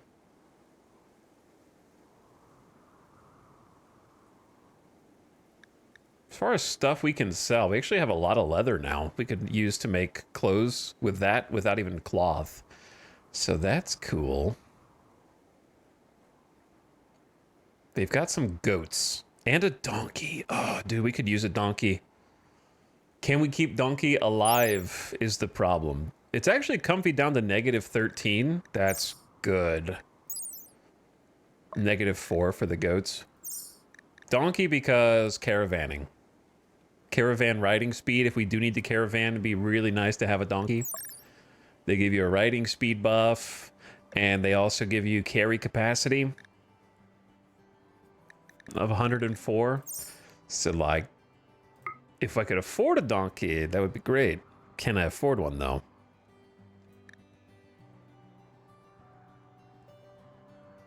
You could argue sell the book now that you've read it, but it is still something they read for fun, and it will help build up the bookshelves. I think, obviously, making clothes out of Panthera fur and then selling the clothes is more valuable, I think, than just selling the fur straight up. But I am tempted just to sell the panther fur, because it's valuable.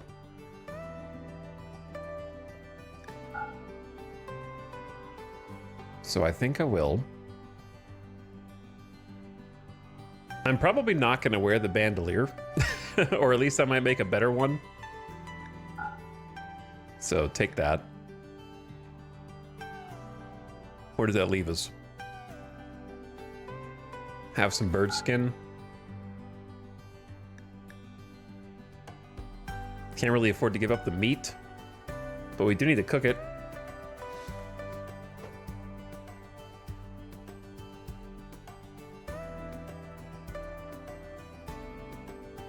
I need to sell 31 silver worth of stuff. Could use the inspired taming on a donkey. Sure, let me pull a donkey out of my ass. Oh, that was a donkey joke. Question marks in chat. We should know better. We should know better.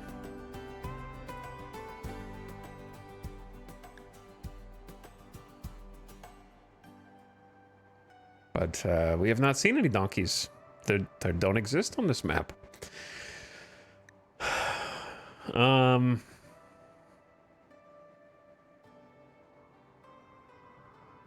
Meat? I really don't want to sell components anymore. Those are going to start to get precious. Cloth.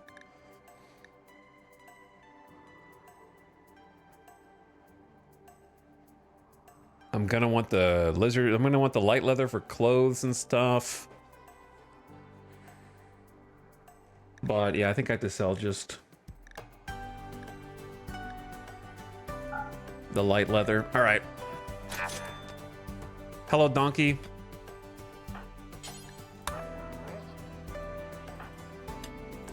Welcome to the barren field where we have no food for you. Classic. Keeping you alive will be our challenge.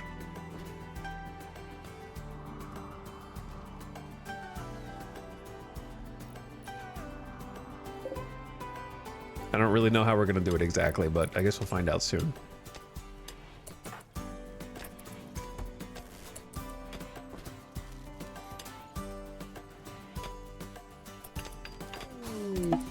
Hello, a group from Alsterian are visiting with a few items to trade. Now that we have... Oh, the other guy's leaving because it's cold? Yeah, I think the other guy's just left. Goodbye!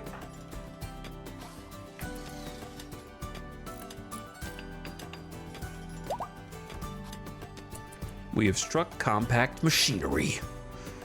More freaking components. Chat, there are literally donkeys on the map right now. For the first time in the entire campaign. But now I can have 2 donkeys. Wait, did you guys know there were donkeys because there were, it was on the ambulance cam?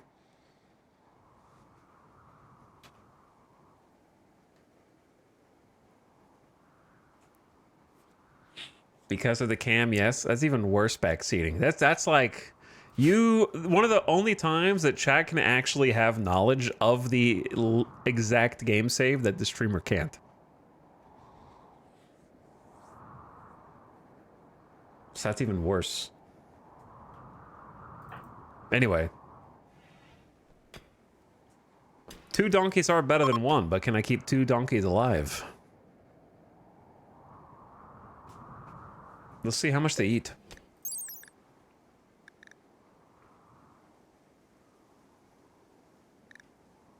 .52. Simple meals are .9. So they eat slightly more than half a meal per day, which is really like not a lot, it feels like.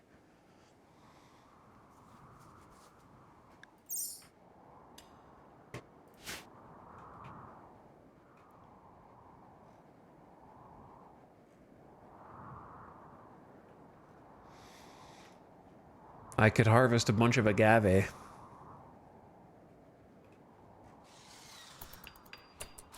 All right, I need to focus on these things first. Get some stuff done around the base.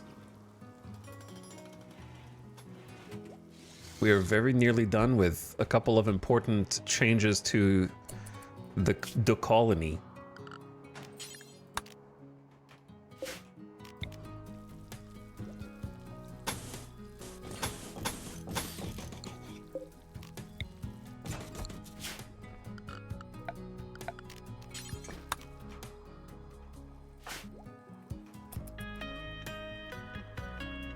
I like the Vexa's getting it done. Or trying to. Dangerous temp. Oh. Probably too late to trade with them now. But maybe. Noom. Just sprint down there. Where do you think you're going, man? Come back. I want to trade. Jump pack tech print? Yeah, sure. I'll buy that. I will give you the short bow and the flame bow, though. Surely we can make a better great bow than this. I don't feel like a normal great bow is that good when we have a bolt action.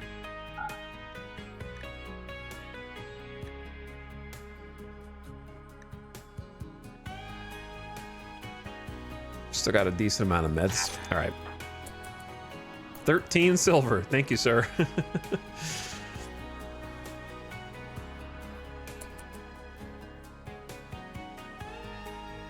It's -12 in their bedroom, bro. Oh, it's because this is outside. Hold on. Luge is probably dying. Don't worry, Vex is coming. Coming.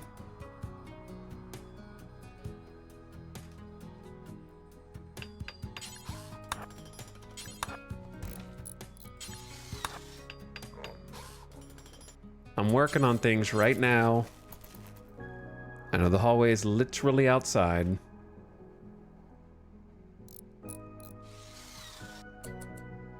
Okay, now it's inside. But while you're awake...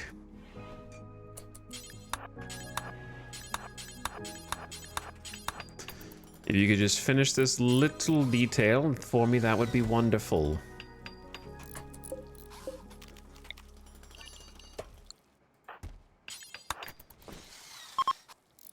The cold snap is over. Hallelujah. But you still killed all my crops, so now it's the 9th of fall. September is here.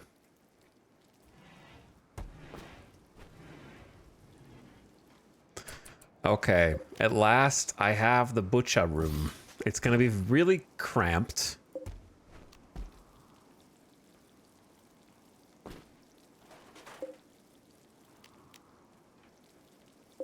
I got a good quality stool for you to go in here. It's going to be real cramped.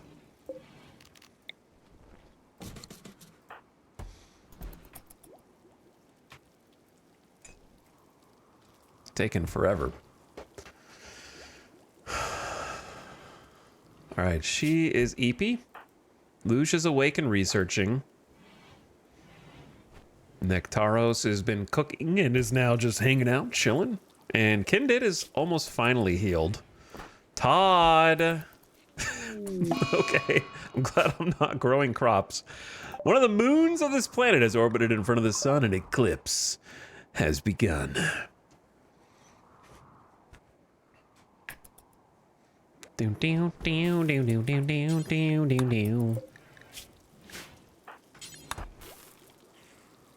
Now it looks like nighttime.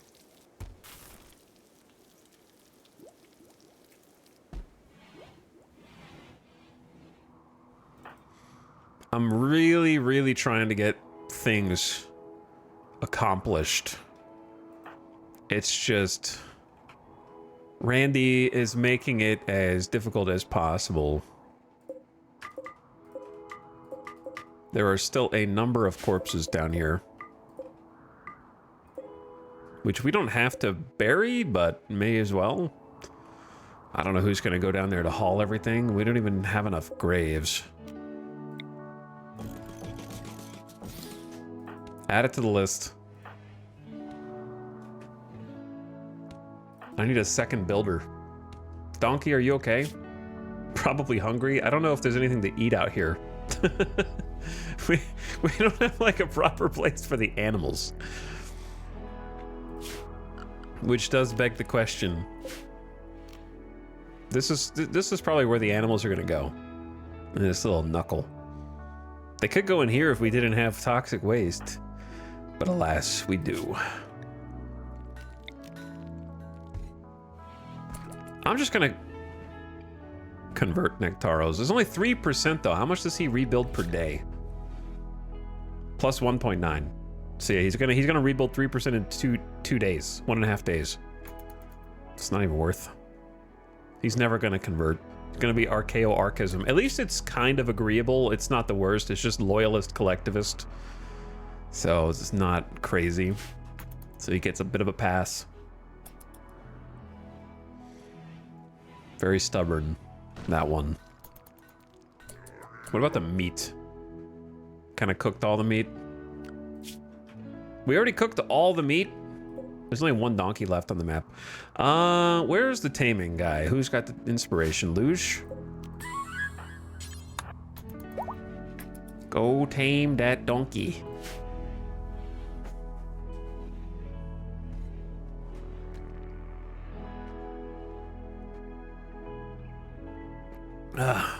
The question is, what do we do with the donkeys? Why does the eclipse look so weird? We might need to just eat one of them.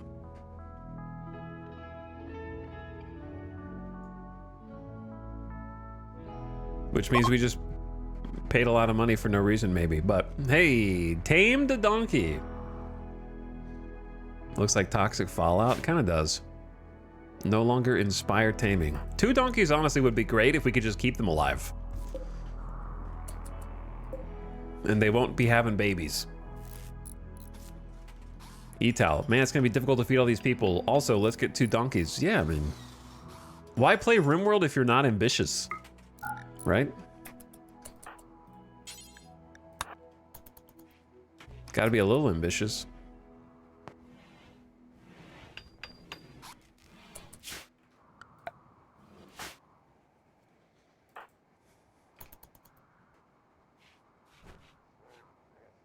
Seven days, 11 hours of countdown. Oh.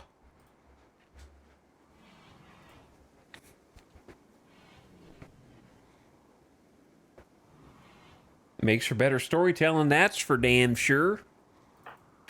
It does make for better storytelling. Hello, Shira. I keep forgetting that you're in here. I'm sorry. Are we out of wood again? No, we have 35. Imagine having actual, like, full-time power or batteries.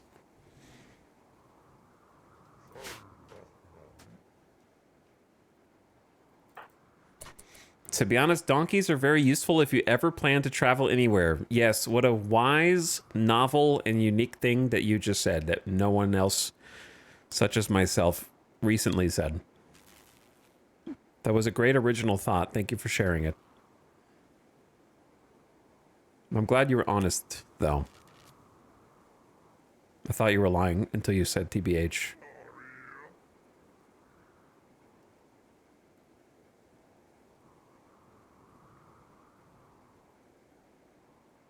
Chat, can you be useful? Oh.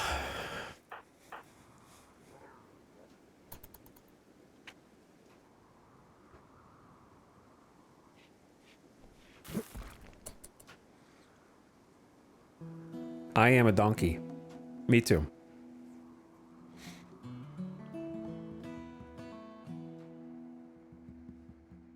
Are you a donkey or a donkey?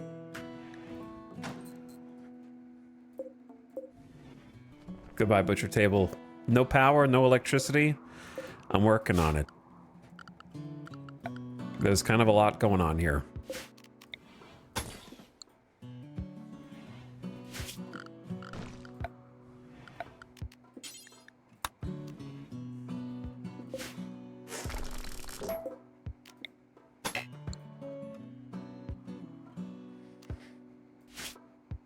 Chat, I have a genuine question for you from the new update. How do you order the building of things over other things without deleting them first?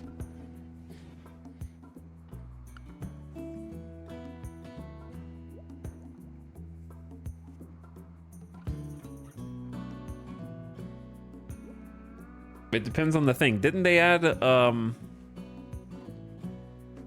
like replace walls, just build on top of it? Well, there's a door here. Oh, and I want the door to become a wall without having to do a deconstruct, wait, and then queue. It's far more limited than the mod. Oh, maybe that's the issue. Smith suits of plate armor from metal or wood. This heavy armor noticeably slows movement, but protects very effectively. Very, very, very good. Very good.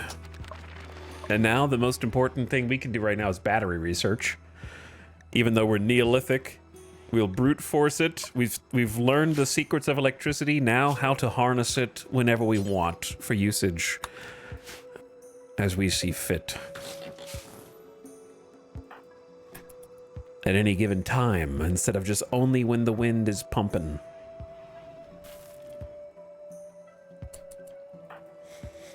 All right, well, here's the deal. We also need to get rid of this fueled schmivvy.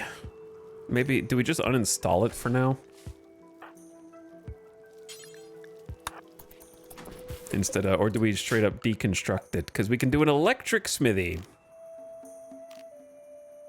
100 steel and 3 components. Take advantage of the electricity while it's there, instead of worrying about going and getting more wood.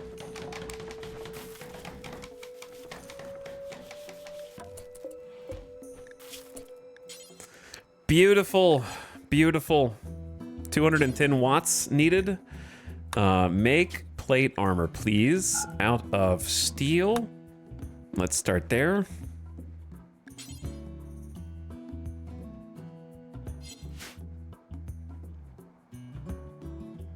Okay, and then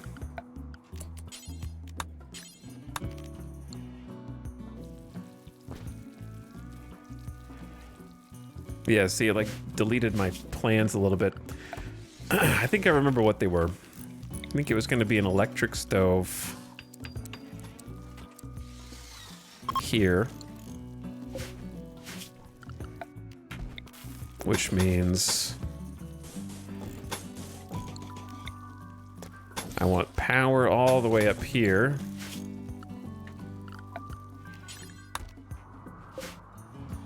And then we're gonna need a light or two.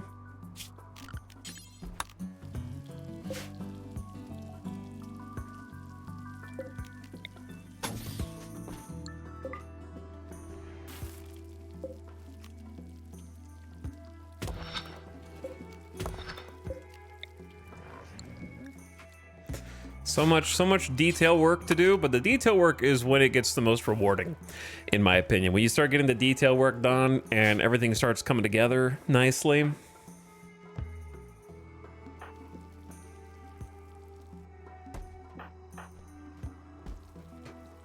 But we have to spend some time to get to that point.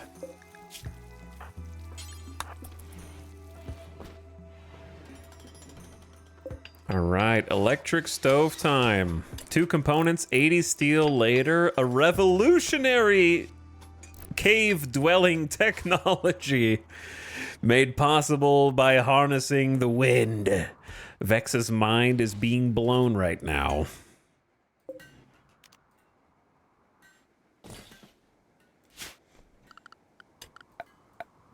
And then where would some lights go?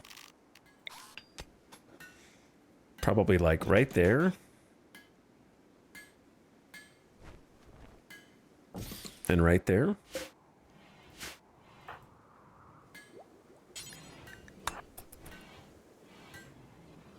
Okay, we only have 17 steel left. Oh, that went fast. That went real fast. Probably just mine... Well, I guess you could just say... mine the vein here.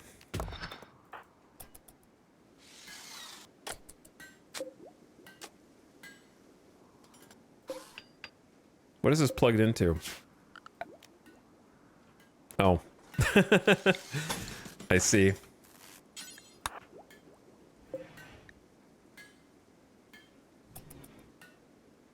Missed one little piece. There we go. Power and light and an electric stove. Okay, let's copy some meal plans. Copy some meal plans. Oops, wrong copy.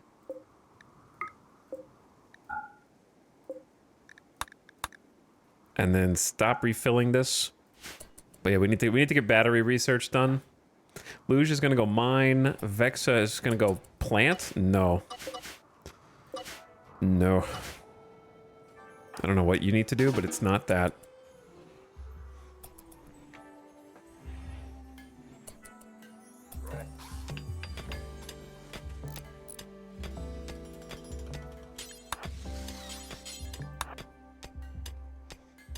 Tidy up the kitchen.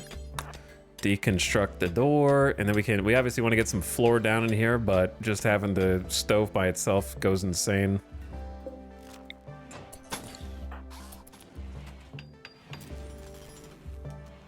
We're carving out this hillside, trying to claim it, but we need some more juice. We need more power. It's a little dysfunctional right now.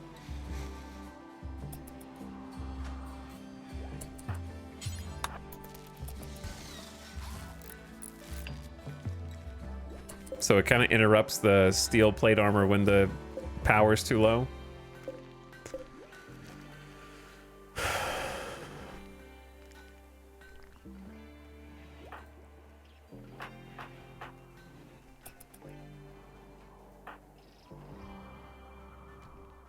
Okay.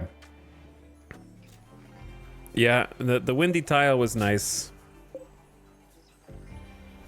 The windy tile was very nice. Curious to see how cold it gets at night. Todd, when are you? 4 hours until Todd exists. Blorch, bless us with your wins. We would be having to, like, beseech old Blorch.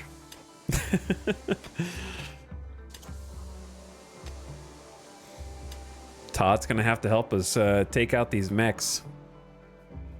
The thing is, since there's no builder here, isn't it in our interest to wait until they activate and let them come find us?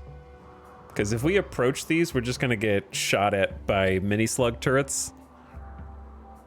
Like, we could start the fight on the left and it would be okay. We just have to fight them as they come out here. But we're gonna get swarmed by Cyclops, Scorchers, and the Centipede, whereas if we wait for them to come to us, then Spike Trap may take out one or two, and then we can kind of divide and conquer. So it probably is best to just wait and just be ready when they awaken. Because the loot box is a little scary. This could be a Scyther, this could be a Lancer, could be another Centipede. It's just a mech storage deployment surprise loot box capsule. It can contain a number of mechs. I'd be surprised if it had more than one, but I guess we'll find out.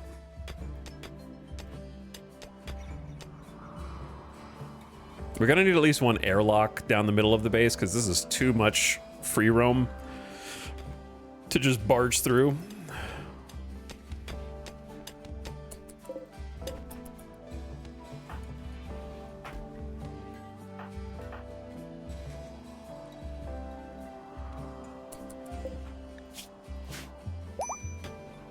Todd! What up, Todd? Oh, okay. Some lizard meat rotted. That's fine. Todd is awake. The newest Sulfurstrider is here. Incapable of caring. They were a bully in childhood. Todd tormented the other kids for fun. To keep him busy, an elder assigned him to a hunting party at an early age, plus shooting and melee. And then became a carver, carving artwork for his tribe from wood, stone, and occasionally exotic materials. The work was sometimes sold and sometimes kept to beautify settlements and provide a focus for the rituals. So he was a tribes person as well. And is kind. Listen, was a bully, now is kind, but is incapable of caring. All right, just because he's kind, he's kind as like a lawful good. He doesn't actually care. He just wants to make sure he follows the rules.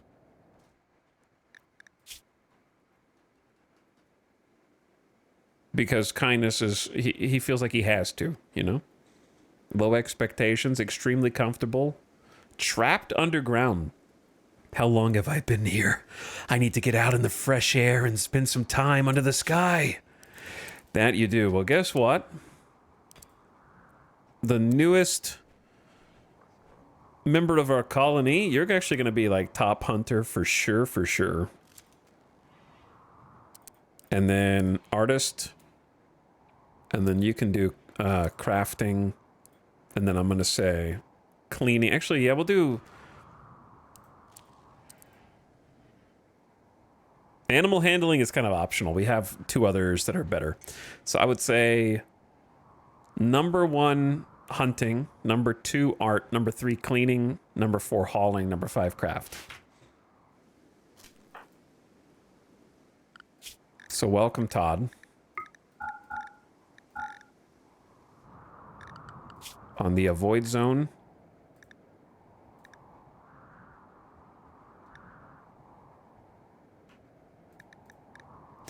We need to make some clothes, dude. But we don't have electricity often enough.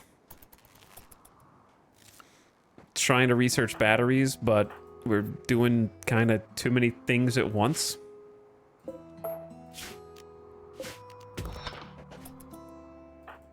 Todd's like, I've been cooped up in there for a month. I'm gonna go walk around outside.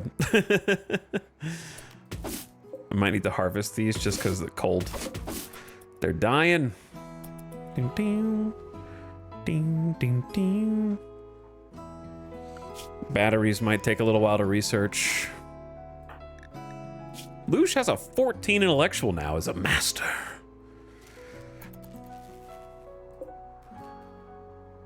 Because one turbine can power a lot, but it needs some support.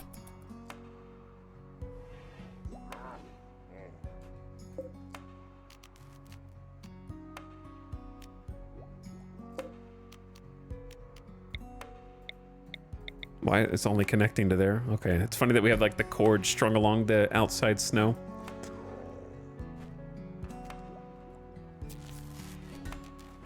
Imagine living here. It's so fitting that they just discovered electricity and they figure out how to build lights and even a heater, and power just keeps turning off and back on. Is very survivors in a post-apocalyptic scenario void, like the city power grid keeps going down and back up, flickering for dramatic effect in the halls. Didn't get, oh, we got one. Like they have no idea it's not supposed to do that. Yeah, meanwhile, Luge is just, well, I guess Luge or Kindit. Kindit should probably, Kindit can research well, so it's not like the worst that he's researching. Vexa tried to convert Shira to her ideology. They were convinced and changed to the Sulfurstriders. Now begins the long process of recruitment. They have 62 resistance, so it's going to take an eternity. I want to get them out of this room, but there's just a lot to do.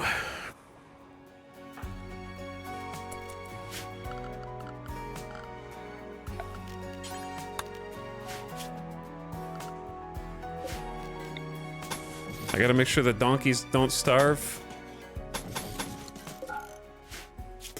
And we need to do that.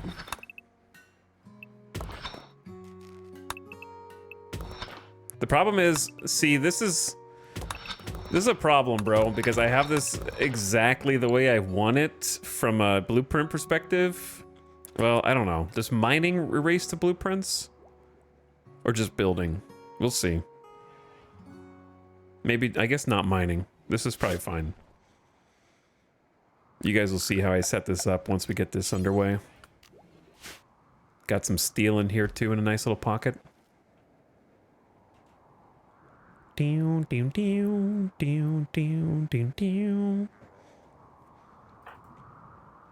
we're going down here to bury. Look at the piss snow. Polluted, cooled lava snow. That's weird. I don't know if we've seen that before.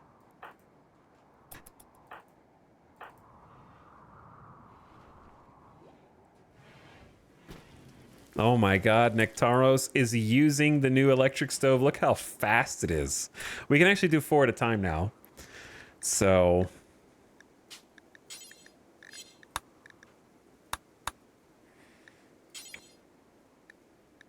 let's just do a basic... do until you have...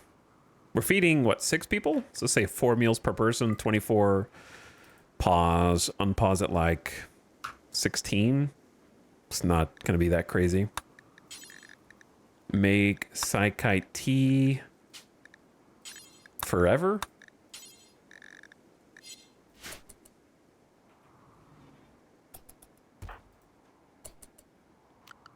And then there is another cougar on the map. It's down there. That's a little spooky, actually. We need to go take care of that if we're walking down there to take away these bodies.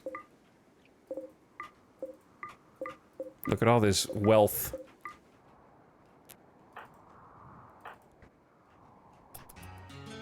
Did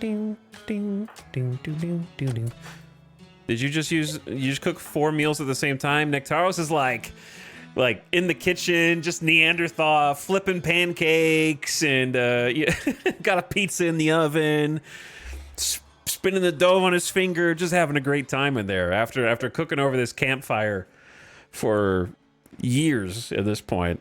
Just probably so happy to have an actual stovetop with burning elements and able to get everything kind of done at once. I'm gonna have to borrow you for a minute though, Nectaros.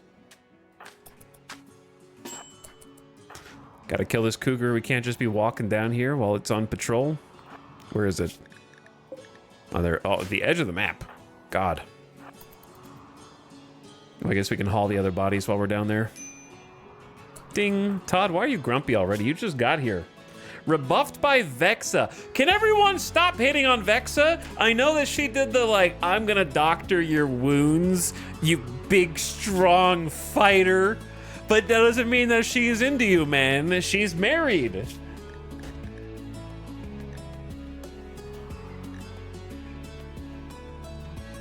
Deb and Kindit, they're both mutual friends.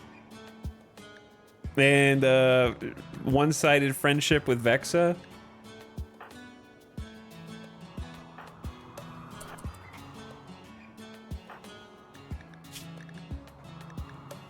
Todd tried to romance Vexa by mentioning his own origins. Vexa turned her back.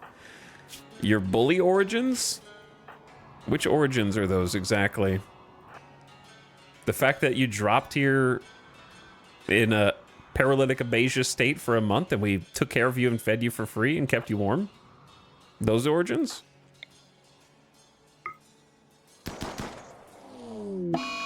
A cougar is attacking after being harmed.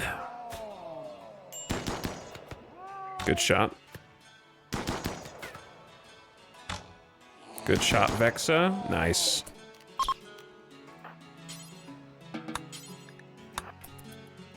Okay, we're gonna do a little wombo combo here. Berry. Hunt, but then stop hunting, and then you butcher. Which means you technically refuse to haul, but you will haul if you think you're butchering.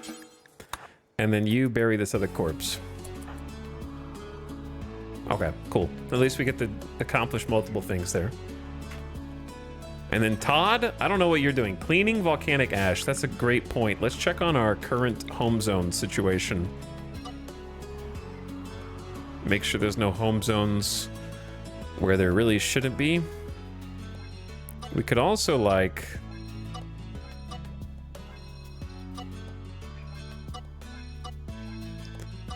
Do we really care if the outside of the base is dirty? The only thing I care about is maybe putting out the fires that could start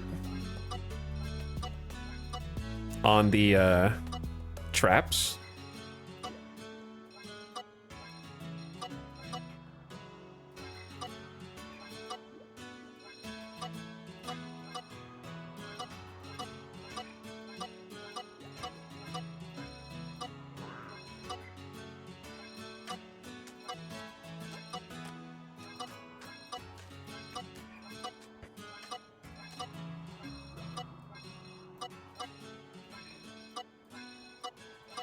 All right, I'll update that as necessary, but I feel like that's better right now.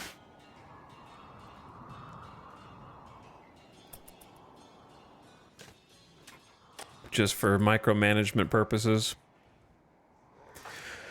Okay, so I got a wall for you to build. Donkeys, are you starving?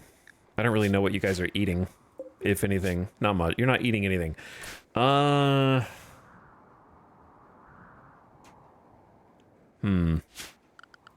What about a little...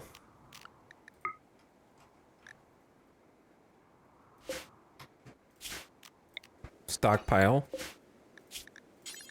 Critical. For berries? Maybe? Where are the berry bushes? I definitely saw some.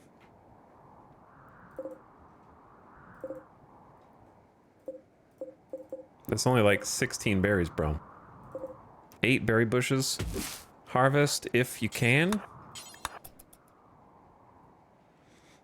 Let them eat some berries.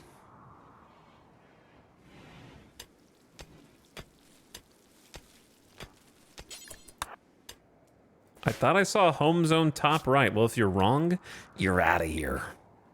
Oh, you're right. You win this time.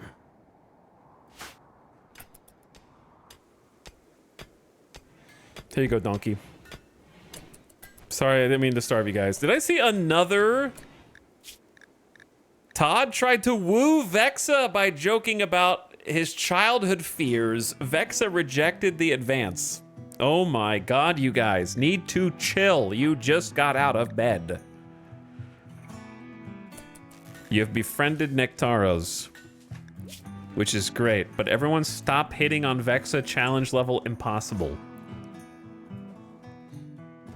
To be honest, the only person who hasn't is the Gigolo. I think Kindit and Vexa have a certain mutual understanding about like the way of the world. They're friends, or at least Kindit considers Vexa a friend.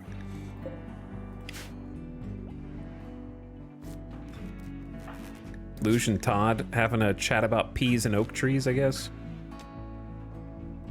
I don't know how much the berries actually fed them, but oh, one of the donkeys ate all the berries. I see.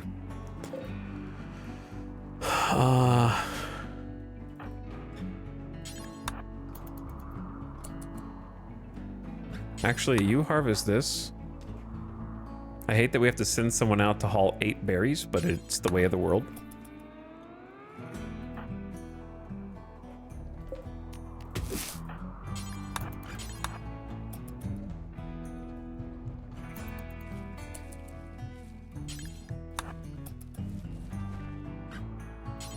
You know, you could carry all of them if you want. No? Okay. Too far away. We need battery power, men. They're doing an okay job researching, but it's taking a long time. We got 5 days, 10 hours until the activator. The other donkey is really hungry. I need to get you guys a barn. I was gonna grow hay, but we just didn't have time. I can't wait until we inevitably eat the donkeys to try to survive the winter. We're already down to only 1,200 veg. It's not good. That is not good. Maybe we hunt some emu. There's a bunch of rats on this map. We could try to, like, if we could research batteries, we could try and make an indoor grow zone. But right now, it's not possible. It's 36 in here with no power.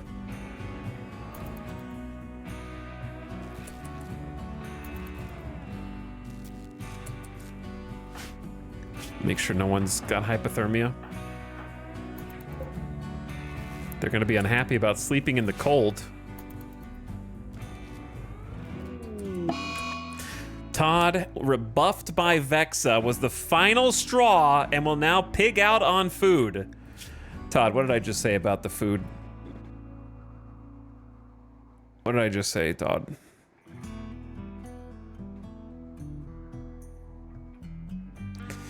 I can't allow you to pig out on food, though, is the thing. But arresting you is going to give you another negative debuff.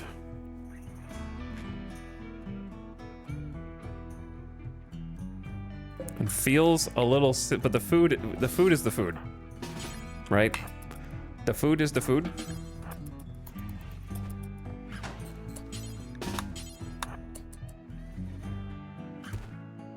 Put that down. You're going in here with... We're also I got an idea. Counsel Todd. Vexa is the one that rejected Todd twice, and now we have a 50-50 of letting Todd down easy by using counseling or moral guide power.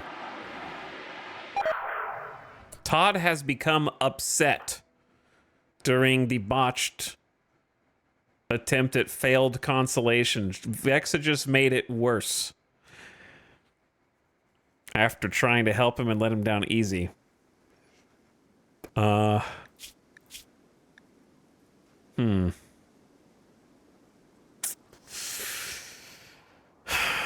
now I definitely can't let you out, because now you got was arrested, failed consolation for a day. But it's like, you're in here with Shira the cultist, who's starving, by the way. Oh dear. Let's deliver some food to Shira. I know she's inhumanized, but that shouldn't change anything here. Sorry about this. Really sorry. Anyway, have you considered finding some common ground and considering joining our colony? I know it's going to take you a year or two to come around it with 62 resistance. But hey, social skills going up. Level 7 social for Vexa. It's a ding right there. She's learning. All right, Todd, we got to do something with you, bro. What if we just move? Dude, I don't know. The reality is we need to move the 2 people in the bed and then use this as a temporary prison. Alternatively... Dude, there's just too many jobs. There's too many jobs for Todd to be doing Todd things, because we have to do with the countdown activator in 5 days. Leontius, a knight of the Exodus Empire, has a request. A mech swarm has been attacking his settlement. He wants you to summon the mechanoid cluster instead. Yeah, I don't think so.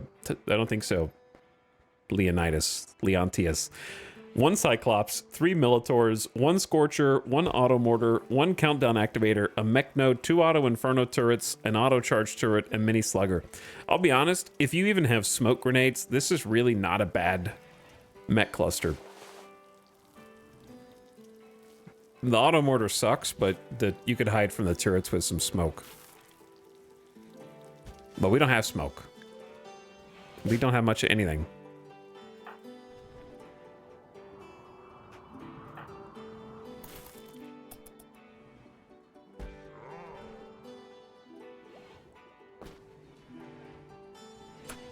And worse.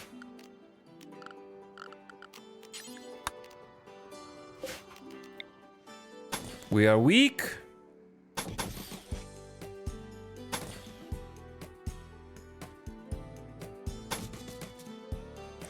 This is dangerous. I need to build this, but I have to build it from the inside out.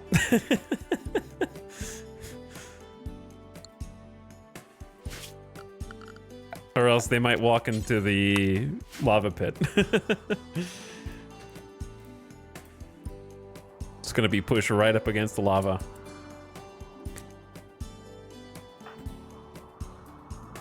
Okay, I didn't mean to tell you to harvest like berry bushes. Hello, spider. Passing through. All the way at the end of the earth.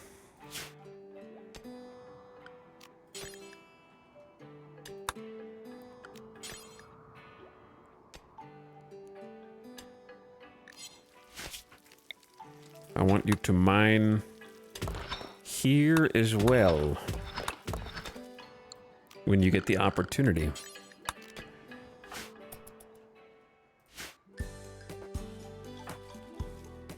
Berries. All right, take the berries in. Mining out some steel. Nectaros is cooking some cougar meat into meals.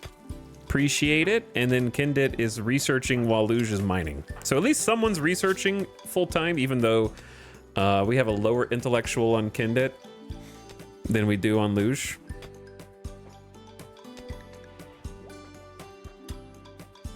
I have no idea what I am looking like. I don't know what you look like either, and I don't want to know. So keep that to yourself.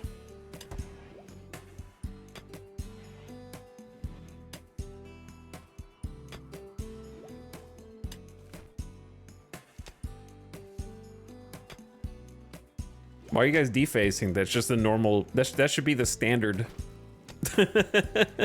for any content creator. If you watch a content creator who says, I don't know what you look like and I want to know, run. And don't look back. Flee immediately.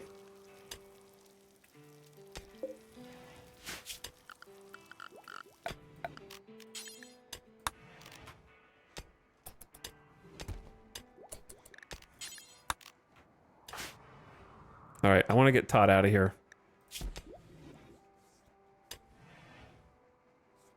I'm just going to wait until the failed constellation is over, at least. He might do something in here that maybe we just let him go. Because he's going to snap in here, and I don't want them to fight the other person.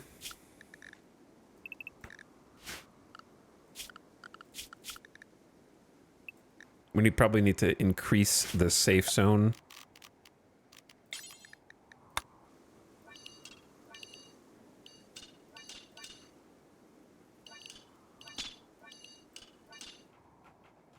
So that it covers more of our base. Todd, you could do whatever you want. You choose to clean trash. I want you to remember that when you snap next, because you're going to. You're the grumpiest new colonist that we've had to date.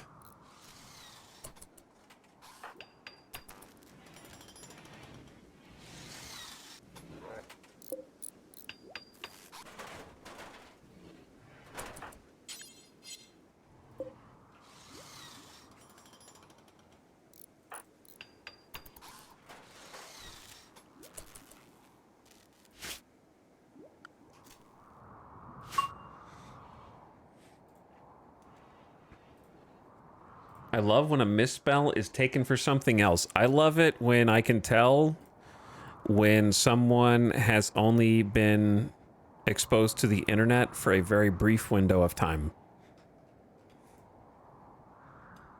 and is still trying to figure out how it works.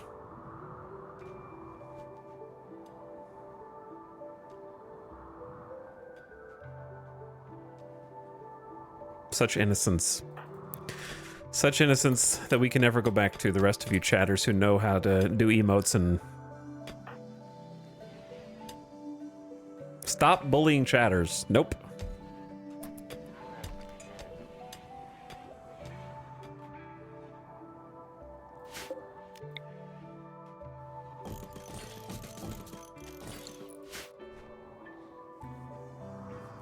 It's very easy to stop bullying chatters. Chatters just have to stop chatting. You know, you don't want bully, simply don't chat. It's easy.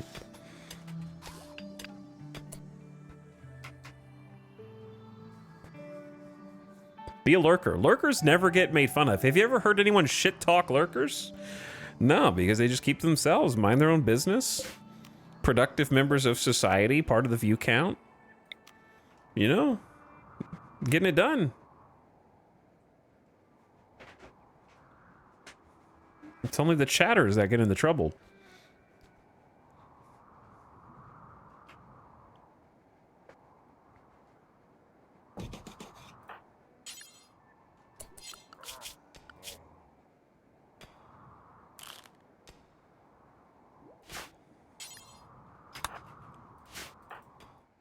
What are you doing? Oh, building graves. Okay, that's cool. We went from I don't have any steel to now I have too much steel, but I guess it's a good problem to have. I'd rather you go over here first. Vexa is on a fire starting spree. She will wander around for a while, randomly starting fires. This is because she is a pyromaniac.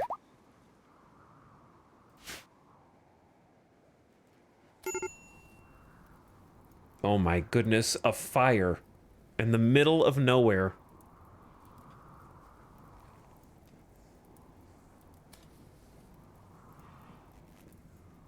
What will we do?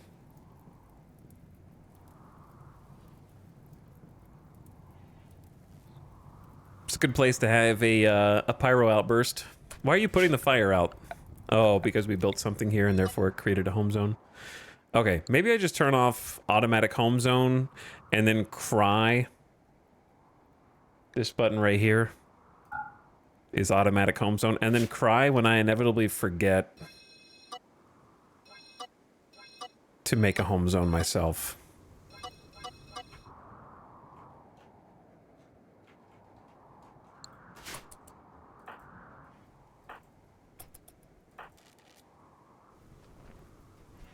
All right, ad starting soon. Turn your volume down, ad watchers. Starting right now. And I'm just going to keep it here and talk to the chatters about what they got going on. So chat,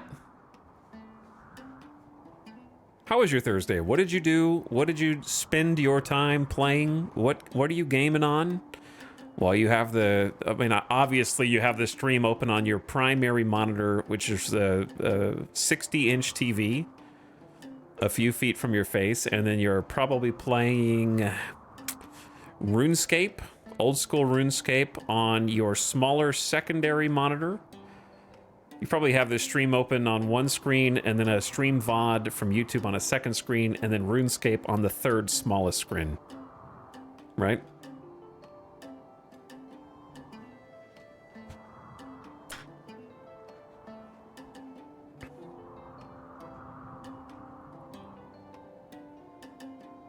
Is Randy being kind today? No, not really. Not really, I would say. I wouldn't say he's the meanest he's ever been. I would give him, if I had to rate his wrathfulness today, I'd give it like a 6 out of 10 in terms of like spitefulness. He's at like approaching a 7 between Cold Snap, Blight, Cold Snap, destroying my crops, 3 back-to-back raids. So, he's definitely trying. Death Stranding 1, because I don't have a PS5, that's fair. Peak, then RimWorld. See, I keep forgetting that that's a game, so when people just say, like, Peak, I think that they're just being, like, based. You know what I mean? So when I see someone write Peak, I think that they're just writing based. But like different. I'm reading the new Absolute Batman comics. Football Manager has addicted me once more. I wish I understood Football Manager. I got RimWorld on the TV and the stream on the second. Pretty close then. Cat sitting, you were on my iPad while play card games. Don't let the cat sit on the iPad though.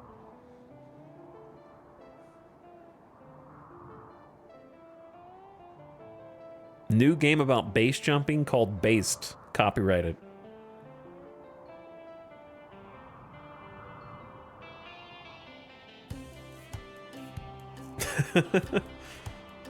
2 of my colonists got divorced after 8 years, and the same week 2 others had a shotgun wedding.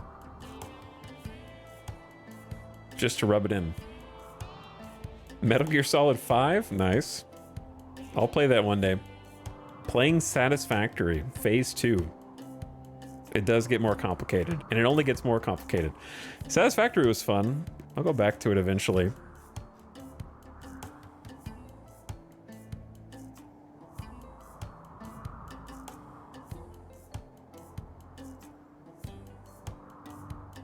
But yeah. Oh yeah, I guess I need to change the VOD command from just specifically mentioning the Death Stranding 2 VODs.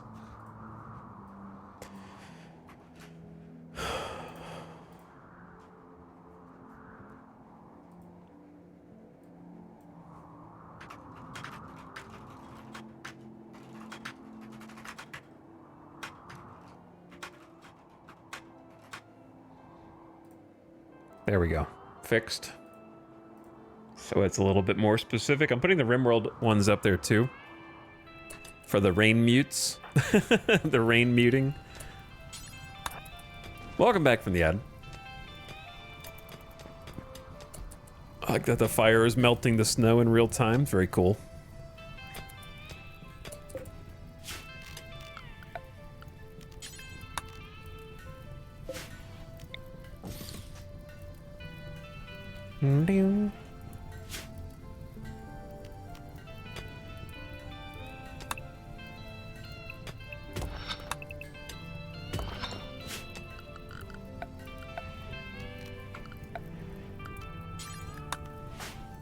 Okay, how we doing? Vexa is already in bed. Luge is going to bed. Nectaro's asleep. Kindit and Todd. Todd, just sleep it off, brother. You'll forget about being rebuffed by Vexa in less than 2 days. Just don't do it again. You'll think about being in prison for like 12 days, though, sadly. Donkeys, they're okay for now. But not for long. There's so much stuff to do, dude. But we need electricity to do it. Oh. At least Todd's keeping the base clean. But there is genuinely so much to do. We're making strides to kind of get the rock out of here and replace it with granite and...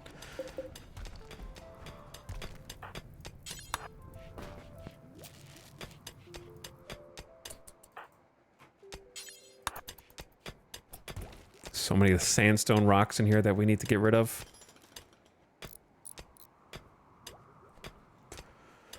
Okay, how are we doing on food? Only 1,000 food left. Would like to go... Oh, there's donkeys. See, suddenly the donkeys are just a force that is always here, apparently, and has always been here.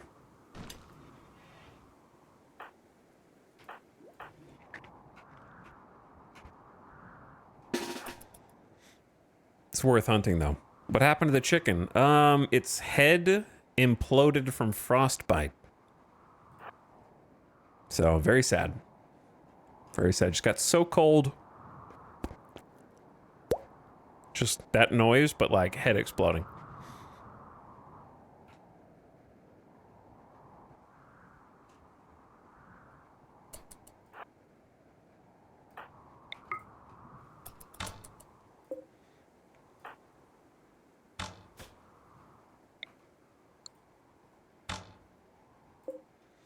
All right, donkey, you are strong. Why are you so strong? Cut in the neck. Oh my god, dead in 5 hours? All right, start shooting the other one. Actually, is it gonna leave the map?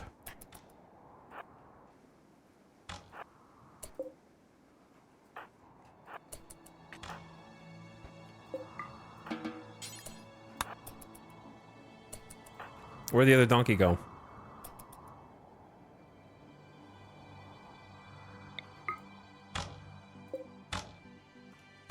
Good shots. I don't know why donkeys must have large body type because they're just so much easier to hit.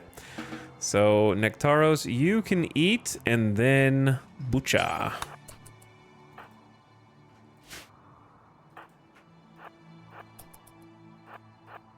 Poor donkey. I'm gonna try put you out of your misery, brother. Please. No. No. Why do you do this? I can't haul them both. And you're not hungry, so we can't eat them. I guess haul the meal and let someone else come back and get the donkey. That's 10 food right there. I don't know.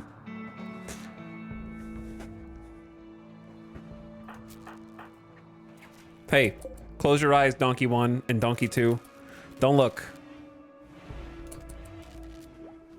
I don't want you to see what's going on in the other room.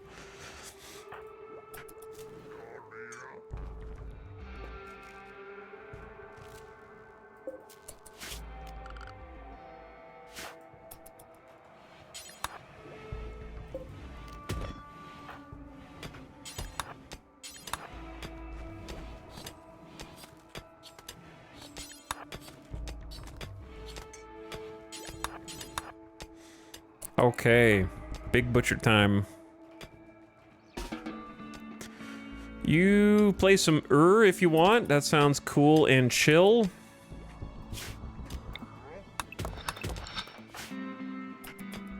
Meanwhile, I gotta look at the plans.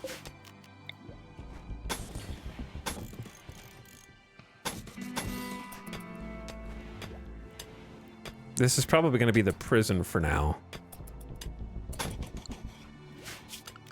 Seems like a better place than where it is currently at. All right, Vexa is slowly, emphasis on slowly, converting Shira away from her cult. She does already believe in the Sulfurstriders, but is not quite convinced, doesn't understand what being away from the cult means, you know what I mean? Like, she doesn't know how to be part of another colony at this point. So we have to convince her what that's like.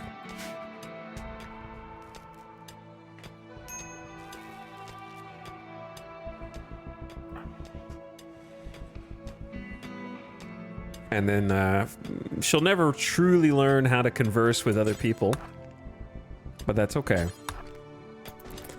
We just need her to understand which colonists are her new cult, if you will. Why are you going around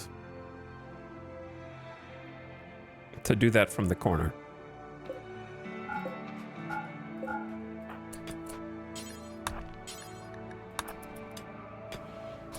Are you stupid? Okay, good. Fixed. Is there a roof on this? Yeah.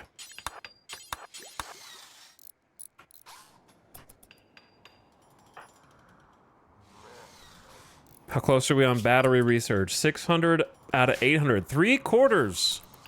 3/4 on battery research. Kendit, why are you upset now? Tired, pessimist, cabin fever. I've spent so long indoors, I feel like the roof is pressing in. I gotta get out here and see the sky. I like how the only thing you're wearing is this double strand sash, and it's actually causing you grief because if it's ratty apparel.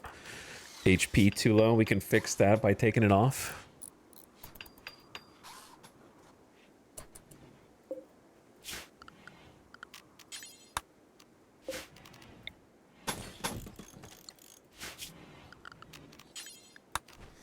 Okay, moving in the right direction. So for now, let's do this.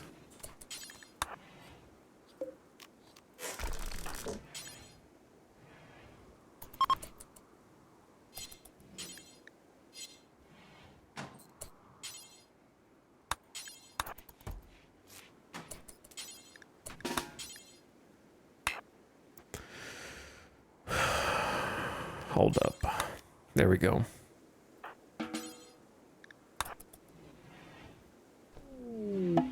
Hello?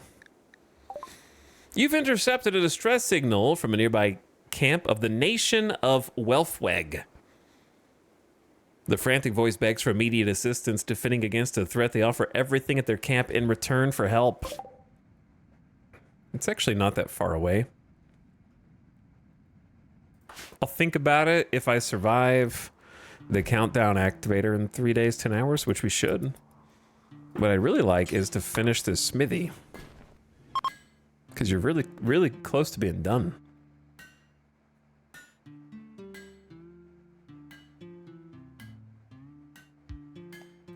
It's like 20 work left. Oh, I like that. Well, Vexa, why did you... I need to fix you guys' clothing bill is why. You're still wearing whatever you want. We have complex clothing, but we don't have consistent enough electricity to actually, like, do the crafting. Obviously, I would like to make an electric tailor bench, 125 steel, and 2 components.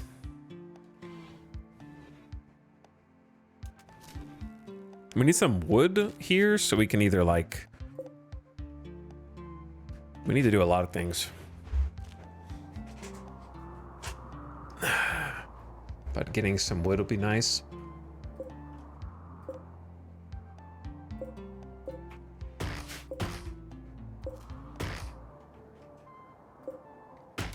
Trees grown outside the base. Okay, there's a few.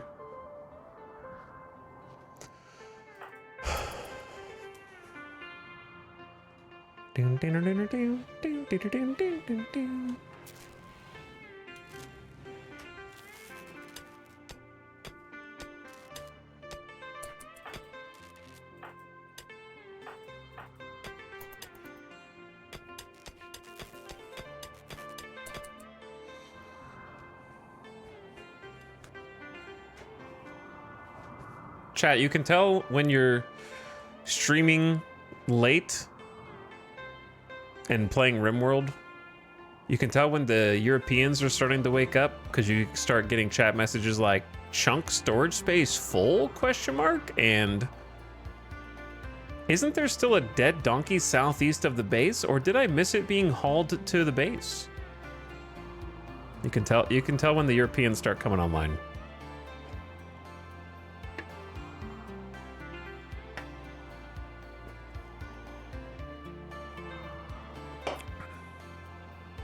Scatter.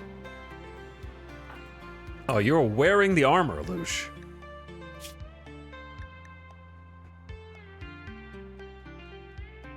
I don't want you to wear it. Okay, I do have to make a clothing building.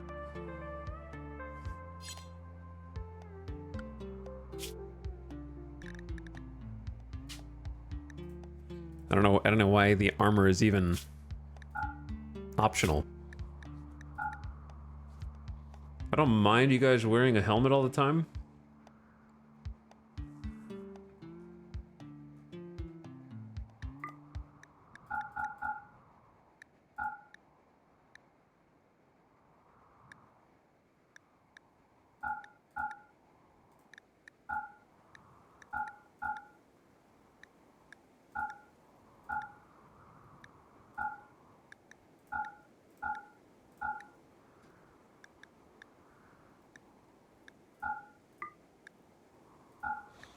Okay, and then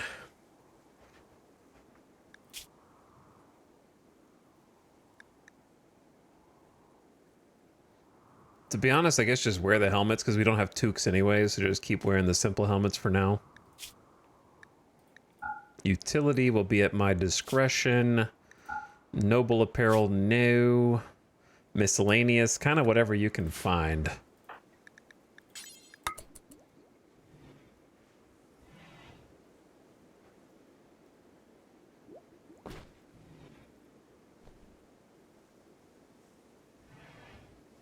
I was thinking about the donkey, but resisted asking about it. What? There were only 2 donkeys on the whole map, and this is them, brothers. So, maybe pay more attention.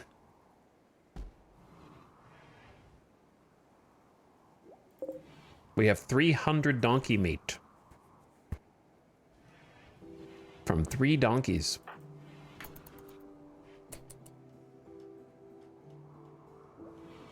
Donkey collective hallucinations.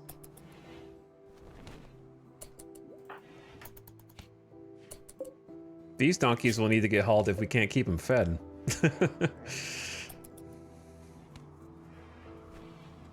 Good morning from Deutschland. Hello, good morning. Good morning, Europe. Good night, America. Need batteries. 4 tainted. Minor break. Need warm. 3 days. All right. We do have our first... I wish it was better than normal, but... Nectaros has to train the crafting skill up, so... normal's better than awful. We got that at least. And I just want to make sure... Oh, this is refrigerated because it's just really cold in here. We also need to make a copy of this bill.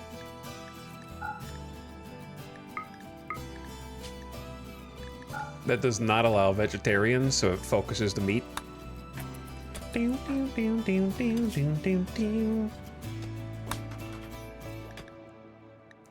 need to make Nectaros a parka. There's just so many things to do.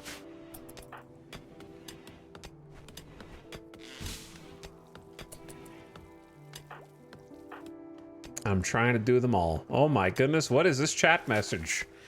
It's glistening!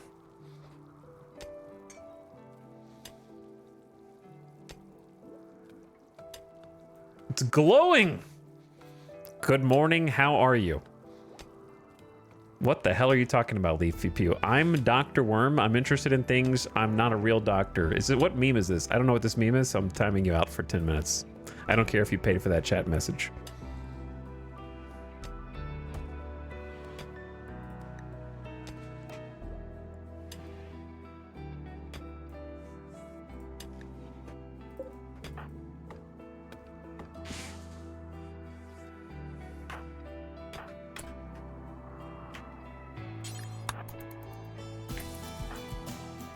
You guys are getting restless. Just wait. 3 days until the centipede attacks. How about some lava flow? Lava has begun to pour in the region. Keep the colonists out of harm's way. Top left as well. That's probably gonna hit this side. Well, it didn't last time, but this time it's more... Hello? Pod?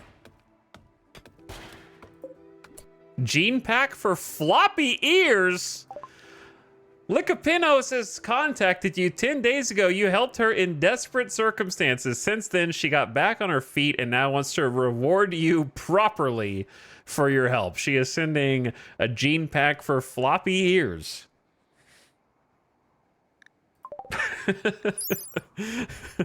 Okay.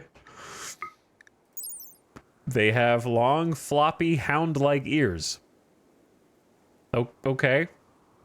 But I won't be able to use that for just an indeterminate amount of time.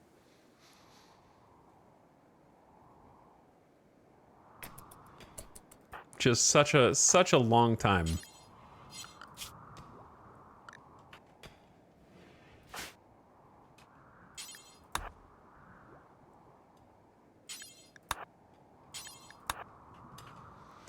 You just know that's gonna get re-gifted.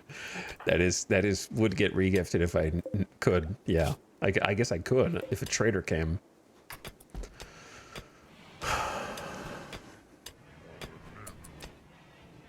Luge, you're doing great work in here, to be honest. We have way too much steel. So I don't hate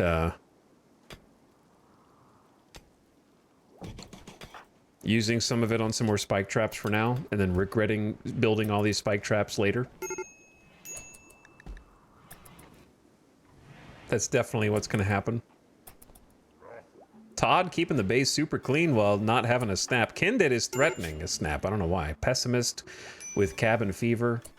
I don't know what to do other than just get you outside for a minute. Can't they just go outside whenever they want? Like, they have free time. I don't know if this is close enough to catch fire. But we're about to find out. Luge has single-handedly cleared this entire chunk of the hill out. This chunk of the hill. Just a one-man mining and research machine. Hey, I saw that steel electric Taylor bench go in. Well, whilst we have electricity, if you could make some parkas. Out of probably cloth. Some leathers are better than others. What leather do we have access to? We have plain leather, pigskin, not much, and lizard skin. I think lizard skin is going to be the worst of those.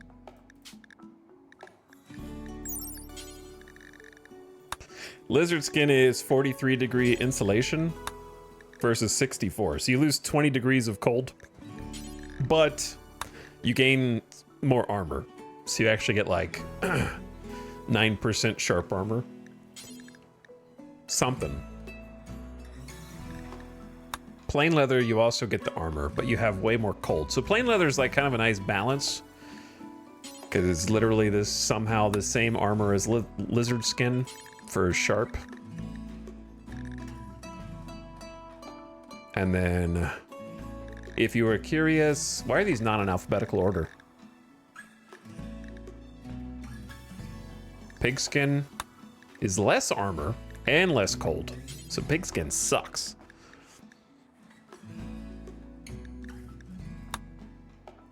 So cloth is just weak, but it insulates well.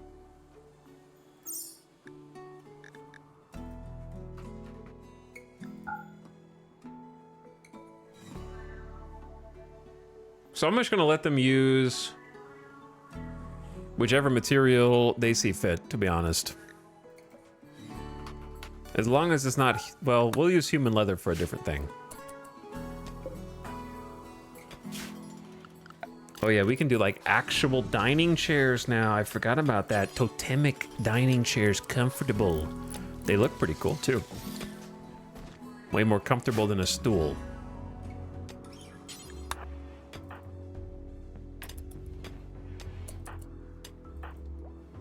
Who's gonna be that tailor? I guess it's gonna be Nectaro's. Yeah, it is gonna be Nectaro's.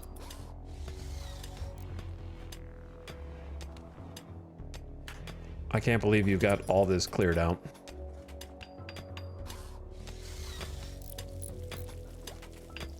Two days, 15 hours until mech time.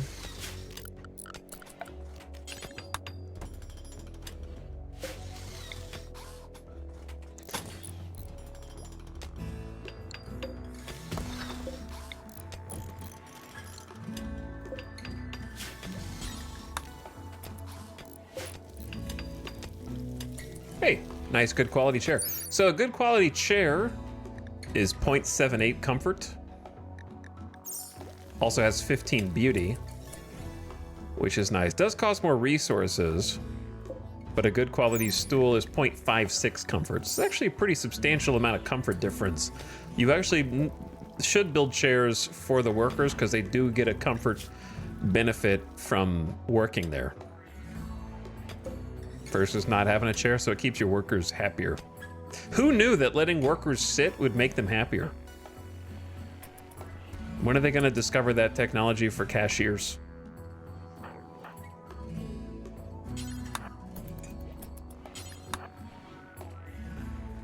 Or like anyone else who's forced to stand all day for no reason.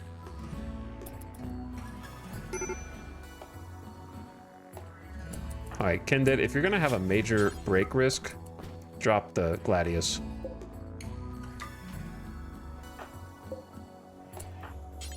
You may as well build this.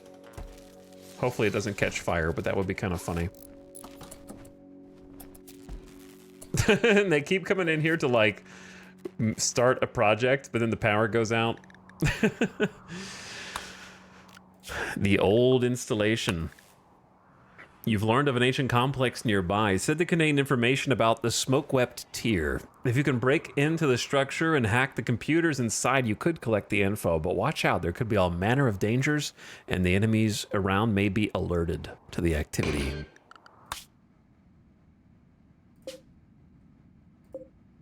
Which one is it?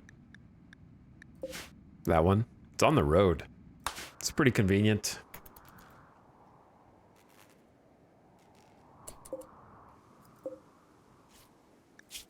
Okay, if we're not using the smithy right now, then it actually would benefit us to like turn it off for the other things that are needing electricity.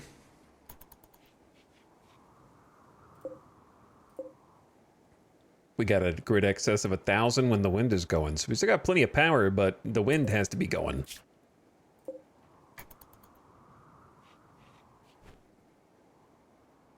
So we're moving up in the world, but we're not quite there yet. You know what I mean? Like we still got some work to do, but good things are happening.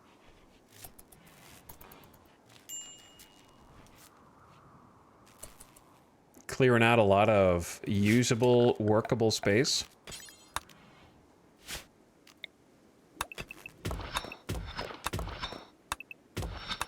Honestly, you could just mine all that out, I think.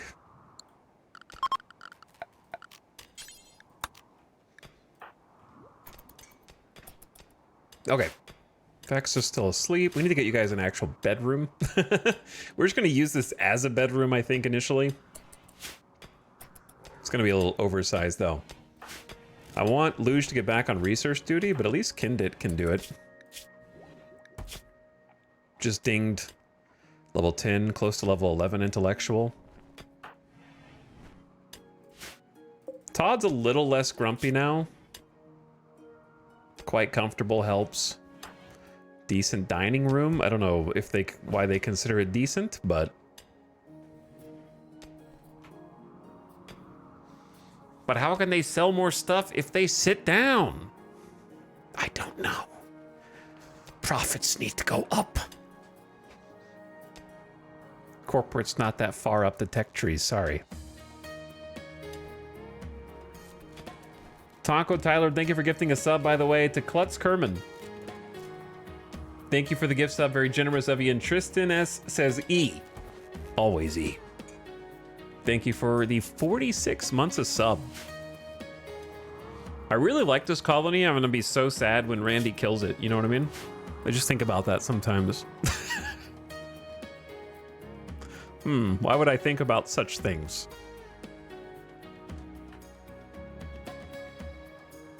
Could be punished for waiting, because like what if when the countdown activator happens, he launches a mech raid with these guys at the same time?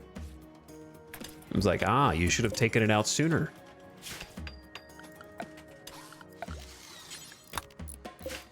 What were you thinking?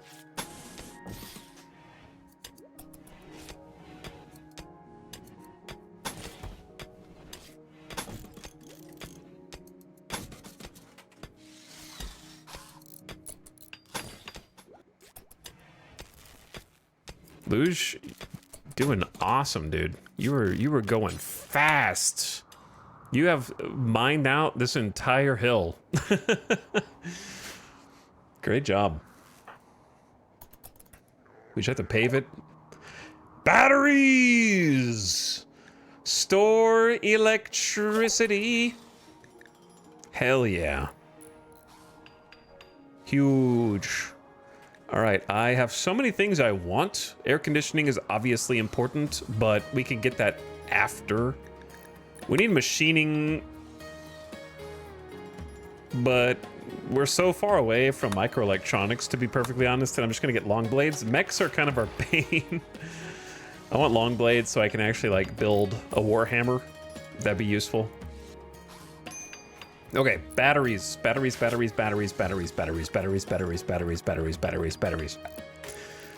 a battery.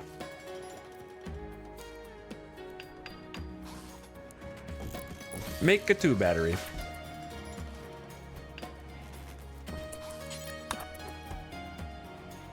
Start storing some power. We can always move the batteries later. Do we have components? We have 6. These take 2 apiece. Eventually, I told you we would regret selling components, but we had to do it to survive. Oh my god. A way to stockpile energy for when you need it and can use it at will? And it has a little measurement bar? Would you consider Warhammer to be the best melee weapon? It is the best default melee weapon against mechs, barring a Zeus hammer. And it's also the best melee weapon against heavily armored enemies. So therefore, I would consider it an essential part of Nectaro's future kit. Because he's going to have to take down the centipede. But I don't think we'll have it researched in 1 day, 20 hours, nonetheless.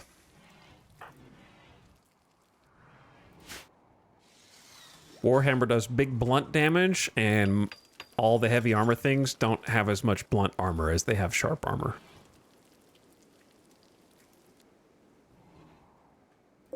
So if we wanted to get real sort of, I don't know. 2 batteries will make a larger bzzzt explosion, obviously, but it's fine. It is what it is.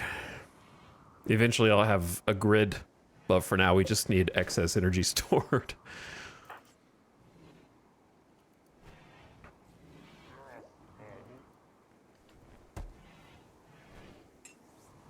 What's Nectaros doing? Nectaros is making a parka. Very good. Actually, wonderful choice. Our first foray into complex clothing is an excellent cloth parka. Well done. Who's dying? Good night, sweet prince. Why the hell are you in the lava, brother? What were you trying to do? I keep my eyes off you. There's no home zone down here. All right, chat. Well,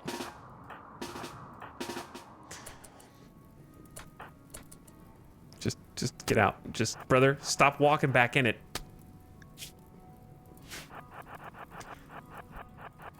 Holy shit. You can't take your eyes off them for a minute.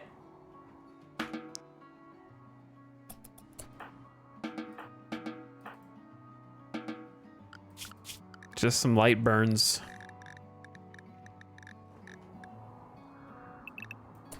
Everybody on safe zone for a minute. All right, look, I don't trust you. I'm gonna guide you in like an airplane, away from the lava. What was over there? There's no home zone. Like, was he just like wandering? I don't know. It said he was wandering. Maybe he was going to like haul some berries or something. I have no idea. Todd is on an insulting spree. Well, Todd, I think you've chosen a poor time to become like this.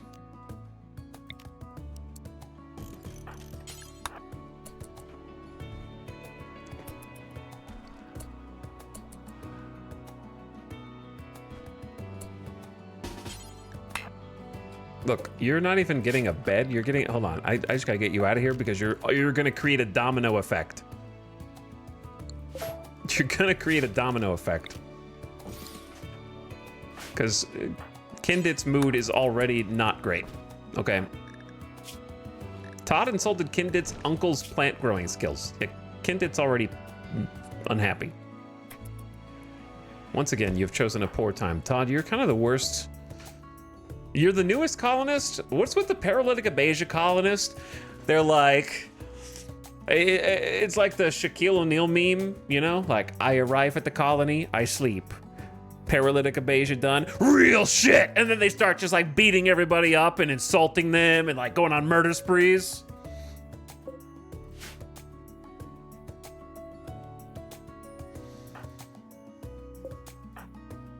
All my paralytic abasia colonists are like, hello, yes, I'm so happy, thank you.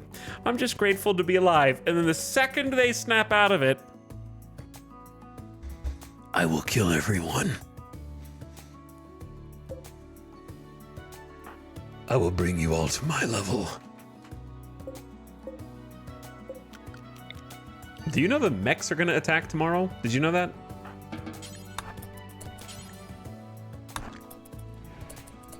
Todd, I don't have time for this.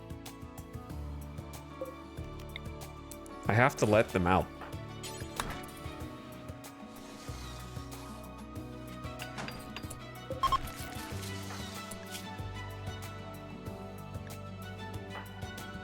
Okay, we also have a doctor situation. Luge, you need actual medicine here, brother.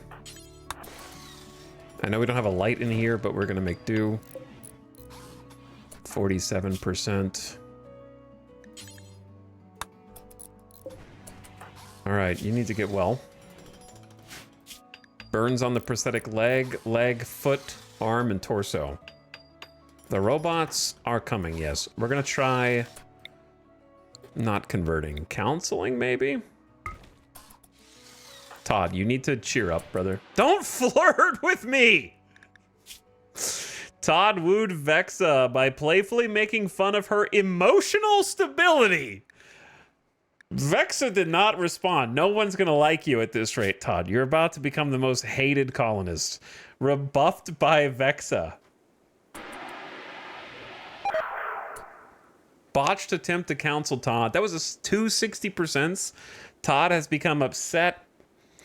And that will pass in about a day. I need you to help defeat the mechs.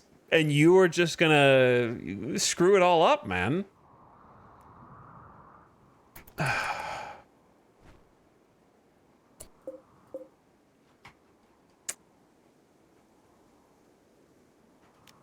gotta get the prisoners into different rooms so they don't fight each other or something.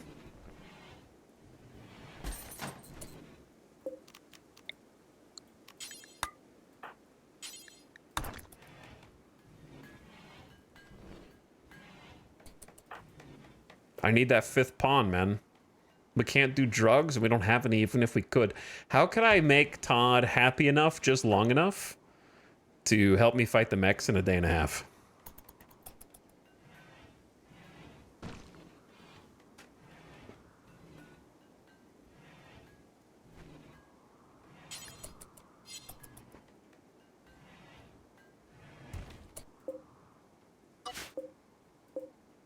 Donkeys, are you guys dying? Not yet, but they're hungry. How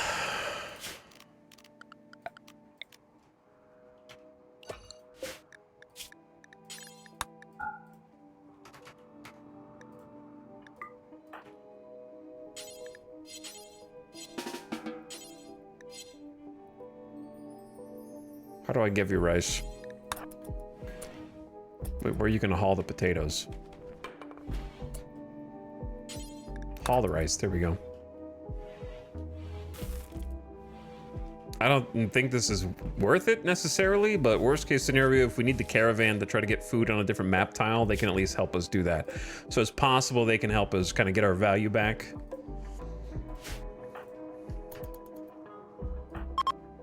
It's like 34 in here. Don is gonna freeze his ass off. We need more heaters, dude.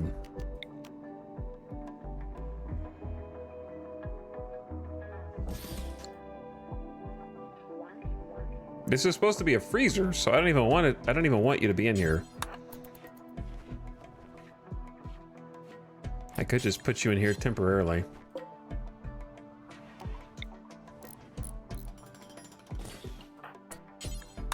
Reserved by Todd. Todd, I'm gonna release you, and I want you to behave.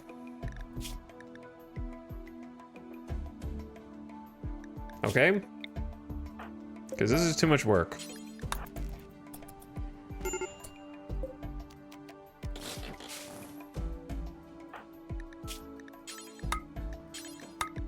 Drop all your tainted apparel. That will help slightly. Then hungry, because if I feed him, then he's gonna get 8 without table, and on it goes. You know what I mean? And then on it goes.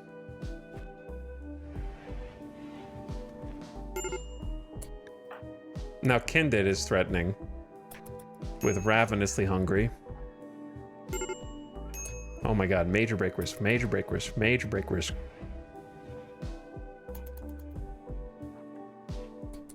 We don't have time for this. He does enjoy being in here though, because it's just so comfortable.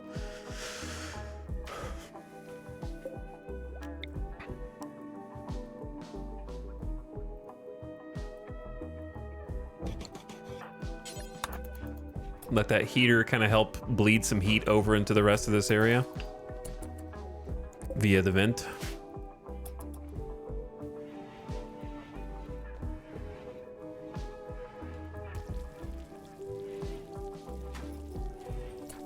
These are like 175 watts a piece though. The batteries are doing what they're supposed to do, but they're draining quickly. All right, we have T-minus 1 day, 3 hours until the bots. The lava is flowing in from the west. I don't know what the hell is gonna happen other than we probably might need to move the spike traps again. Cause it's a lot of lava, dude. I'm scared. What if I make a lava zone?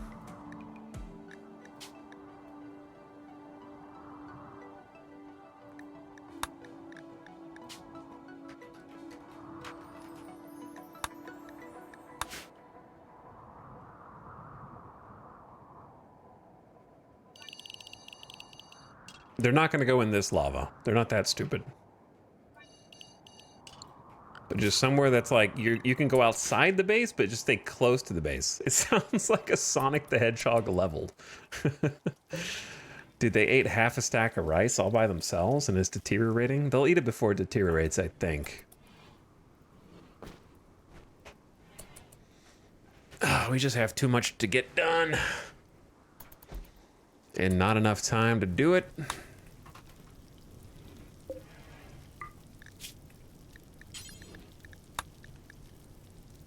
We need 2 helmets. Sheep?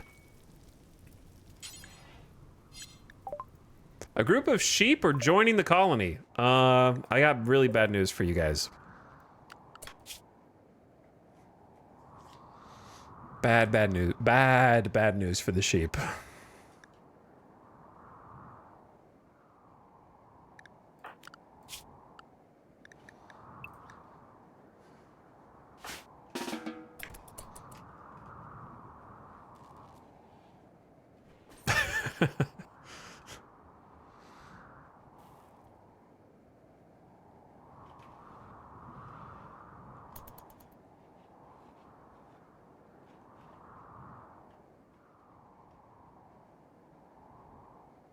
One, 2. Come on in.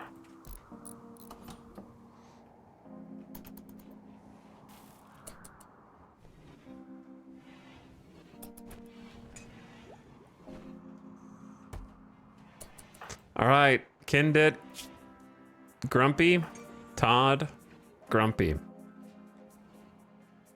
Keep your mood just long enough to fight the robots. Nectaros is making you a helmet. Make one more. Poor? All right, that's not your best work. 36% sharp is not going to do a lot against mechs, is it?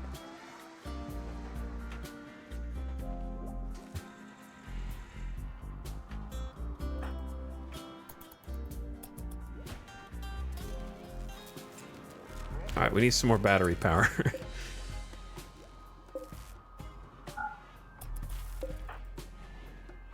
21 hours. Just need moods to be up a little longer.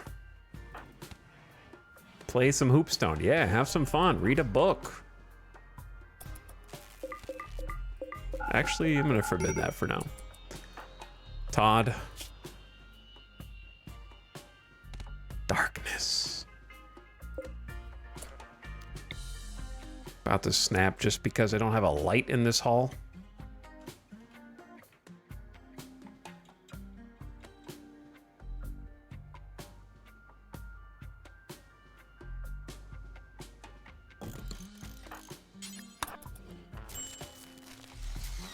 That being said, the power is on the blink right now, so we're gonna need a second wind turbine soon. Like, probably now, actually. If we get a nice period of strong wind, they'll be okay.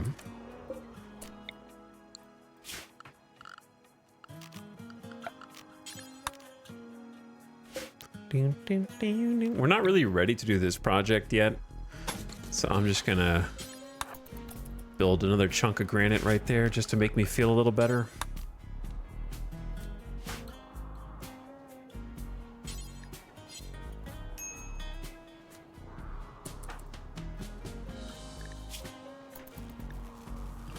Come on, wind. I can hear the wind. All right, sheep, you gotta go. You gotta go.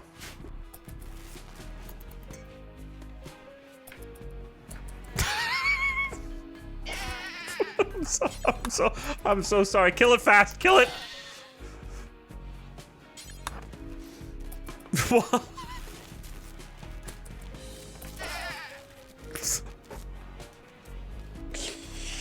Timing. Listen, that's the last thing they got to. They died in a state of euphoria. So that was actually evil. Was it? We need to eat, bro.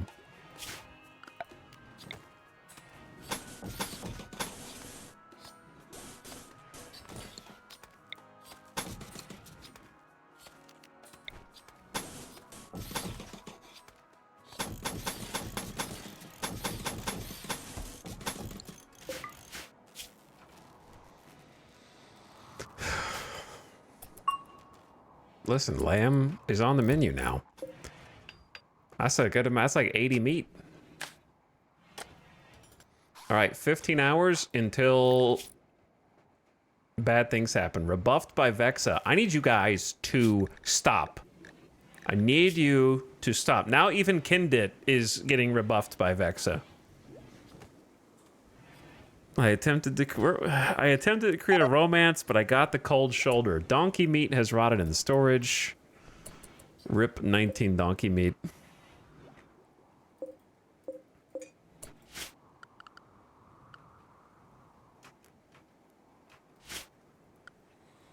I don't really feel like building a bunch of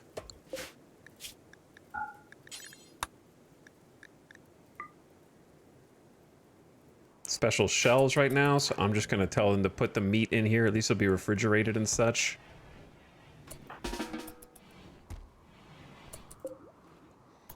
And take longer to spoil, especially when it gets cold at night. This is not going to be the best insulated freezer, unfortunately. We didn't have enough space for proper insulation. All right, T-minus 13 hours. Moods are sort of stabilizing. Kinda. Build complete to make a helmet. All right, everybody get a helmet. Vexa, you need a better helmet.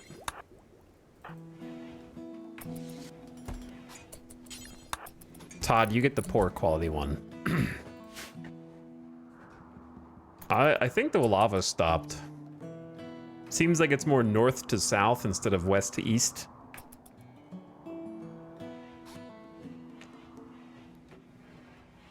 So that means I don't have to go move all the spike traps. I'm hoping that everybody's in a good mood. We wait for the bots to come to us, fight them one at a time, and then cry when somebody tragically dies. Because God knows what's in this mech capsule. 10 hours. Get a good night's rest. You guys are gonna need it.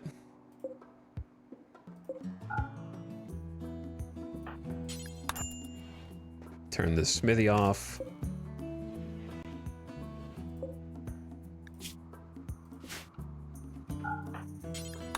Turn the stove off, make sure the heaters stay on.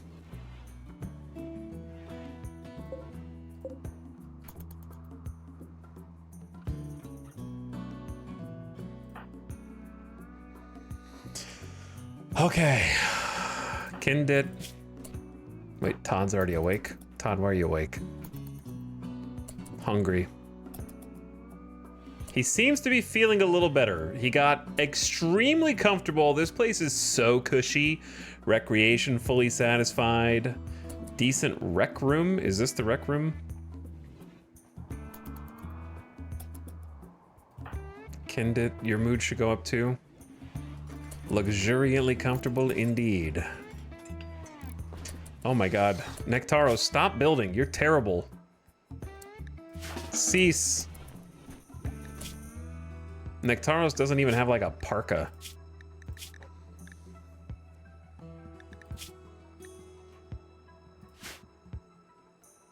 We're like, okay, you get the... Nectaros is gonna just go in the full plate armor. So let's go ahead and get that on. And then Kindit is gonna wear the flak jacket.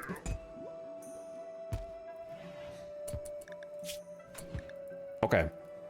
I need some pants for you, dude. I know these are tainted.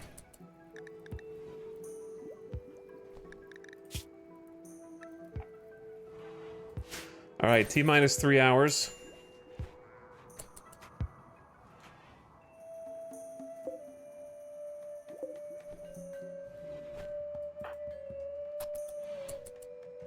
Hauling to power conduit. Making a marble sculpture for fun. Very cool of you. So yeah, would I like to have something better than normal? Sure, but still, our first plate armor is an achievement to be celebrated because at the very least, we got 81% sharp armor on torso, neck. Neck is an important one. Shoulders, arms, all the way down to legs. So full body coverage. 40% blunt will help us against melee. That is like punch. Which is what, unless the Scyther comes out, that's what we're going to be facing. Poor quality sculpture. Well, you made a good attempt. So compare that like 80-something% to like the flak jacket's like 55 with only 8% blunt armor. Flak jacket is barely anything for blunt armor. Not very good.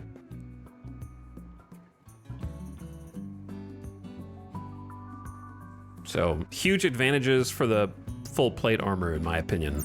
What were the buffs that they just did in the free update? We read them, but I forgot. What were the armor buffs in this most recent patch? I was using them before they were buffed, but it's cool that they got buffed anyway.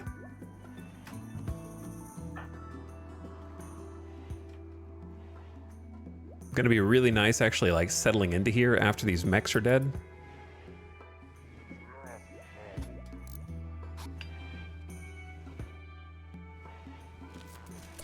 Man, power is going to be an issue. They made some materials for plate armor more powerful, and I think flak jacket got a 10% sharp armor buff. Less movement penalties, the more important one I can remember for marine. Yeah, that's marine and cataphract, not plate though. Unless it includes plate too. All right, it is showtime. And by showtime, I mean, let's get this ad break out of the way for 3 minutes so I can take a quick bathroom break, and then countdown activator is ready to party. And it's centipede party time. I don't really know what the other ranged weapon we're gonna get for Todd is. We have a poor quality bolt, a poor quality machine pistol, which is pretty terrible against mechs. Probably gotta be the poor quality bolt, or we just give him the assault rifle. He could probably do better with the assault rifle. Higher accuracy.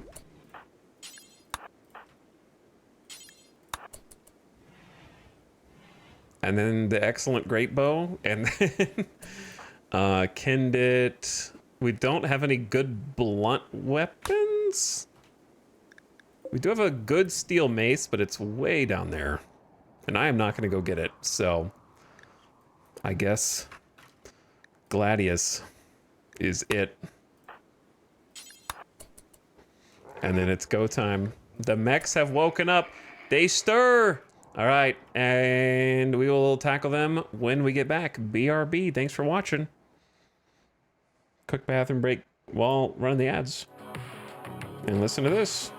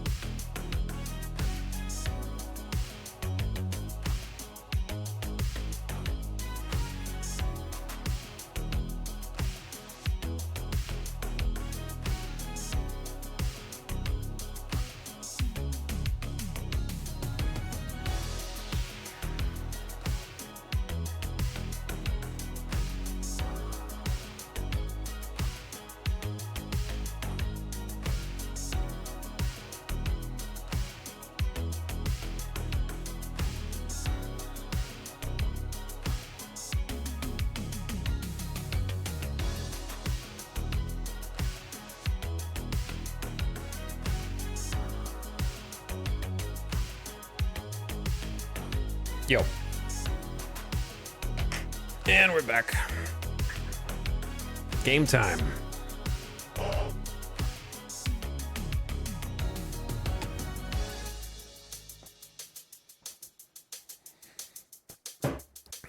Perfect timing. What's up? Barbecue steak tips said sheep pog. I don't know if I saw you earlier, but thank you for the sub. The sheep are now dead. I don't know if that's what you intended. Okay, what's in my loot box? Damn. Well, hopefully the traps will take care of them, because I was hoping for no scythers. Now the question is, are they gonna chill here? No way, right? I don't know what they're doing.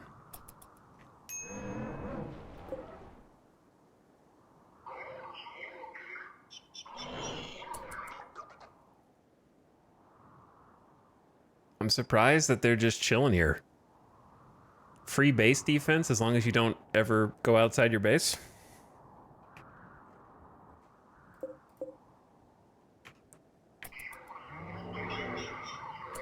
just never leave. Not like we have anything to do during the winter. I wonder if we go outside if they'll... I don't think so. I think we have to get close to them. Luckily, they don't have a builder auto mortar or anything.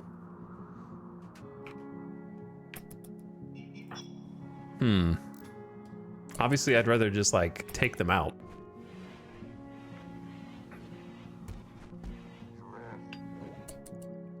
What are you doing?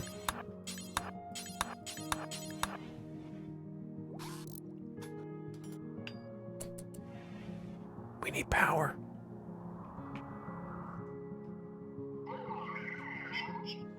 Going down there to fight them is a kind of a death sentence with just 5 people. Brother, I need some wind.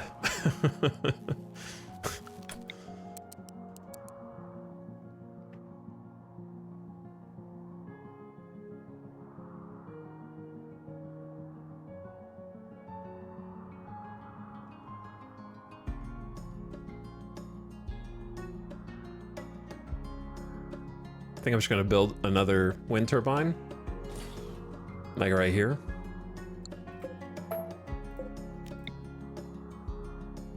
Because we never want to be exposed to this lava spot. So I don't think it matters exactly where I build it. Can just kind of synergize it with overlapping the other one.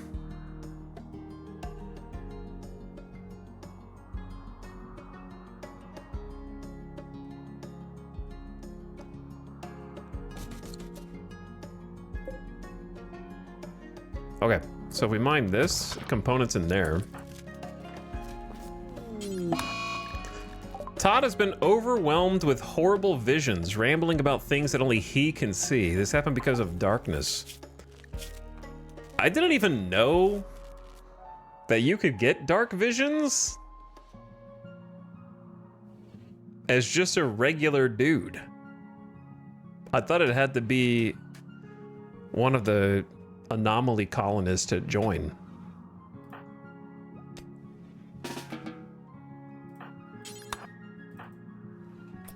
I don't remember seeing just like your average colonist with he hasn't had any associations with the anomaly people. These guys are just patrolling. They're just hanging out.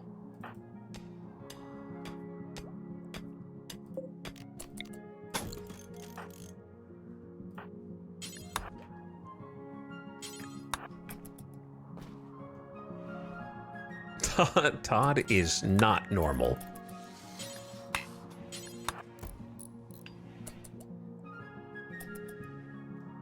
Okay, so we got a couple components. Nectaros charmed Vexa by describing her as a breathtaking sun. Vexa ignored the advance. Chat, I think the Vexa-Luge relationship is being challenged at every turn.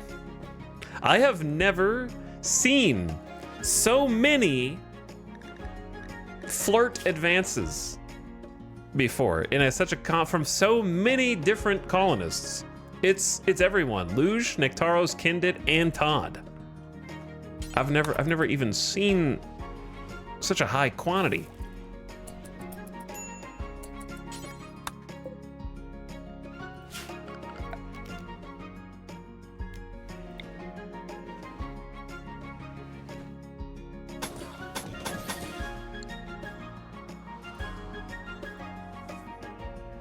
Like, even if you gave me a colony of like 12 people, I never see so much flirting.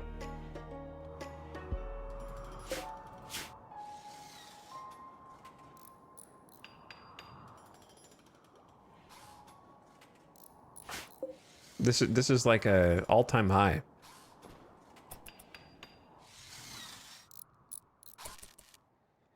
Excellent job, Vexa. See, when the wind is going,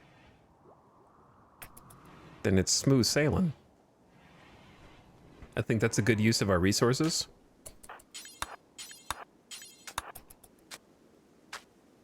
Boom. All right, that should be all hooked up. We just doubled our total power bandwidth, should be good to just turn the work tables on and get some jobs done. I think we only have 400 steel. I just used a bunch, huh?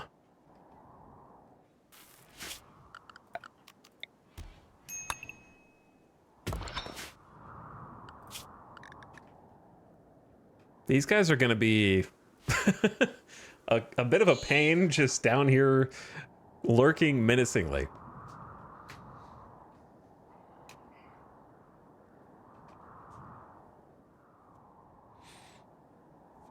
Worst case scenario, I turn on a slightly looser schedule and then they go outside and then get attacked while I'm not paying attention. Second worst scenario is probably just like a caravan comes over and gets murdered and I lose a bunch of rep. Best case scenario, humanoid raiders come in from this side of the map and attack them. But the problem is they have to come in from this side. So it's like, if they come in from over here, over here, over here, it's not really going to matter. So it's sort of just boxing me in.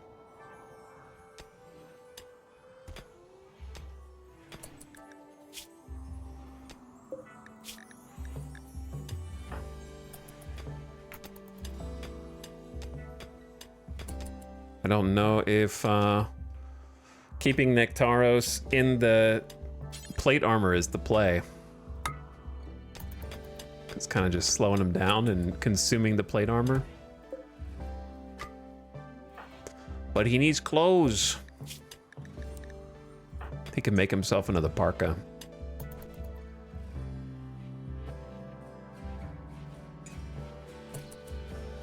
New to this game, are you able to, I guess, tame a wild man? Yeah. You're able to. Exactly that.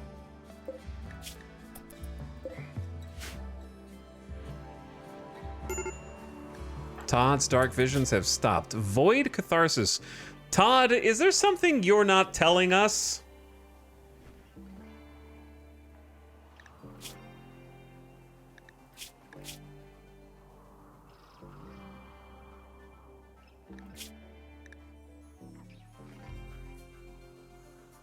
Is there something you want to share with the class, Todd?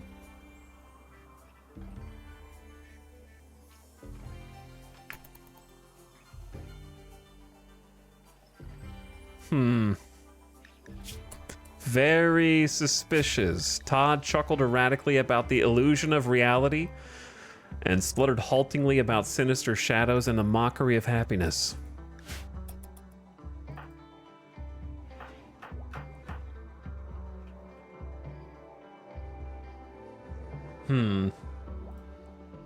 Extremely suspicious.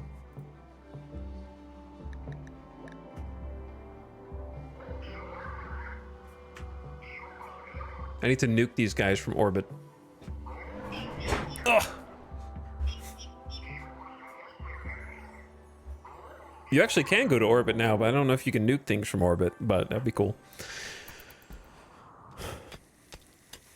I shouldn't have said anything. No spoilers, chat. No spoilers. What was I gonna build that needed a bunch more steel? Oh yeah, a second plate armor.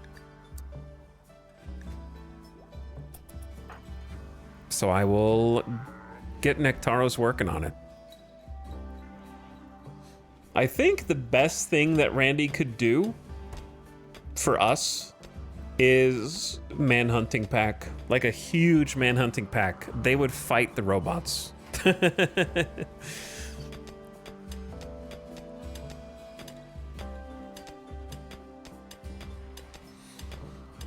Isn't there an orbital laser weapon? Yeah, there are. There are. Extremely bad against mechs, though. Since the majority of their damage is like burning damage. If not all of it. So I would not recommend. Sounds like a good idea, but it doesn't pan out. You've detected a cluster of cargo pods. Cross the lava, acquire quail eggs. 41 quail eggs.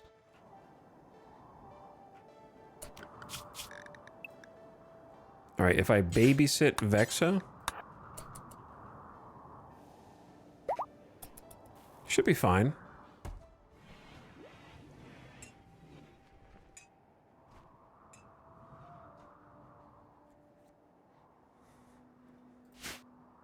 But yeah, a huge Manhunter pack would be just chef's kiss right now for those mechs. I don't think they would kill the mechs, but they would at least, like, you know, stir something up and maybe get them to move, or like if the mechs attacked me, that would be better than them currently standing around doing nothing.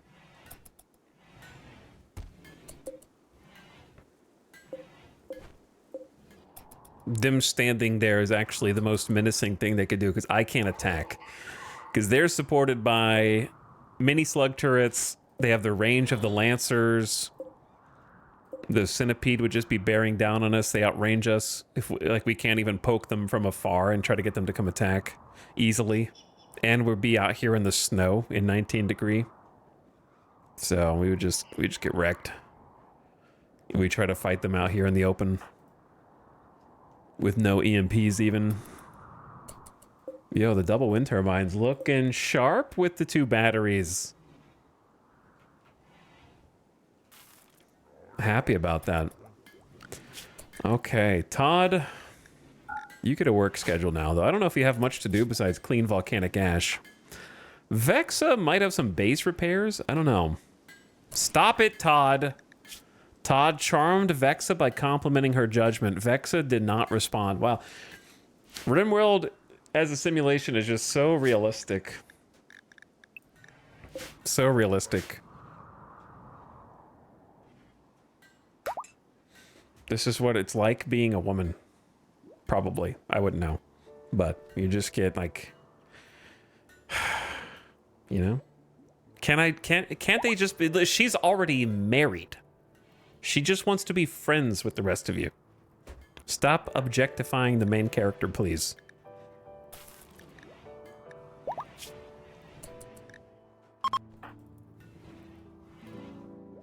Just let her be. Let her exist. And let her do her job.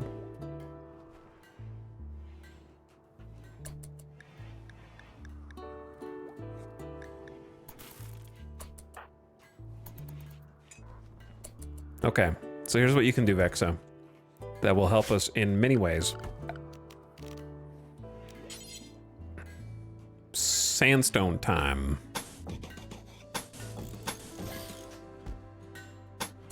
I'm thinking about marbling the base, but we just have so much sandstone.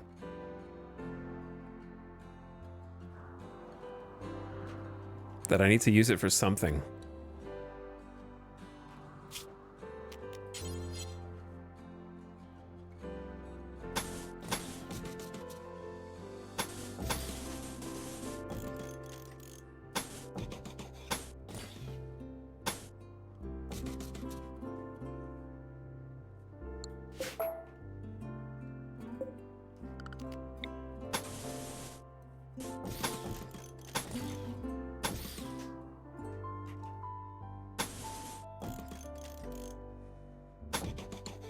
Okay, so let's use some of it.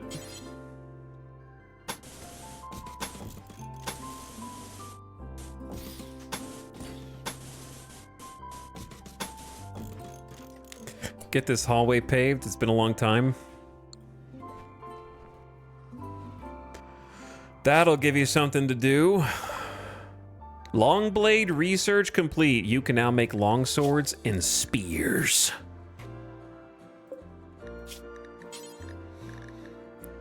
And warhammers. Okay, we actually will have time to make a warhammer. It's gonna cost 150 materials. I wish we had some uranium. The steel just keeps getting drained. We've almost used all the steel that's available at this hill, which is kind of mind-boggling. There's like just a couple pockets left. So you can finish the plate armor, since you're already working on it. And then start working on a warhammer. And then we can also do long swords now. Chet, does anyone like spears? Anyone want to sell me on the spear?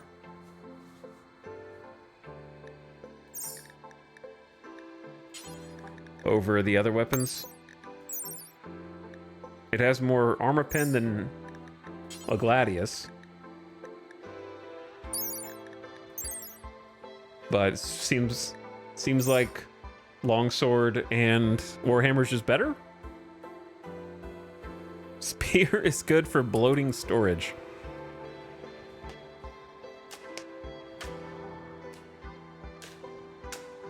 Why would you craft a spear over the other weapons? Just material usage? 75 materials? If you had like... We don't have any obsidian yet. We have obsidian all over the map, but we haven't mined it yet. At least, yeah. So we need to make some obsidian weapons, dude.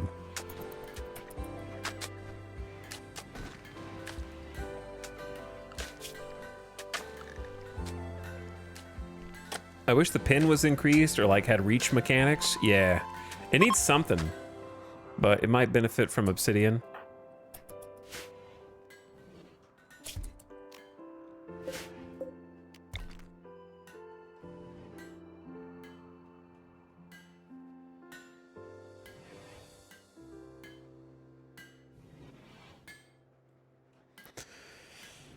I know it's a funky place for a light, but that's where it's gonna go.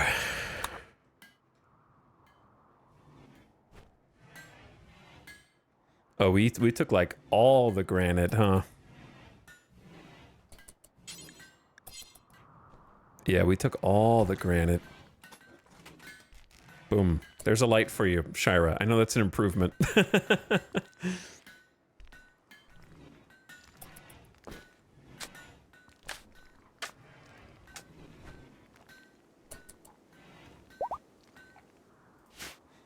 Rule Storage, how you been, dude? How's your RimWorld going?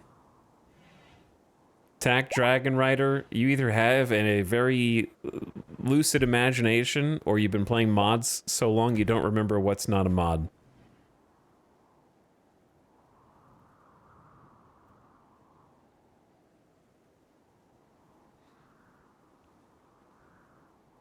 They said javelins are better than spears because those can be at least thrown and have a high chance of cutting limbs off, or past versions did. I lost so many colonists to javelins. I can't say I've ever lost a colonist to javelins. Oh, Pilas? Maybe you're talking about Pilas.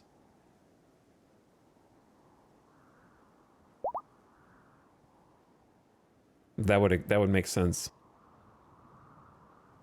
Because, yeah, Pilas just got buffed, didn't they?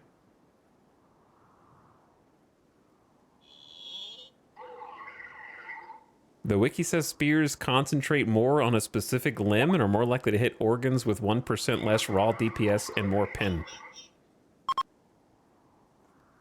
Interesting.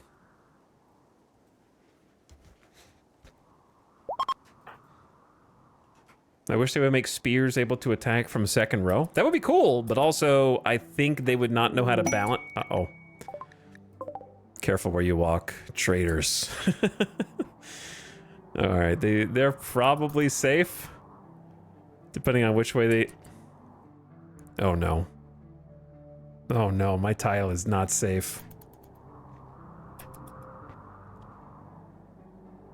I don't think they'd be able to balance the AI. Not knowing how to use formations and spears is probably the issue.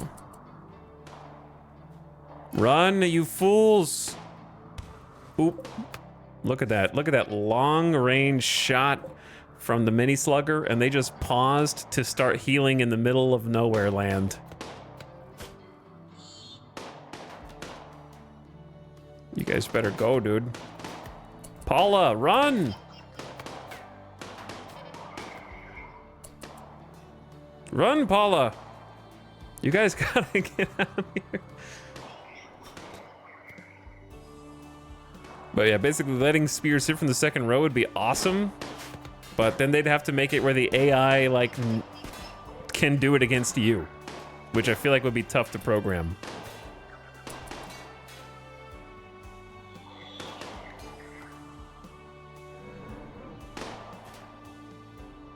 Real Store says, I've been good, finished my first run, and doing a run where research is nerfed into the dirt, and it's been fun. Awesome.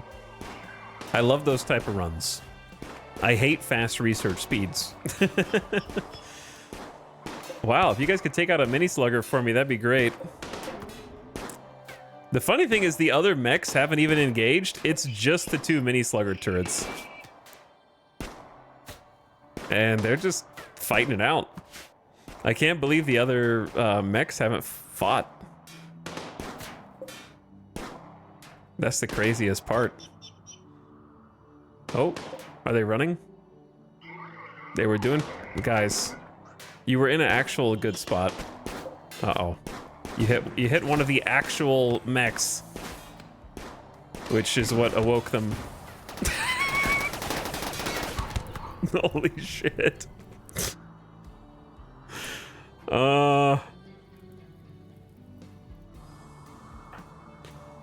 Meanwhile, in bed, Vexa and Luge currently getting it on a little bit at 5 a.m. Vexa is like, Luge, you're the only man for me. All the other colonists are trying to flirt with me, but they've got nothing on you, Luge. Todd keeps saying some dumb shit every single day, like complimenting my judgment. Huh. He doesn't know me like you do.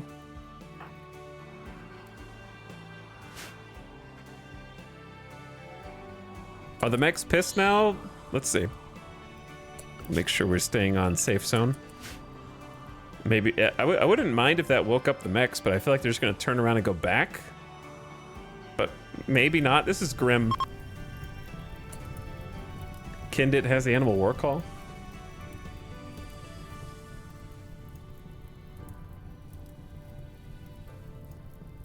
Real Store says, oh yeah, I stacked Ritualist with Tribal Star for that sweet 12.5% research speed. That sounds like a fun challenge. I would enjoy that playstyle. All right, gamers. Game on, brothers. We are not going to finish that armor, so gear up and get ready for combat. Here goes nothing. We knew this day was coming. The issue is basically what we're going to have to do is sort of get in a position to counterattack when they engage these tribals. It's going to get nasty in here. All right, Nectaros is fully armored. It's -5 outside, so Frostbite will be a concern. Spike Trap may take 1 mech out if we're really lucky. Scorcher's already partially injured from a mini slugger friendly fire incident that hit the reactor, which is very unlucky if you're the Scorcher. The Lancer, I'm mostly worried about the Scyther, the Centipede, and the laser. Oh, it's begun. Come on, 1 down. Okay, 1, I'm helping. Raven just got gunshot lanced in the torso. What is the actual play here?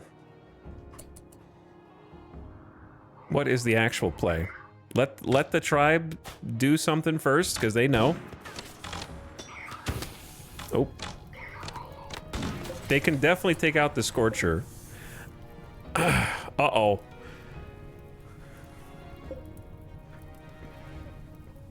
I don't know if I've seen what the Cyclops does. Have I? I'm thinking of a Tesseron. This is not a Tesseron. Holy...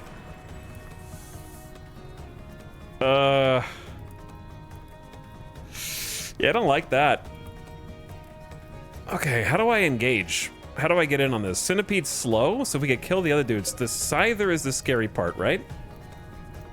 If I go out and fight, we're gonna get shot by the Cyclops. We hold for just another minute. They're attacking the sheep. We're about to take a rep hit. Damn, the spacing of these guys is crazy.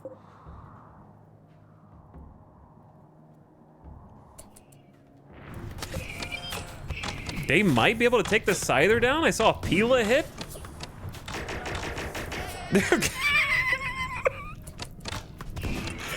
Holy lamb decoy! Lamb decoy, brother. Who killed the Militor? A spike trap. Okay, spike trap did. Me. I did that. It's so funny that spike traps don't auto rearm when they're not in a home zone. That's gonna confuse me, but it's okay. I think we go now. Maybe? This is the scary bit right here.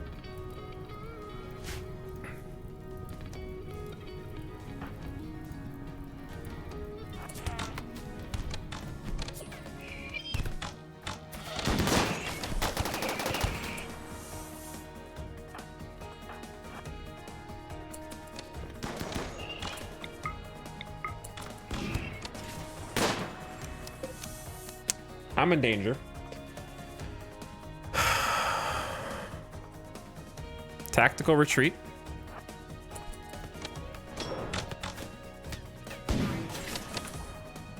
Scyther is currently just going ham. Oh, they got the Scyther. Cyclops is really confused. We need the centipede to get closer.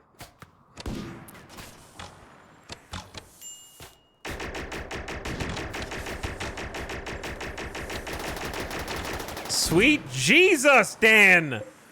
Holy! That could be us, man. That could be us. They did take down the Cyclops. I feel so bad for these traitors. Is our relationship going down? This is a different tribe. That's a pig union. These are the friendlies. I think it's actually like, this is just bad luck.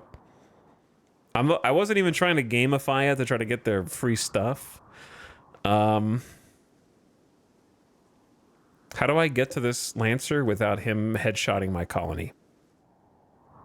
Without going all the way back through and down the other way? Because, like, we're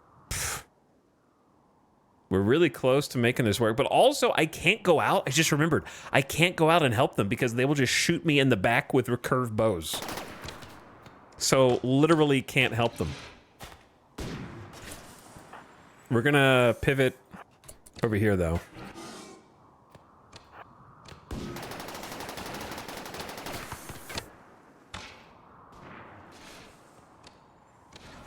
You need to take cover, Lax. You might not be able to reach. You're about to get murked. We're gonna sneak around and try to take out the Lancer.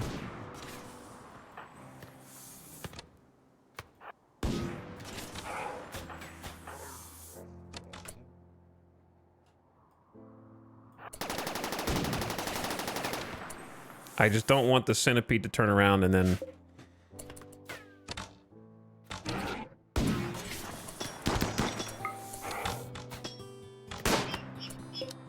Okay, I screwed up, chat. I screwed up.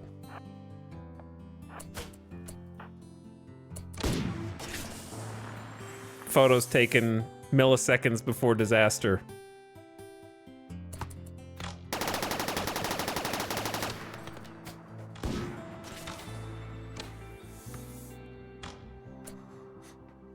Because if I try and 1v1 in melee, Centipede's gonna turn around to the closest enemy and start unloading. I don't know how to avoid getting shot by their recurve bows.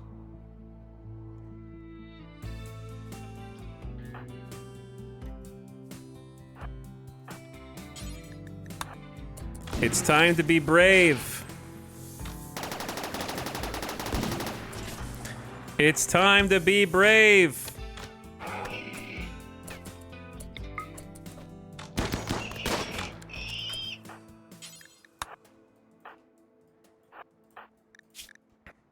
Who gets the kill credit? The Lancer's thorax was shattered by Vex's great bow arrow. Vexa claims the kill. All right, Nectaros going in to help.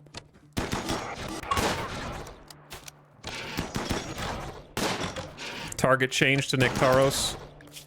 Kindit got Centipede Blaster headbutt in the leg and tibia.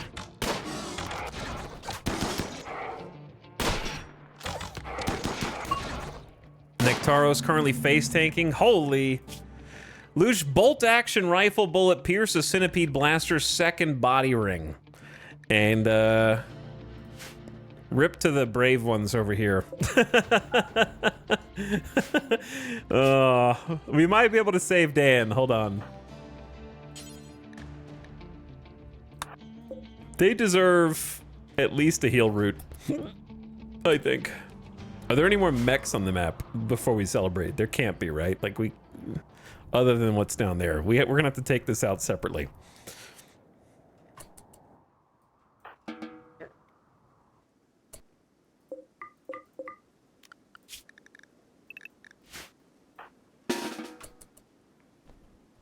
We're gonna borrow some of that. And then just to use the allow tool and all this stuff. Yeah, they are running away. Understandably. I'll try to save Dan. I'm sorry, Dan. You guys really just like the weird crisscross of weird NPCs. I'm surprised as shredded as they got, they didn't retreat. I'm surprised they didn't retreat, but yeah, the two random travelers coming across the mechs and accidentally aggroing them to the other band of traitors who were lurking outside of our base who got caught up in the crossfire, just chose a bad time to come trade. To being a massive distraction for us so that we just come and like try and clean up. We're like the cavalry's just waiting just out of sight. Like, is it safe? Is it safe? Let the infantry die a little more. Okay, we can go now.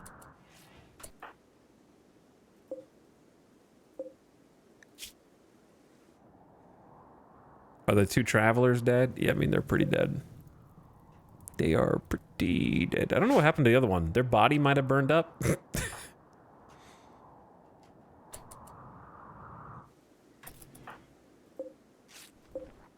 All right, you get 2 heal root. We don't have a... This is the hospital now? This is now the hospital.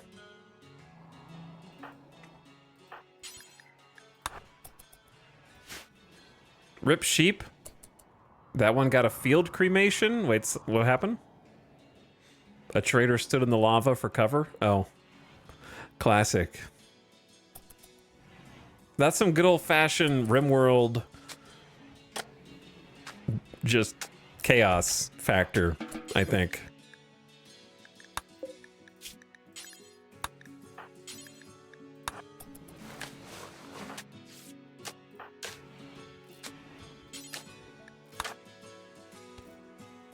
Some good chaos factor.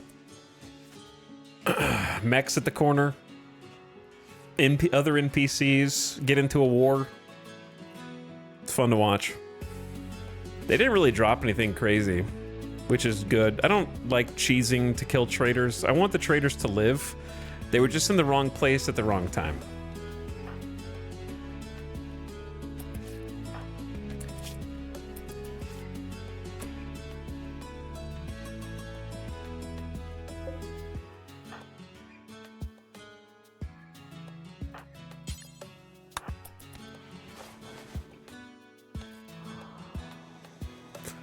Okay. Well, we lived. There is no lava zone, so I can't unrestrict them yet. We need to figure out how to take out the turrets, because that's just going to cause additional problems. But we don't need melee to be able to do that. Kendit, I'm going to have you drop a couple things as a precautionary measure.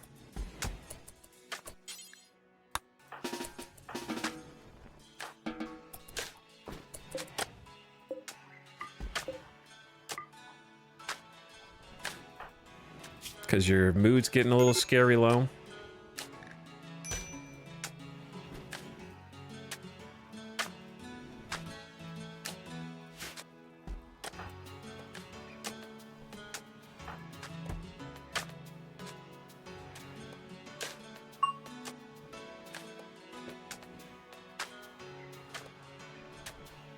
Yeah, the no rep loss is really nice.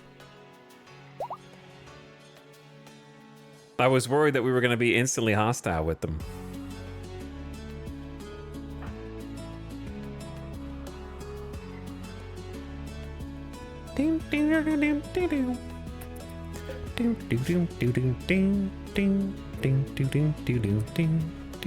Is that a change? It just depends on the situation. Somehow the game determines whether it thinks you're responsible or not. Like, if an animal hunts them on your map, you can get rep loss, which happened to us. I'm not really sure what constitutes your fault or not. The happy song after all the chaos is so RimWorld. Yes, it is.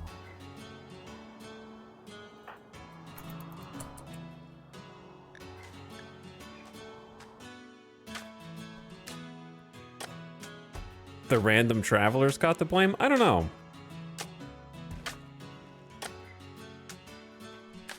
I'm not sure when one does or the other. Okay, so there's not really an easy way to do this.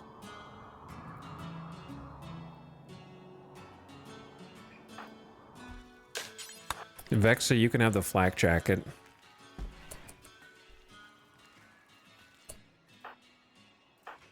But we have to do it nonetheless.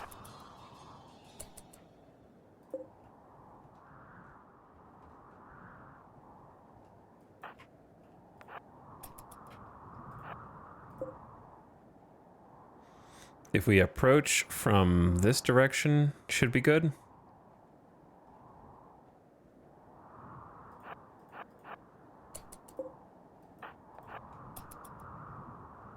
Kind of like in the blind spot.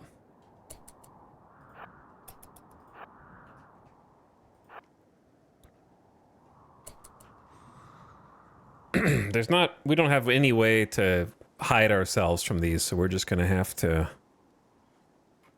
probably post up behind some rocks. Honestly, if they get lucky, mini sluggers can mess you up. If they get a bit lucky.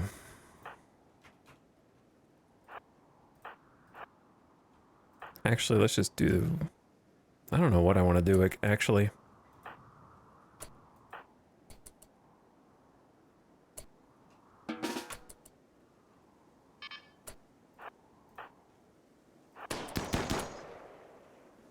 I'm worried that here, both of them might be able to see. Yeah.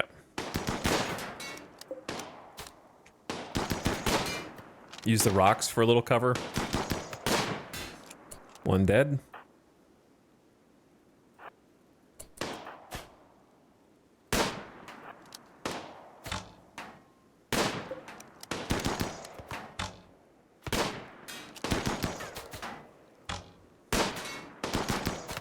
Could use the wall. Well, friendly fire, I guess, risk exists as well. Got him in the arm? Alright. Good job, Todd. Take him out, bro.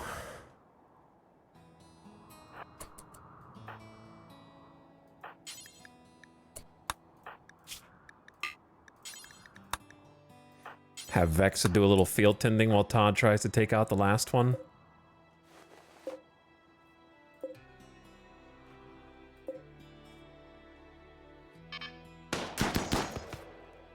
So, taking cover behind walls is 75% cover effectiveness. Higher percentage blocks more shots, of course. Rocks, I think, are 50. And then trees are 25. So that's sort of your priority list. Wall, rock, tree, depending on how desperate you are. However, there's a catch. The angle matters. So this is close to a perfect angle. So 75%. So pretend the mini slugger was over here. It's not 75% because the angle. Todd's more exposed. From this side, I don't know where it stops being any cover, but the point is that you draw an imaginary line between the two things and imagine the cover being used against it. The further the angle goes, the less cover you actually have.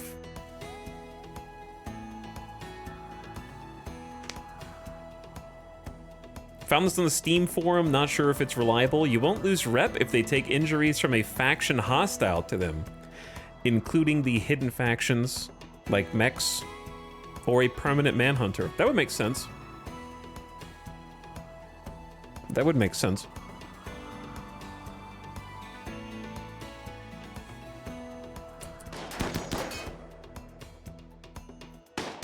So flanking is beneficial is what I'm saying. Flanking is very beneficial.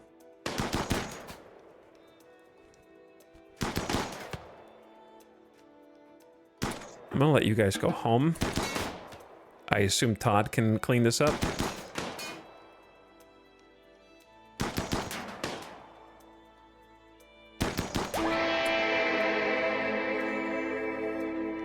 It's a good sound. I like that sound. Defeated mech cluster. Blood beats metal, you damn machines. And now we can claim and deconstruct whatever of these bits we want. May as well deconstruct the whole thing. Yeah, steel barricades are 55%. They're slightly, technically 10% better than a rock.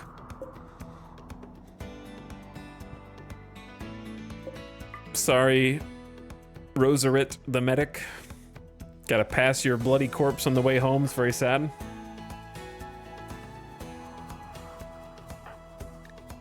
Nectaros, you can take off the armor now. Job well done, everyone.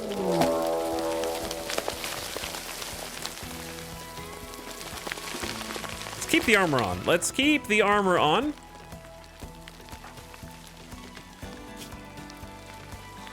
And find the Gladius.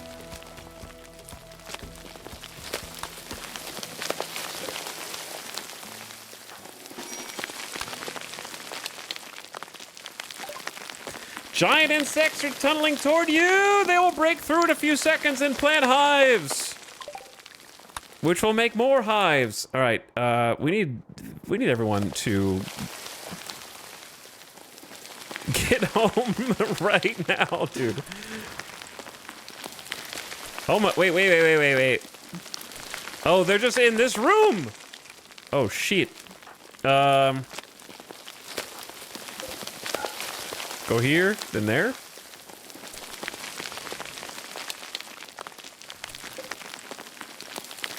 They're just, oh, there's quite a few cracks.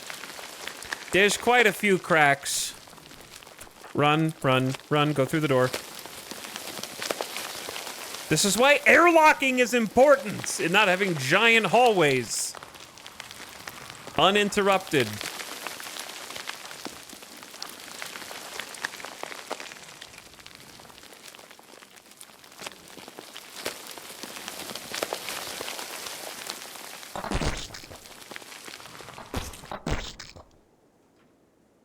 Okay, so you planted yourself in the door, which is cheating.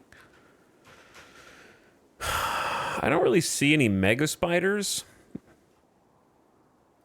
So I don't think this is going to be bad.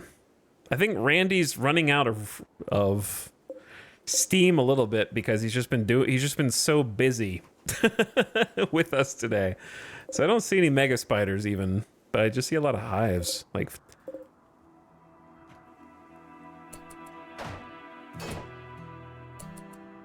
what was it? Oh, dude, don't. That's my kitchen, man.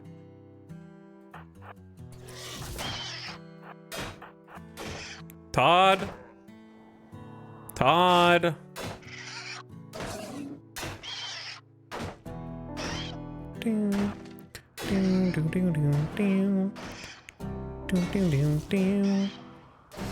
Come on, Todd.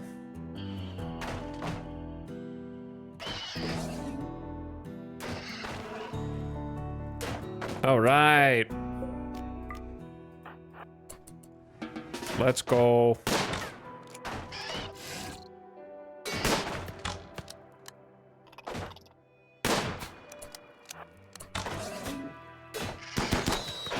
Oh, now they're angry.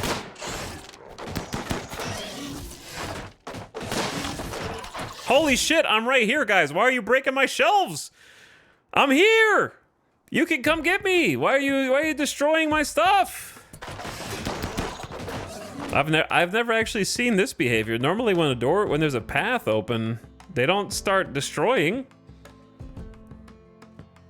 They just bunch up and start fighting.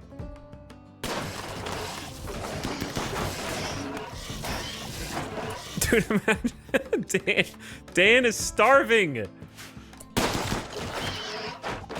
Don't break my art bench and my shelves.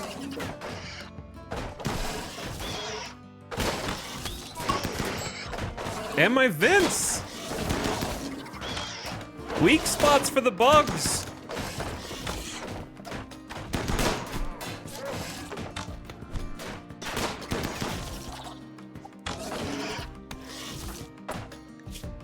Kindit's got some locust bites on the leg.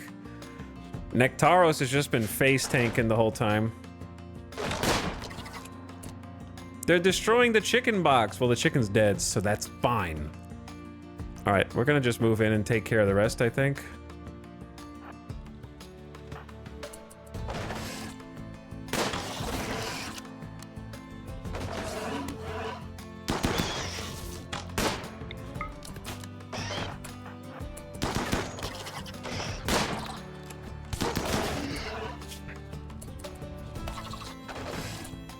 Okay, and then these two.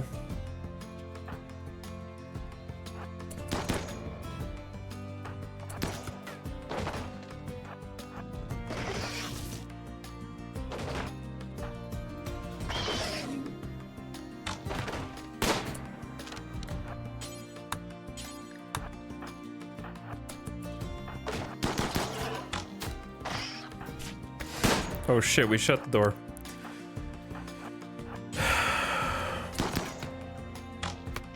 You're on your own, Nectaros.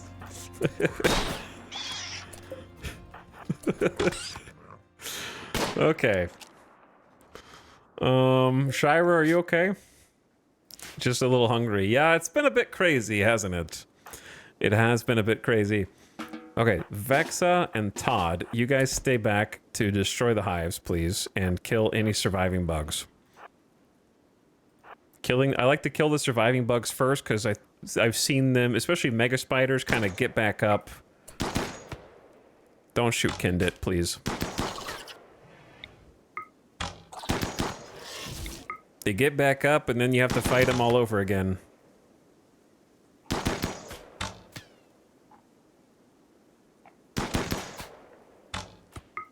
Bro.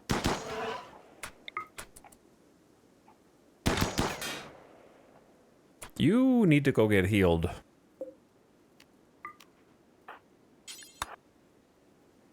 You're the doctor. Oh yeah, so we're gonna have to have somebody else handle this. Vexa can do it.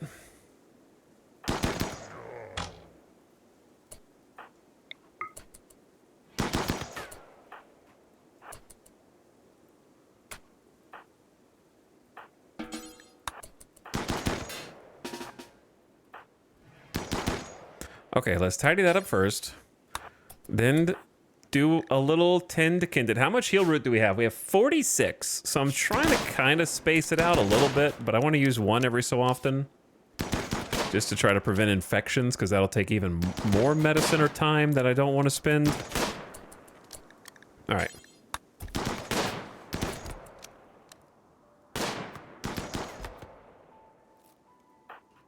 Good job. There's one more hive. The one in the door. Wait, one of the bugs is still alive.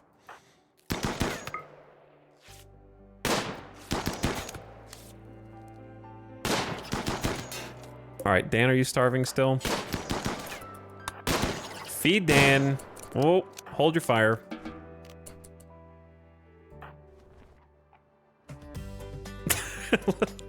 Just a little break.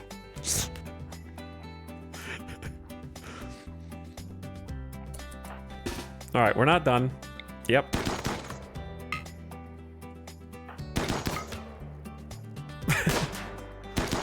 Sorry about that, Dan. I'm so sorry.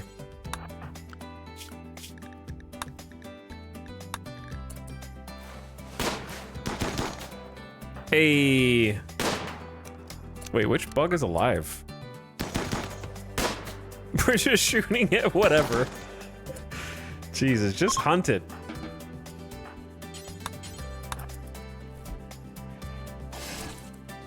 Okay. Woo!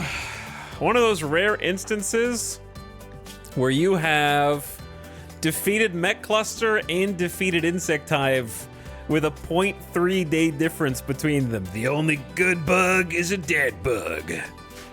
We got some cleaning to do down here and some allowing of the jelly to be hauled, I guess. God, we need to do so much organization. There's just blood and bodies and mechs and it's everywhere.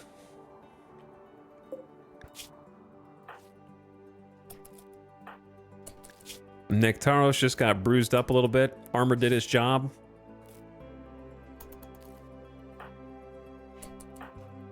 Let's deliver some food for Shira, the prisoner.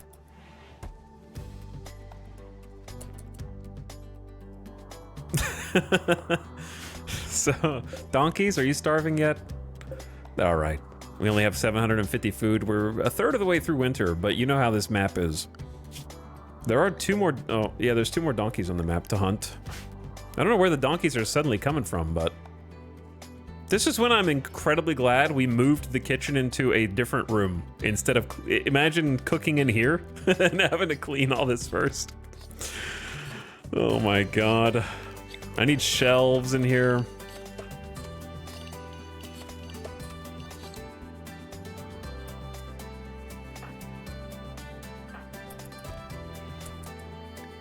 Nectaros. Now I think, Randy, you can take off the armor now, I think. Okay, there we go. I was wrong last time.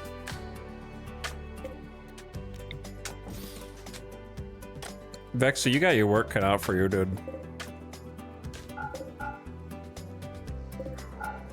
I think we just pause a lot of the building to focus on repairs first.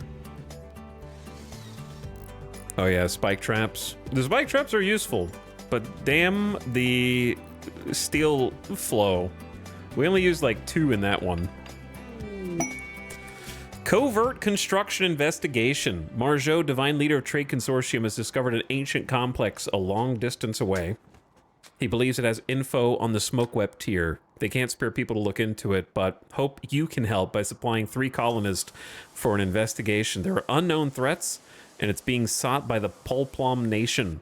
He will send a shuttle to pick up your colonists and take them home afterwards. They will be fed and tended to en route. You must hack the terminals within 4 days. All right, I'll do that at some point.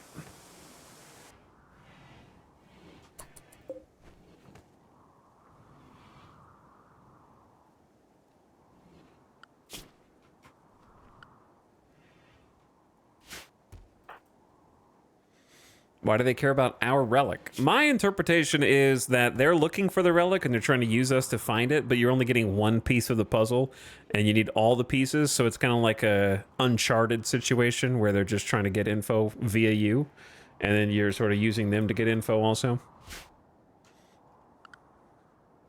But you just get there first because you do the other ones that give you the rest of the info. Or they just hate the faction that's holding it and they want us to kill the Polplom Nation enemies because it's their enemies that are interested in it.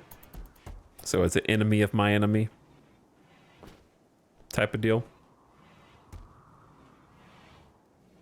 What's the mod that shows the gear? It's the RPG inventory. Didn't I say I was going to do a screenshot and then I just didn't? I kind of forgot, to be honest. Yeah, RPG inventory mod. That I like a lot. It is very good. Okay, lots of good stuff going on now that we can finally be at peace. We should have good mood for a while. Plus 8 from Mech Cluster Insect Hive for 10 days is nice. Serious pain for Kindit is not nice, but you should just heal up. Just rest. We're gonna try and clean things. Todd is already hard at work trying to clean things. Oh! And then Vexa repairing the Throb sculpture, and much more. I like that Nectaros is just running around with just pants and a helmet. That's very Nectaros, you know? Very Soldier Boy, just helmet, pants, cooking eggs, cutting up bugs. We can use that insect meat for all sorts of stuff. We can either make kibble, or we could just save it to eat if we have an emergency. I personally love insect infestations. I've never seen an insect infestation and been like, oh, this is not fair. Because honestly, Doorstrat is just perfect. It's really good. And then you get a bunch of jelly and you get a bunch of food afterward.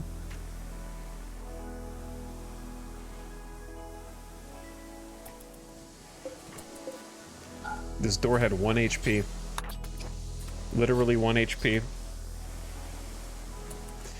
What about that Reddit post where the insects destroyed the dude's graph core? Two things. I have no idea what post you're talking about. It's because I'm not a serial Redditor. And number two, the devs have already patched the game, so the graph core does not have HP and cannot be destroyed now. So what about that?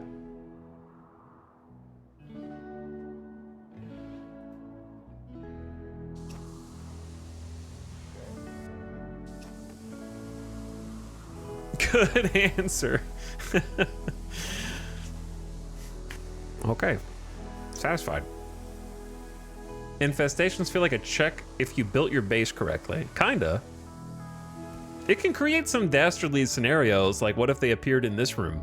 But I think they're fun. Insect infestations are fun. To be honest, insect infestations should be even more dangerous because building in a mountain is still, I think, the most powerful way to play RimWorld.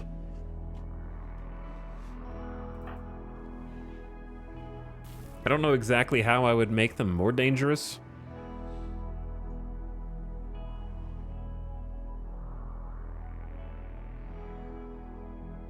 Because I'm not the developer. Only to say that, I think Mountain RimWorld is still the safest way to play.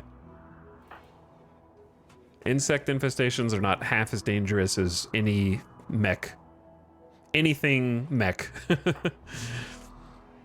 There needs to be a centipede mech size bug. Well, here's the thing, right? There has to be balance because it can't just be a mirror. Because the thing about infestations is they're literally in your base. And the majority of the time, 90% of the time, mechs are not in your base. They try, they go through breachers, right? But the fact that they start in your base means they have to be a bit weaker.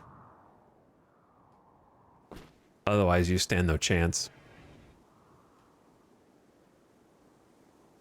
Because anything you do to buff the insects, you have to buff the player to counter somehow.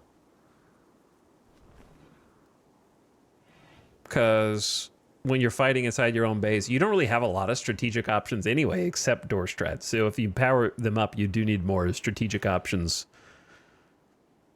Like, mechs have an EMP. You would need a weapon similar to that to use. You could power up bugs, but then you need to have a new weapon to use against bugs. That, like, stuns them or makes them less accurate, you know, something to like interrupt them.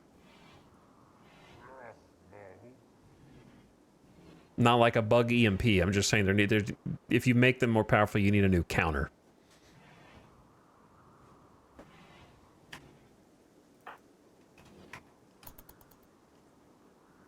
Because as it stands right now, if you buff them, you're just gonna like, okay, I guess my base is dead because the bugs came in. Bug spray. Get some bug spray. Oh, Christmas time.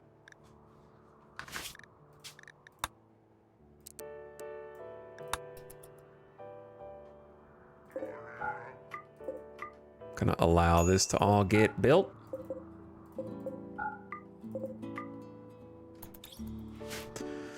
We need some days of peace. It's been action, action, action today. And despite all the action, we still dug out 3 new rooms. Almost 4, but I haven't quite finished this one yet. We need some better simple meal storage. There's only 1 meal though, so not that big a deal. They're mostly able to eat them all.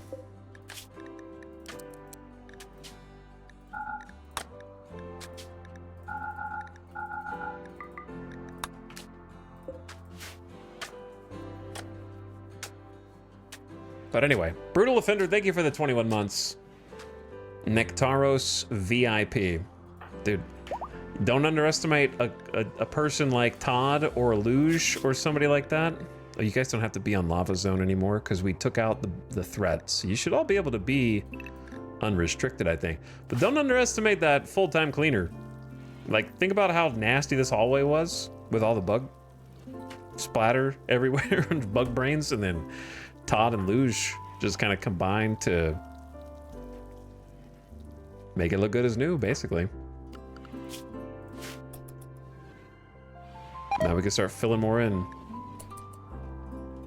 We have some empty graves. Luge is hard at work here. I need to make an incinerator. I don't mind having just a bunch of graves, because then you can look over and be like, holy shit. How many people have died on this map? So that's kind of fun. And I just like spacing them out like that. It's amassing. All right, somehow it's been yet another hour, and the ad's about to start. I snoozed it once, so turn your volume down, ad watchers.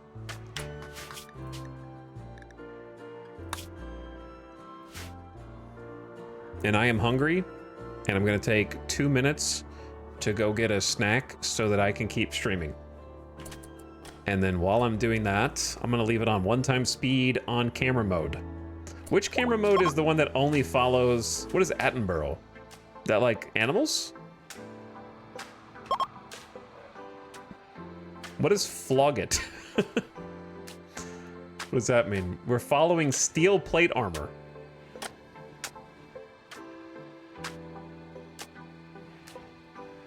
Why are we following? Now we're following bed. Okay. And this one is Royalty Watch. That's Vexa to, does it change? Okay, maybe that just follows people so you guys can watch them. It's British for sell it. I think it follows extremely expensive items. Interesting. That's a weird thing, but okay. All right, chat. If anybody dies while I'm gone, I'm gonna reload the save, but hopefully they don't die and nothing crazy happens. All right, beer beep.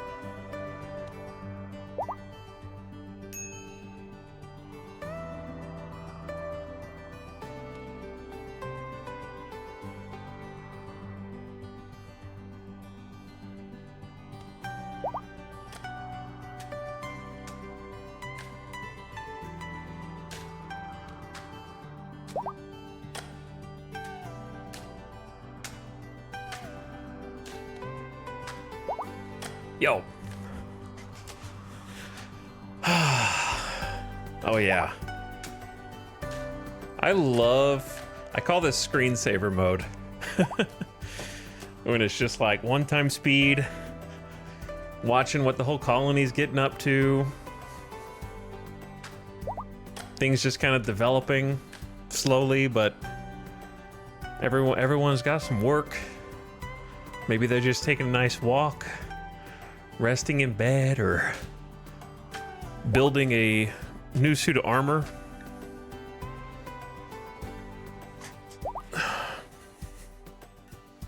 But I like there's a camera plus and also a follow me mod. Camera plus is for zooming in.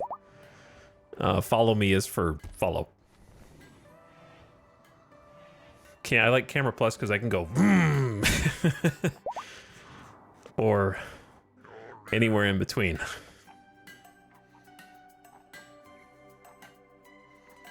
And then follow me is its own little thing.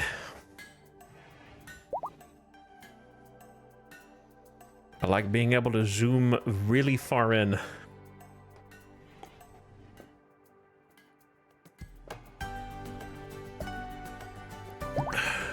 It's only following Vexa and Luge? Are they considered royalty? I don't know. I'm not sure how to do a just follow my colonist version, but that's okay. Look, she's actually removing the cooled lava. Oh my god, for the first time in forever.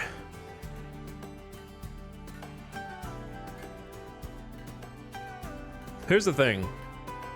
I actually could have just done some smooth sandstone in different places.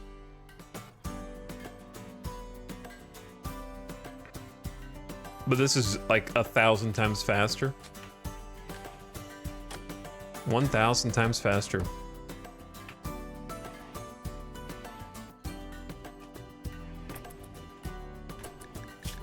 Bloodshed for profit. Justina Mavronis, a dominus of the Exodus Empire, oh dear, is making a request of you. 2 groups of Edekin from Kovoy Kinroar have been harassing our caravans in the area. Justina asks that you send them a challenge message, getting them to attack you, and then eliminate the threat yourself. There will be 2 groups around this size. 1 boss, 2 drifters, 6 elite mercs, 1 heavy mercenary, 4 merc gunners, 1 merc slasher, 3 pirate gunners, 3 scavenger gunners, and a scavenger thrasher.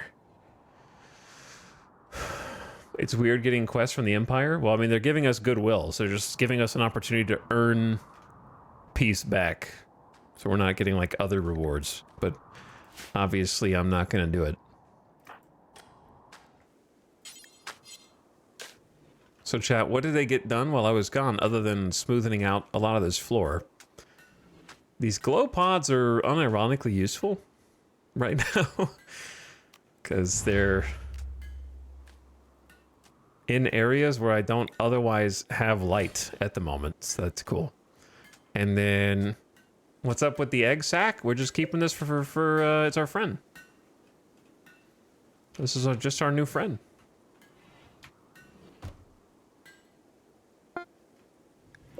Build complete, make plate armor.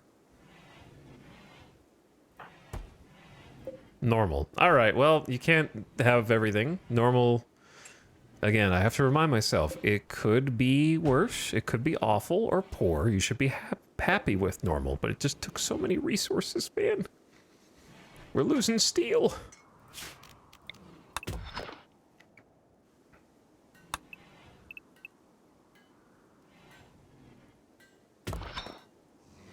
We are losing steel. I really am going to regret mining this, but I already have it kind of exposed on this side anyway, so may as well.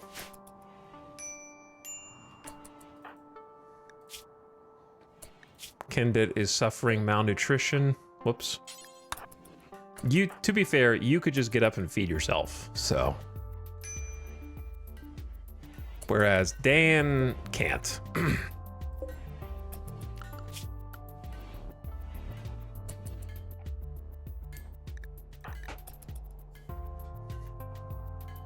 It's not that easy. We do need a new research project. That's probably why Luge has just been hauling things. That's not a bad thing, though. Like, we do have a bunch of stuff on the map that needs to be hauled. Look at these two. Getting it done. We need somewhere for the mechs to be stored.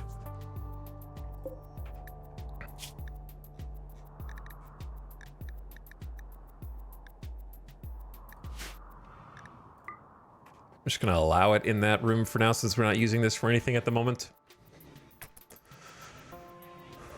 That way they can bring the bodies in, we can shred them later.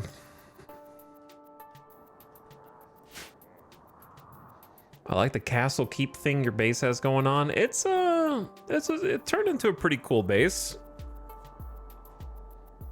We built into a hillside, but you can see the hill less and less as we kind of dig it away. Little by little.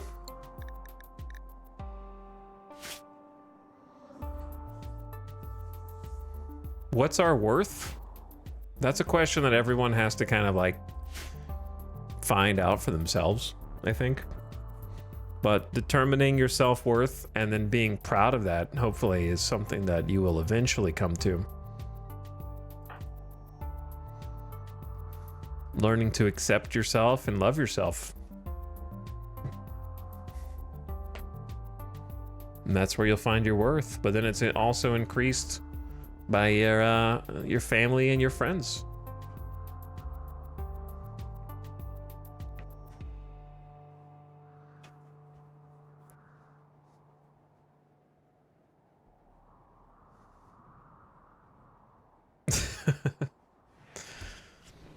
We're down to 500 veg. We have a lot of meat now. Still got sheep meat. Oh, is that from the sheep outside that got killed by the mechs and we are going to eat them now? Classic. Vexa level 8 social. Shira is going to be nothing if not just a social training vehicle for Vexa with her 48 resistance now. But honestly, that's good for the moral guide, a future leader. We could have a moral guide and a leader right now. Perhaps it should be Kinded.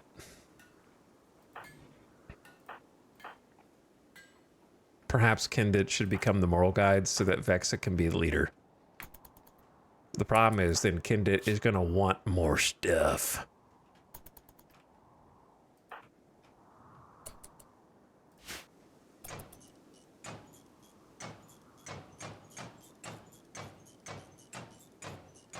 Satisfying.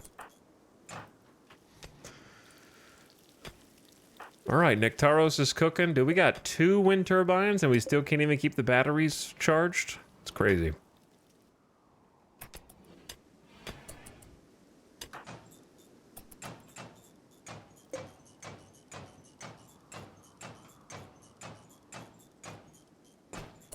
Ew, a component.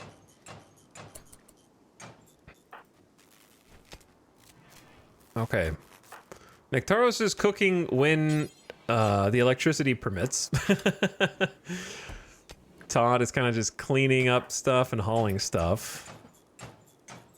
Vex is taking care of all the tertiary construction jobs.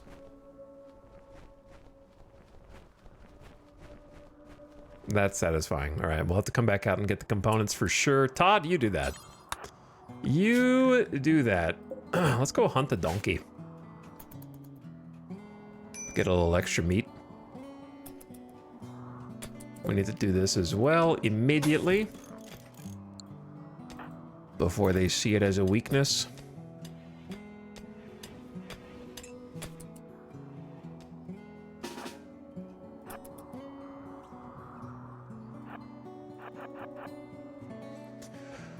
Okay. Even though, like, it's awesome that we do have a 5th colonist. Like, Kindit and Todd are very helpful. I'm trying to be nice to Todd. But it feels like we're still missing some important pieces. And I think those pieces are overlapping construction, overlapping planting. We need a second planter, second builder. Eventually, we will recruit the prisoner, and she has the ability to cook and build, which are good, and fight really well. But someone else who can plant.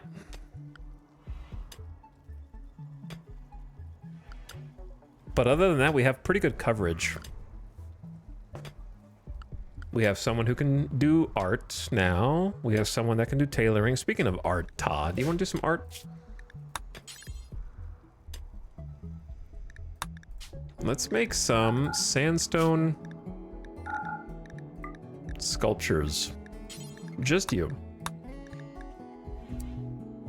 Let's start with like 3 small ones. And then do like 1 large after you've had your training.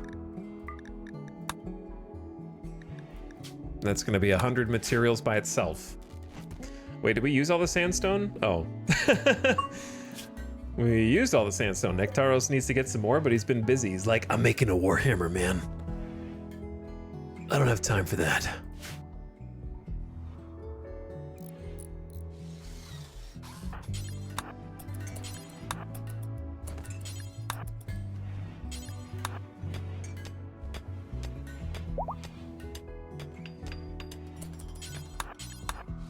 Definitely want to reinforce that little wall there. All right, replenish the steel stockpile. Maybe make 1 more spike trap. I'm starting to fade on spike traps just because we're actually almost gonna have to start going somewhere else for steel. Which feels weird.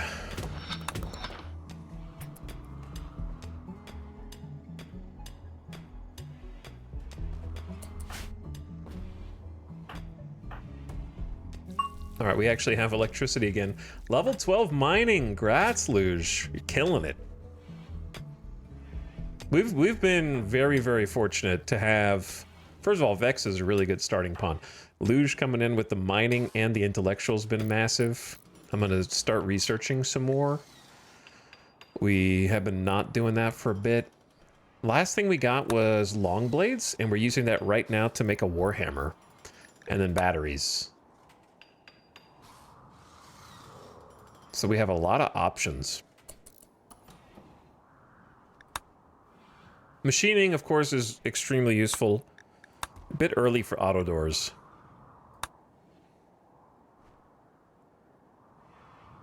Air conditioning, so I think we need air conditioning because we need a freezer when winter is over.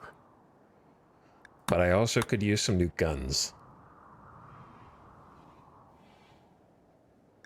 Let's do air conditioning. With our limited energy resources, advanced lights, cutting the power consumption of lights, pretty useful. But yeah, air conditioning so we can actually make a fridge.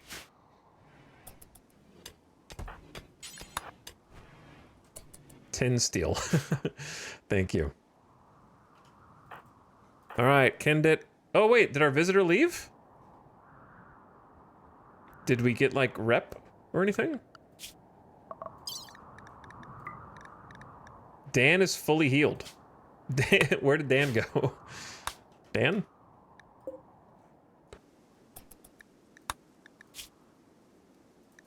Dan, you probably should have gotten some dinner before you left.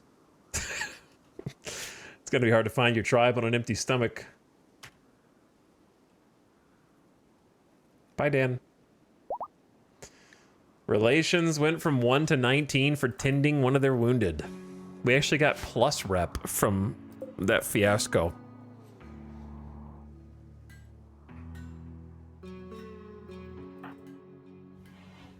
This is why I like having... Who? Todd, dude. Todd tried to flirt with Vexa by comparing her to a loyal star. Vexa rejected the advance and continued reading her book with her husband. There should be a game feature where if you flirt with a married person in front of their spouse has a chance to fight you. Like, that would be a good excuse for a social fight. And just duke it out in the middle of the hall.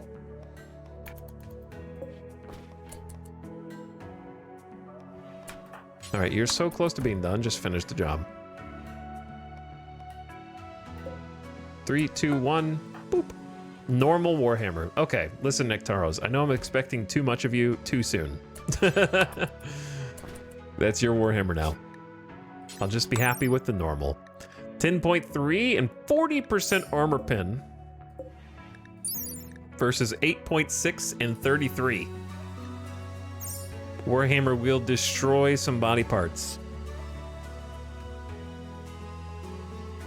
Smash people's brains in.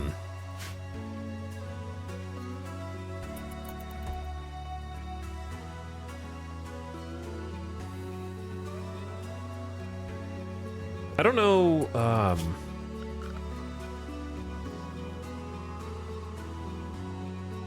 this can't be their bedroom. It's too much space. This might be able to be a bedroom, but I don't know where to put a prison cell. Like, I just need a lot of room. We might end up putting the prison cell down here when we make the expansion. I'm starting to think we're gonna need a larger expansion than what we've got. But I guess just rock it a little bit at a time. This is gonna be an all-natural base, purely organic.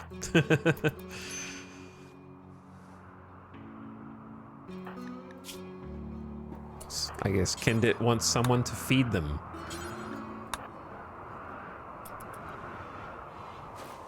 Wait, you need to be healed? Did we never finish patching you up from the Spelopede? No, that's why it's taking you so long to heal. Whoops. And the Locust Mandibles? That makes sense.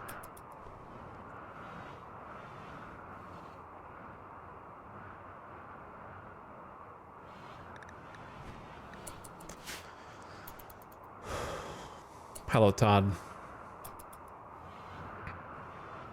Today, Nectaro should give it back to stone cutting so we can finish this, because we actually used all of the sandstone. He's a little behind on his work. It's probably not a great time to do art, actually. Todd can just do some hauling and cleaning.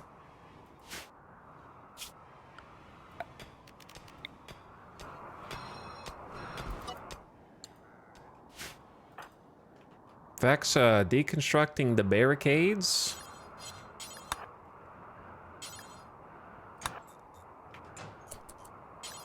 And then grab some steel. We got a little plasteel down here too from the, oh, I didn't see this.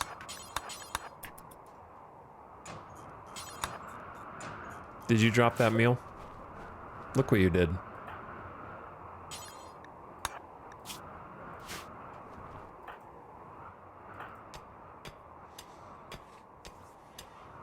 Okay. Make parka bill complete. Poor. There it is. The poor quality parka.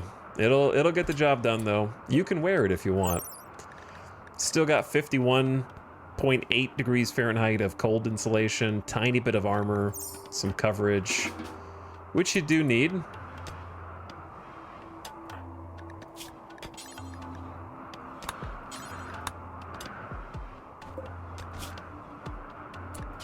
Time to make some actual clothing bills. Do until you have one for each colonist. Count equipped, 51% or higher hit points, inequality for now. And then help me out, make toques, because cold.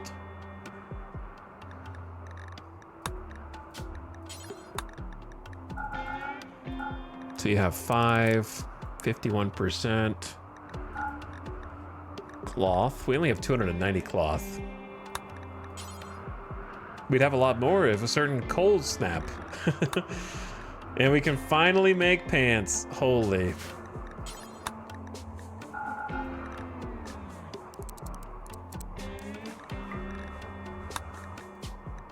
Count equipped. Kind of forgot to click that. Finally make pants.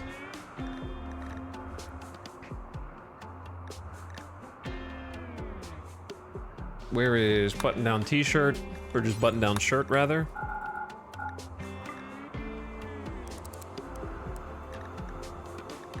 Pretty much just use whatever we got left. It's fine. I'm not gonna get too picky with what material you want to use. If we have leather, use it. If we have cloth, use it. Just... yeah, there's a parka for you. Made by your own hands. Finally, get some clothing in.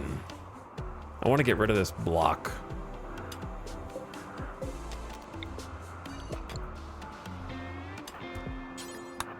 It's kind of in the way of the dining chair.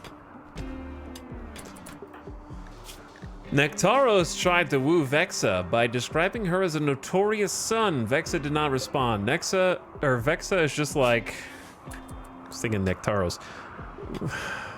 Breaking all the hearts, man. You are a special man, Luge. You are a very special man.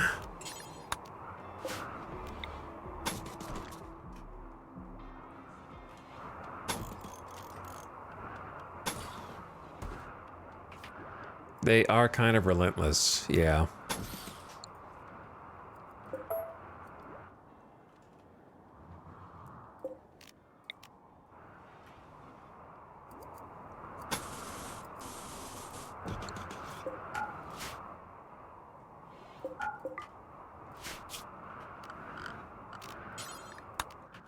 Slowly upgrade things where possible.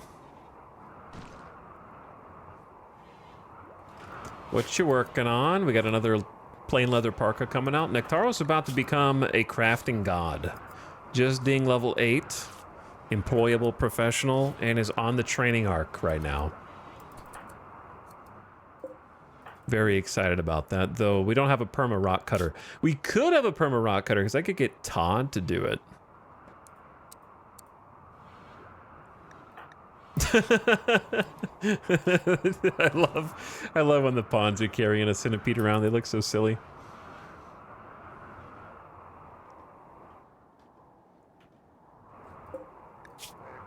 Okay, but yeah, Todd's gonna get to work. He'll help us cut some chunks. I don't think I wanted a wall piece there. I don't remember. I don't think I had a plan for this room yet.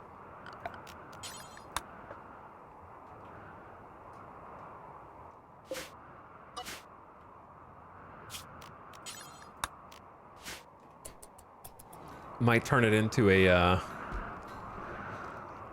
prison cell, possibly, for now. Just move the bedroom up here. It doesn't really fit. It could be a bedroom. It's just a bit extravagant, considering how little space we have.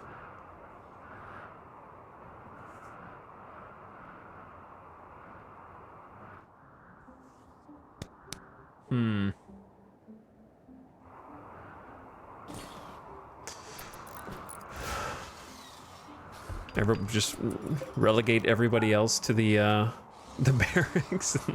Vexa and Luge sleep in the master suite.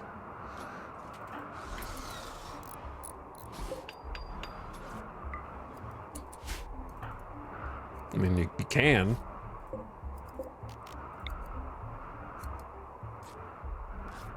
I've been putting the lights on the left side of each door as a general rule, but it feels like it's kind of far in the corner over here. I guess it's fine.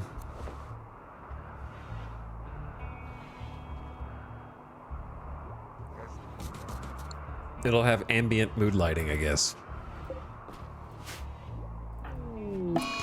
Kindit is hiding in room due to being recreation deprived. Brother, you've just been lying in bed healing. So, do what you gotta do, okay?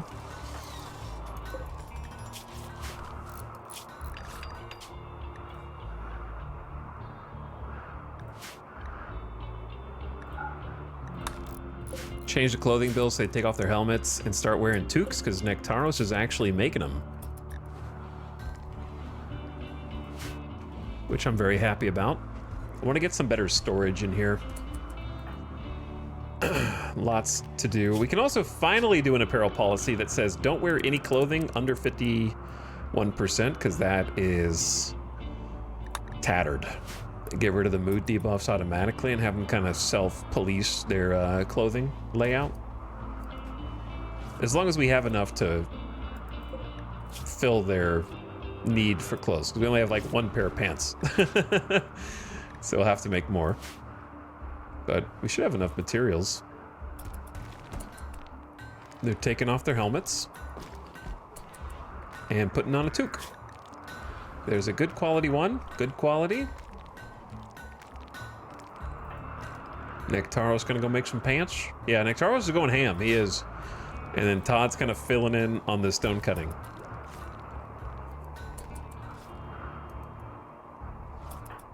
Luge on research duties. Humble, but we're getting it done. Woo! Hi, chat. 1 a.m. super yup time gamers. Are you just waking up or are you not going to sleep? How cold do winters get here? We had a cold snap earlier that was like -8, -10.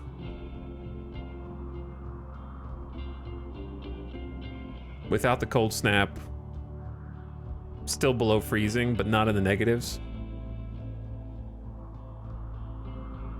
Without the cold snap, I want to say it's in the like teens, like 20 to 30, depending. Maybe like 20 degrees Fahrenheit without the cold snap. Happy uptime. Thanks, Microscope Eyes. No sleeping here. RimWorld and watching RimWorld. Imagine trying to research while the guy next to you is just smashing a stone apart. That's funny.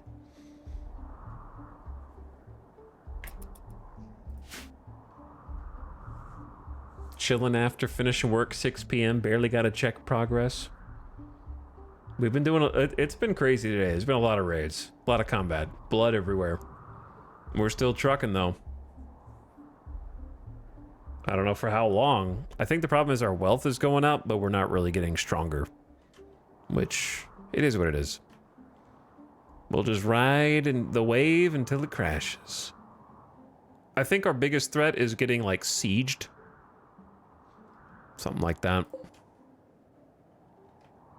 Breacher raid would be devastating. We don't have EMPs. If it's a big raid.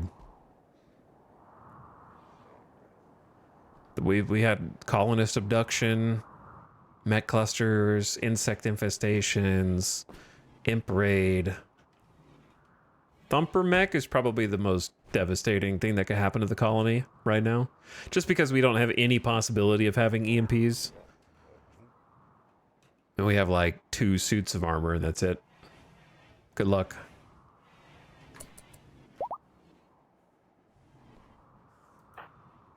Going for a little morning walk. Etal, ignore this message. It's spoilers. Goodbye. I've seen all I need to see. All I need to see. In fact, should be longer probably. What a dodo. 10 a.m. eating lunch? That's breakfast time, Latic. That's breakfast time.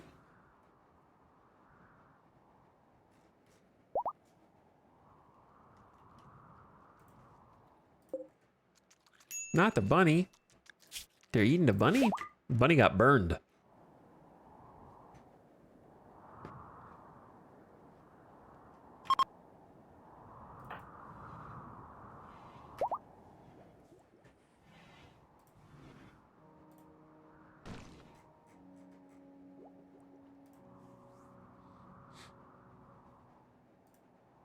Etal, ignore this message. Love you, chat. Don't lie to them.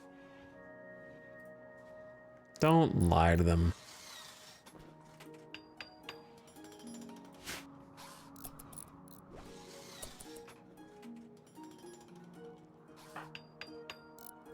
You're no better than Todd making passes at Vexa in the hall.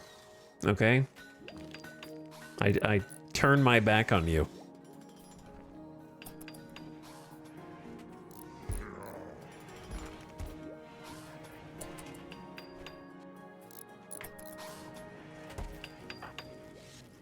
Okay.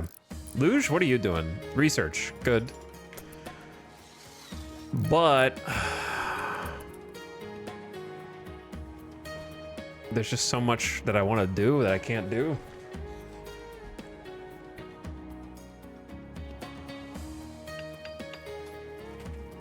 The work never stops.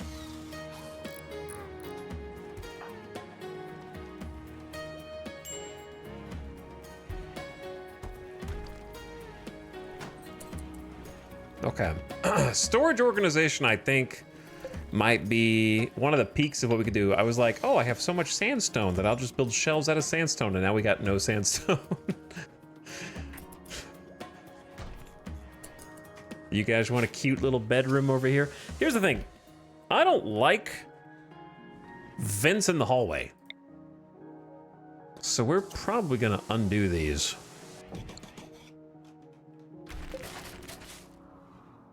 It's just creating a bunch of weak spots throughout your base.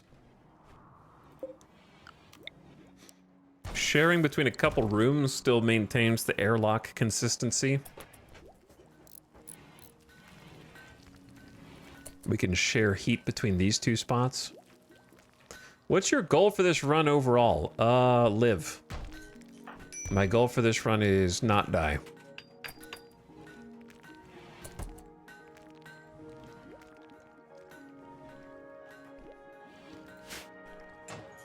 So that I can say that I survived 500% Randy.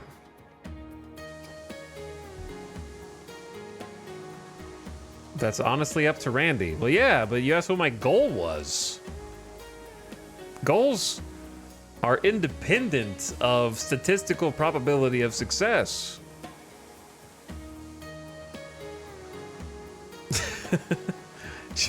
You can have as many goals as you want. Doesn't mean you're going to achieve them, but at least you're working toward them.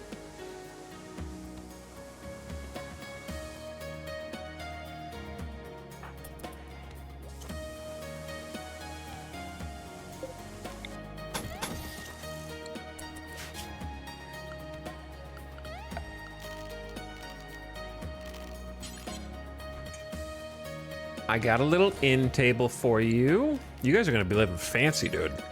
We get a jealous pawn, it's over.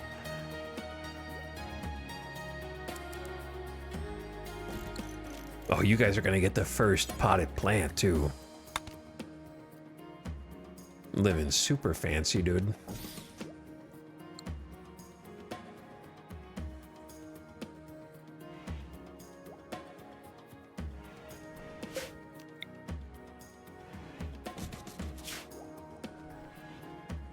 What else can I put in here? An outfit stand for sure, maybe two.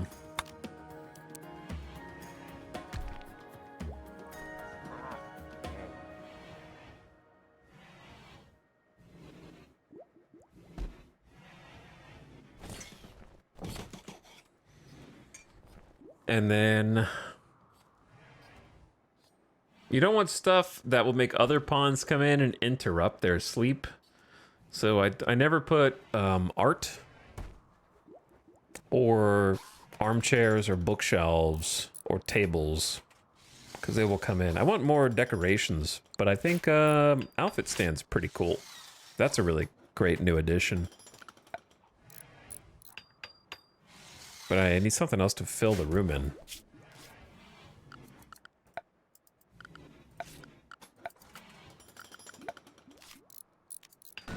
We could do like a totemic slab.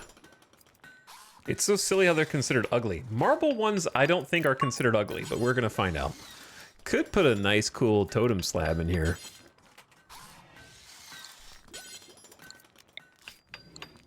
What is the shape on this one? Is that like a bull face? What is that?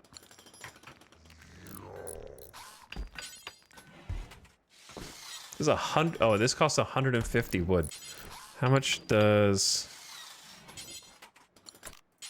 Oh, the medium one is the only one that actually fits in there. Which way's up? I don't know which way's up and which way's down. I see like a weird bull face. Dragon? How do you see a dragon?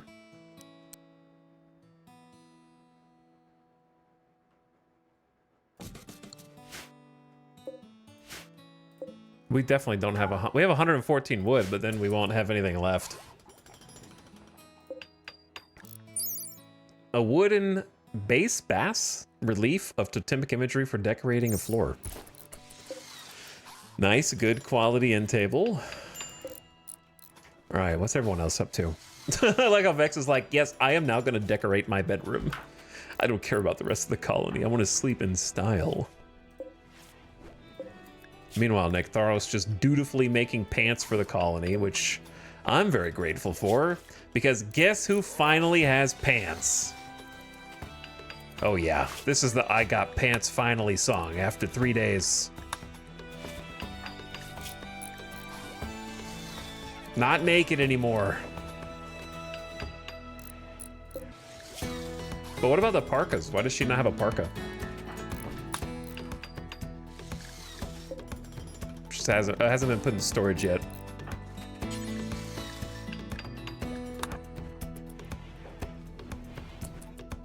Oh, well, I guess you could put it there. It's not really what I wanted.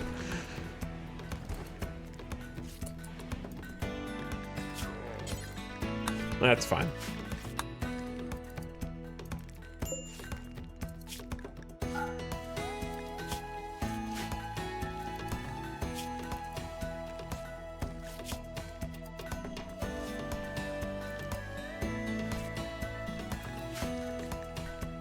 Dude, Nectaro's going crazy.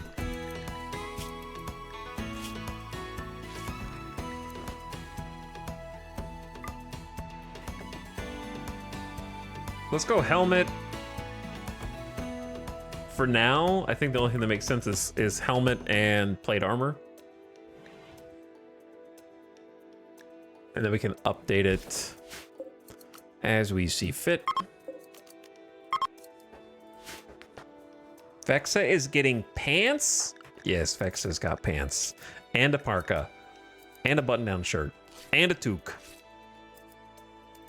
Oh, that reminds me, another thing that we can make that I always never make, a styling station.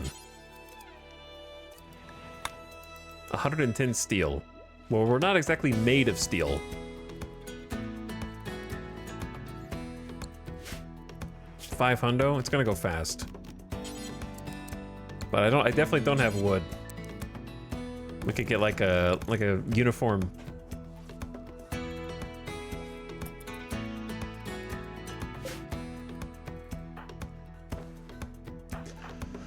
All right, cleaning up has been going well. It's only been 4.5 days since the mech cluster insect hive double whammy. Bro, I don't know how the wealth is going up so high. Jelly, it's probably just like insect jelly. Plus insect meat, plus items from the traders, like we converted some mats into clothes. I don't know, we didn't really acquire anything. We're just on a steady upward climb without actually getting any measurably stronger. Could use some traders to come in so I could like sell some old stuff.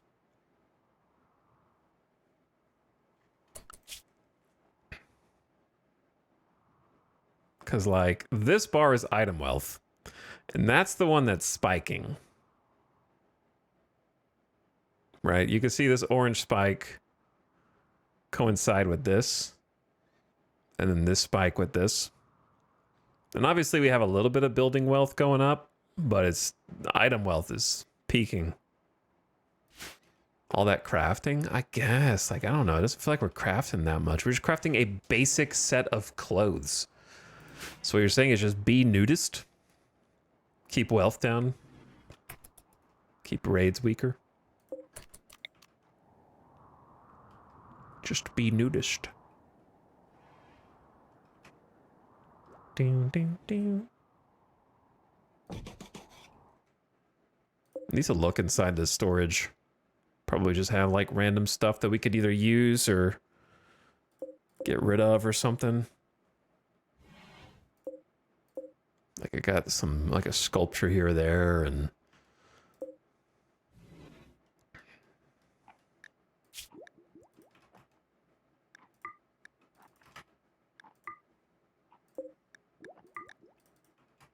can allow weapons to be put on the outfit stand. But yeah, the weapon outfit stand is not ugly if it's marble. It's a +1.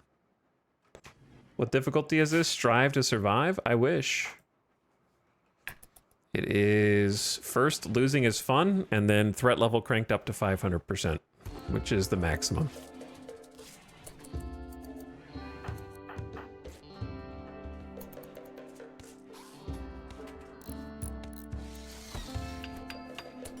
Donkeys, eating all my food. We are down to 367 veg. Probably gonna have to eat insect meat, but that's what it's there for.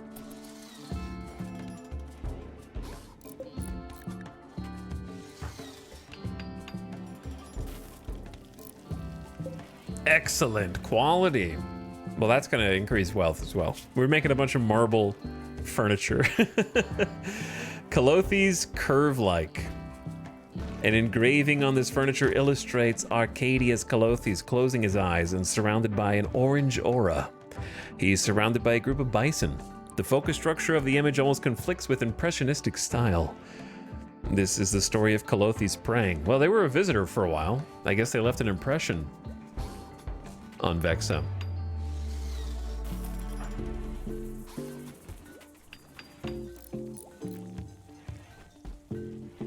I suppose they left a mark.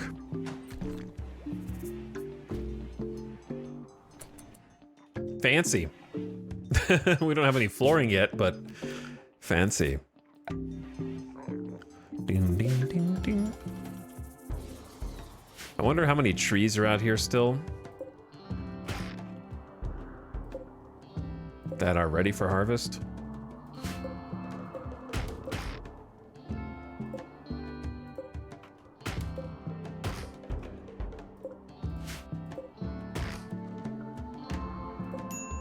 They're getting fewer and farther between. So it probably would be...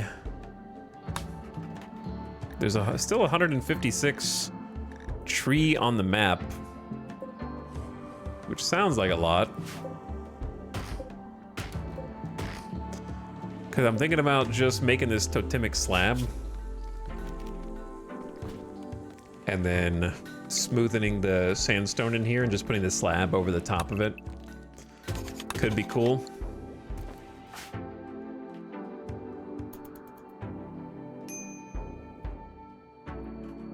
Vexa actually has proper clothes for 25-degree weather.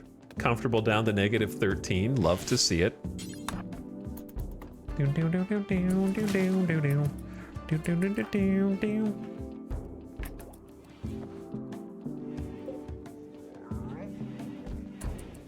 Oh my god, I see button-down shirts being made too. We have 5 button-down shirts, one for everyone. Hell yeah. Great success.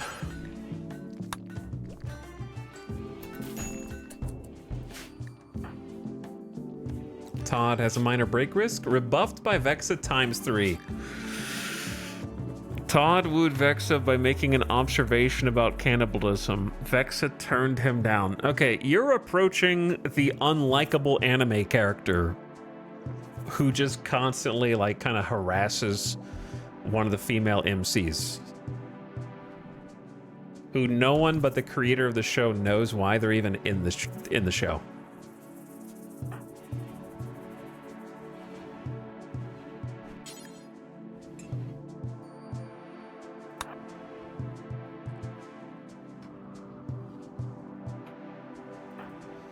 All right, Todd's got a nice toque as well. Yeah, -14 from being rebuffed. I got the cold shoulder. Feels bad, man. Still thinking about being imprisoned for 2.5 days. God.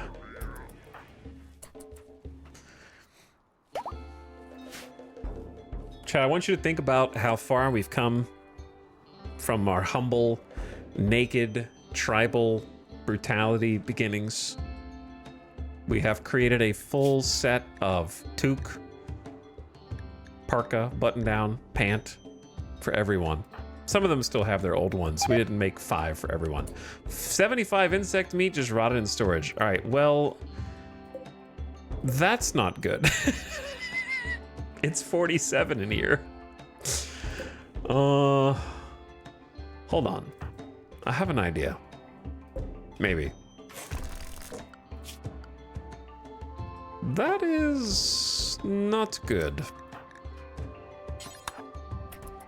I am about to panic, actually. Shit, deconstruct. Make it outside. Temperature drops to 35. We're refrigerated. We don't have freezer tech.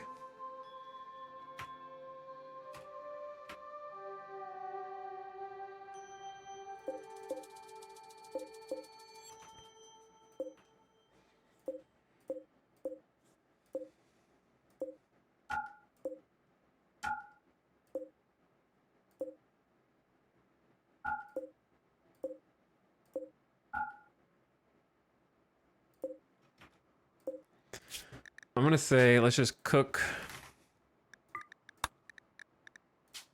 more.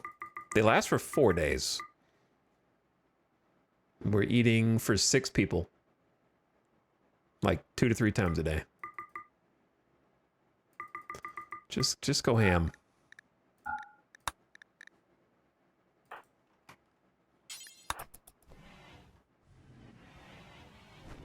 Donkey, if you want some food, be my guest. All right, they're not gonna... Shit, that spoiled while we were getting it.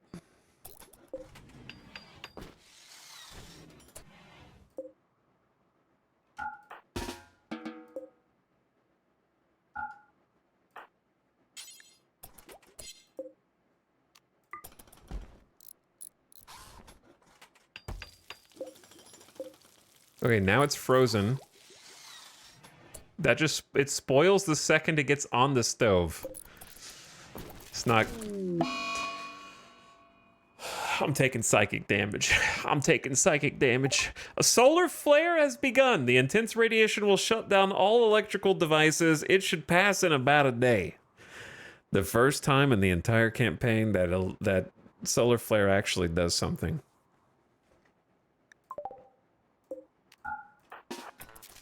Well...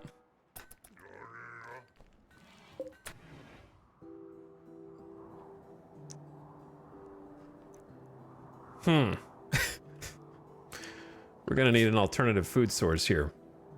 Soon. So let's start thinking about that.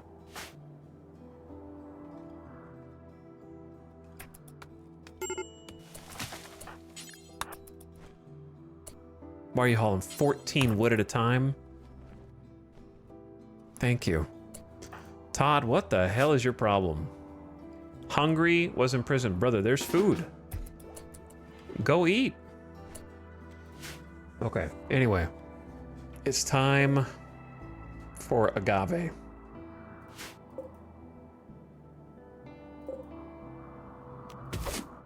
We've been letting it grow. I don't think we've really touched the agave, so most of it should be ready to harvest.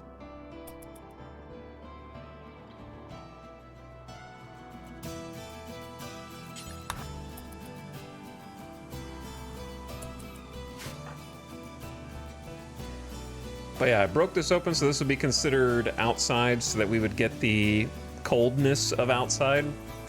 So now all this stuff is at least temporarily frozen. Though there is just a big gap into the base now.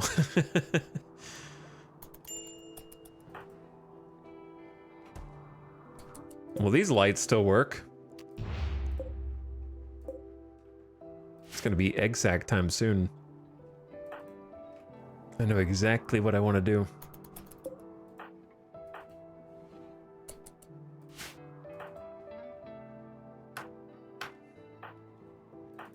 All right, Vexa, we need to give you a quick perma work. You've been called in early.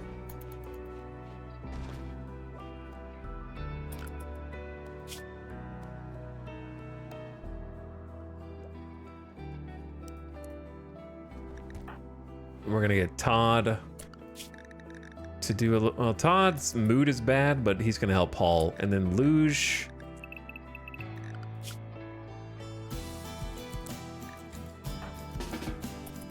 It's gonna help Paul. Yeah, when big lava flow happens, is it hot enough to make winter outside hot? No. Negative. It doesn't make anything hot, except you if you step in it.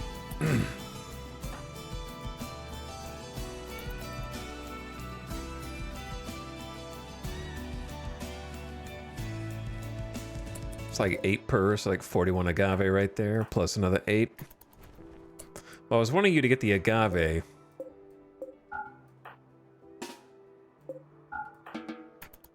There you go. Thank you, Luge.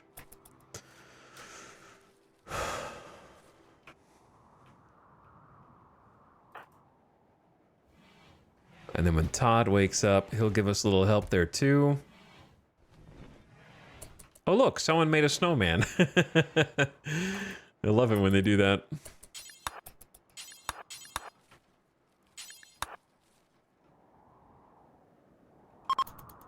The solar flare is ending. All right, power's back on. Get Nectaros.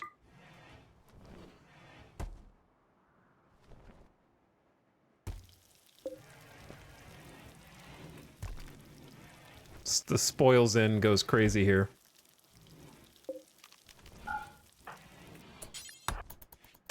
Turn the heater off also. So some of the pawns are not going to be too pleased about eating insect meat x donkey meat, but that's okay. What's up, Robot Mystic?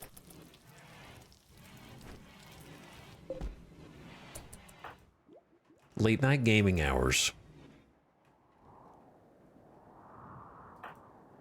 Okay, Todd is hauling agave, Luge is hauling agave, Vexa is harvesting agave. We're getting some emergency food supply rations in, as well as trees. That little pollution spot's funny. That's a memory. Nectaros is trying to cook as much of the insect meat as possible.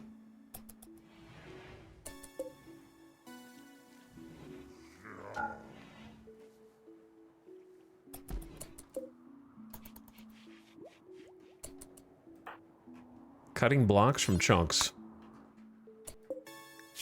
Oh, yeah, it's my bad.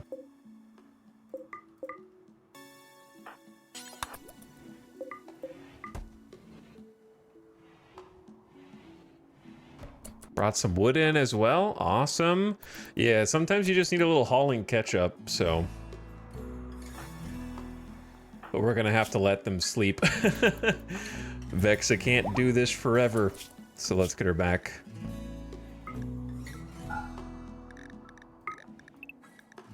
Get a little nap in.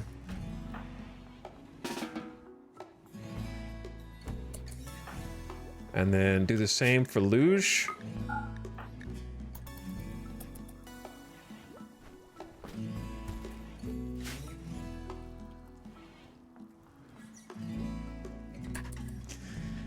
Let them have a little nap during the day.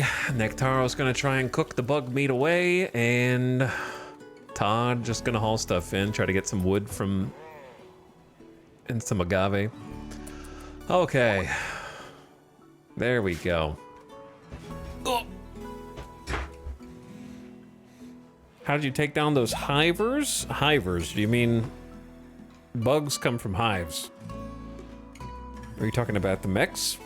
Mechanoids? Well, I had a little help. There was a caravan that was fighting them. But the short answer is, even if the caravan wasn't there, I would have been able to take them down. Divide and conquer. Pretend like you're in a World of Warcraft raid. You take out the ads first, try and pick off the weaklings, save the centipedes for last, try and isolate the centipede, and then put everybody on it at the same time with melee. Melee stops them from shooting you. So if you have a decently strong couple melee guys to run interference and smack them, Then they won't pepper you with charge shots, and then you just shoot them and face tank them. The key is isolating them. If you try and fight them while the rest of the mechs are there, you're gonna get shredded. They also do headbutt you really hard, so make sure you have like armor. Because in a 1v1, the centipede will knock your dude out potentially. We happen to have a really strong melee guy. He's a Neanderthal, so he already takes less damage, and he's tough on top of that, so he's pretty damn good. Does a lot of damage. So he's my main melee dude. Got really lucky with him joining the colony. But yeah, try to isolate each of the mechs. I try to take out the weenies. Same deal for the Lancers. If you can melee the Lancer without them getting shots, they can't shoot. Then Scythers, you just got to keep at a distance and try and shoot them before they can approach you.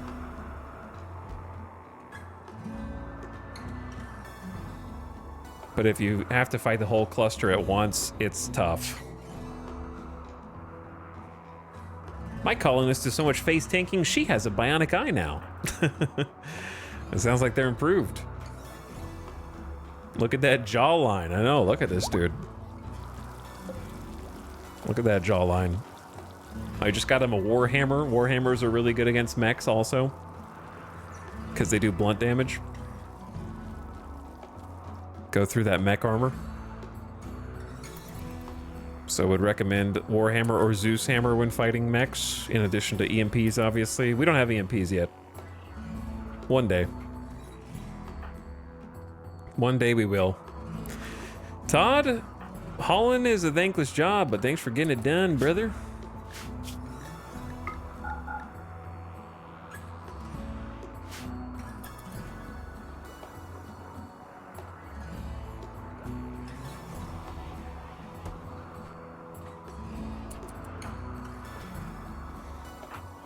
All right, back to work.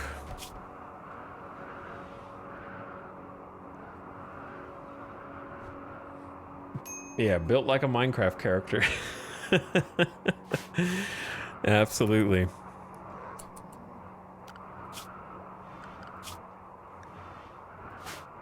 I want to see what Todd and Luge are hauling right now. Hauling steel axe. Yeah, there's just some stuff down here that we need to pick up. It's been a long time.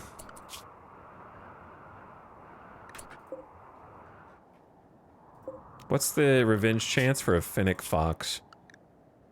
0. They're just kind of small targets, hard to hit. Well, we picked up 200 agave. That's good for 20 meals, but we have 4 more days left in winter. All right, we just cooked almost all the bug meat.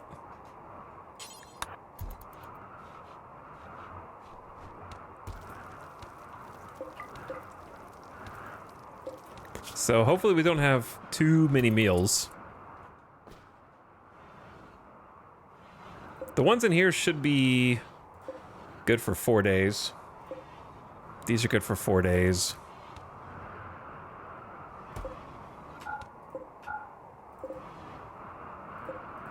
These are good for 4 days.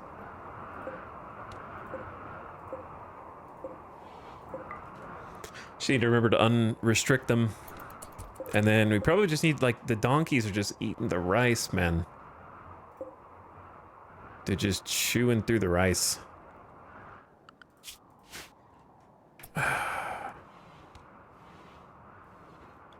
If I have to, then I will caravan somewhere else to try to get some food. I might bring Vexa out to try and do a little late night hunting.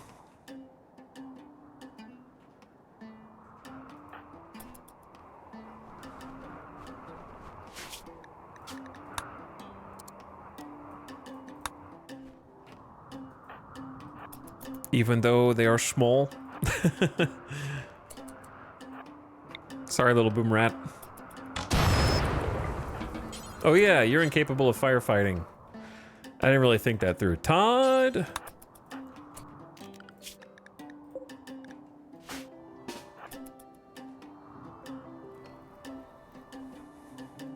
I need help, Todd. I guess it's snowing. Ah, well. The snow fixed that for me. Ding, ding, ding. Corner of the map, imagine a raid right here. Vexa dies and we end the run.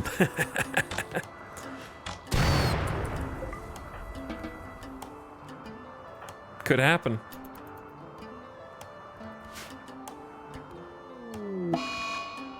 One of the moons has orbited in front of the sun. An eclipse has begun. It's gonna be cold. Honestly, if Vexa dies at this point, we don't have, like, I'm just gonna keep playing until the colony dies, because we actually have the ideology. I will miss Vexa if she dies, but we still have people worth fighting for.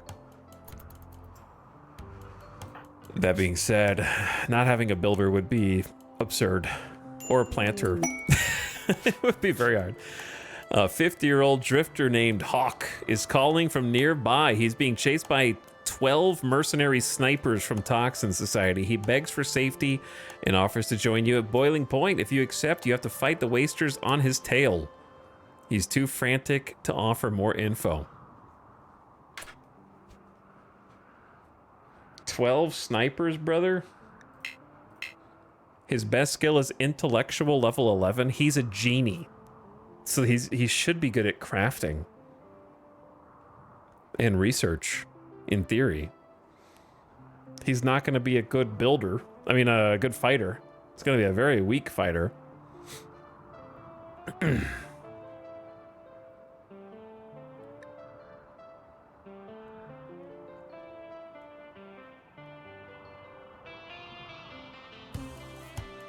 Genies have natural aptitude with machines and are emotionally cold and calm. They are fragile and vulnerable to pain. Focused on machines, they come off as socially inept. Here's the thing. I might take it. 12 snipers sounds crazy, but if we just, like, let the base defend itself... The question you have to ask yourself, is it worth spending 500 to 1,000 steel on traps to get a new colonist? It's kind of, that's the exchange, because I'm sure we could win by using the base as cover, but it would be a lot of resources. But it's a genie, and genies can be god tier crafters. Downside of god tier crafters is if you thought colony wealth was going up before, it's going to go up like crazy once you get a genie in. That being said, I was thinking about starting to, like, pop the Mechanitor now that we have electricity. And so Genie makes great Mechanitor because they'll stay out of harm's way. So maybe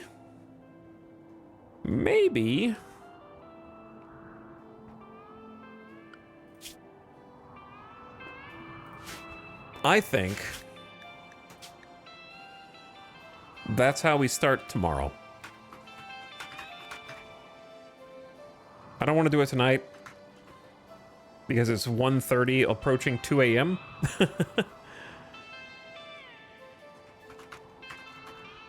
Take genie quests. Parentheses, maybe. Scary. Got a good 8.5, approaching 9 hours in. Game is saved. Colony looks juicy. All right, gamers, thank you so much for hanging out. Thanks for watching. Thanks for chilling, spending some time here. I appreciate it. I'll be back on tomorrow. I'll try to be on earlier because we start at 5 today, which is just, even by my standards, pretty late. But I want to thank you all for hanging out. And I'm going to send you on an end-of-stream raid to go see Mr. Copter. Sims playing some RimWorld. Let's go check out Sims Colony. Playing some Fungus Among Us, maybe. Perhaps some fungus eaters. You guys can go have some fun with some more RimWorld over there. Go say hi to Sim. Give him some love. Give him a nice, strong raid. Check him out. And I will see you guys again tomorrow. I'm going to send you out because the ad is about to start. I don't want you to get ad blasted. But I had fun. I hope you did too. So ad is coming in hot. Good night, guys. Not trying to rush out of here. But thanks for watching the stream. Thanks for spending some Yep time. And we'll do it again. So come back for the Friday intro to the weekend. I'll see you guys at, like, I don't know, 4 to 4:30 p.m. Pacific, probably, maybe earlier, but probably not. And we'll pick up right here. Hopefully, maybe take on a new colonist and get some Mechanosaur stuff going, dude. I'm pumped. We got a kitchen, we got a freezer, we got some new rooms. Base is looking good. We survived 3 days. Let's survive 4. Now get out of here. Go say hi to Sim. Or you can say E. Now leave.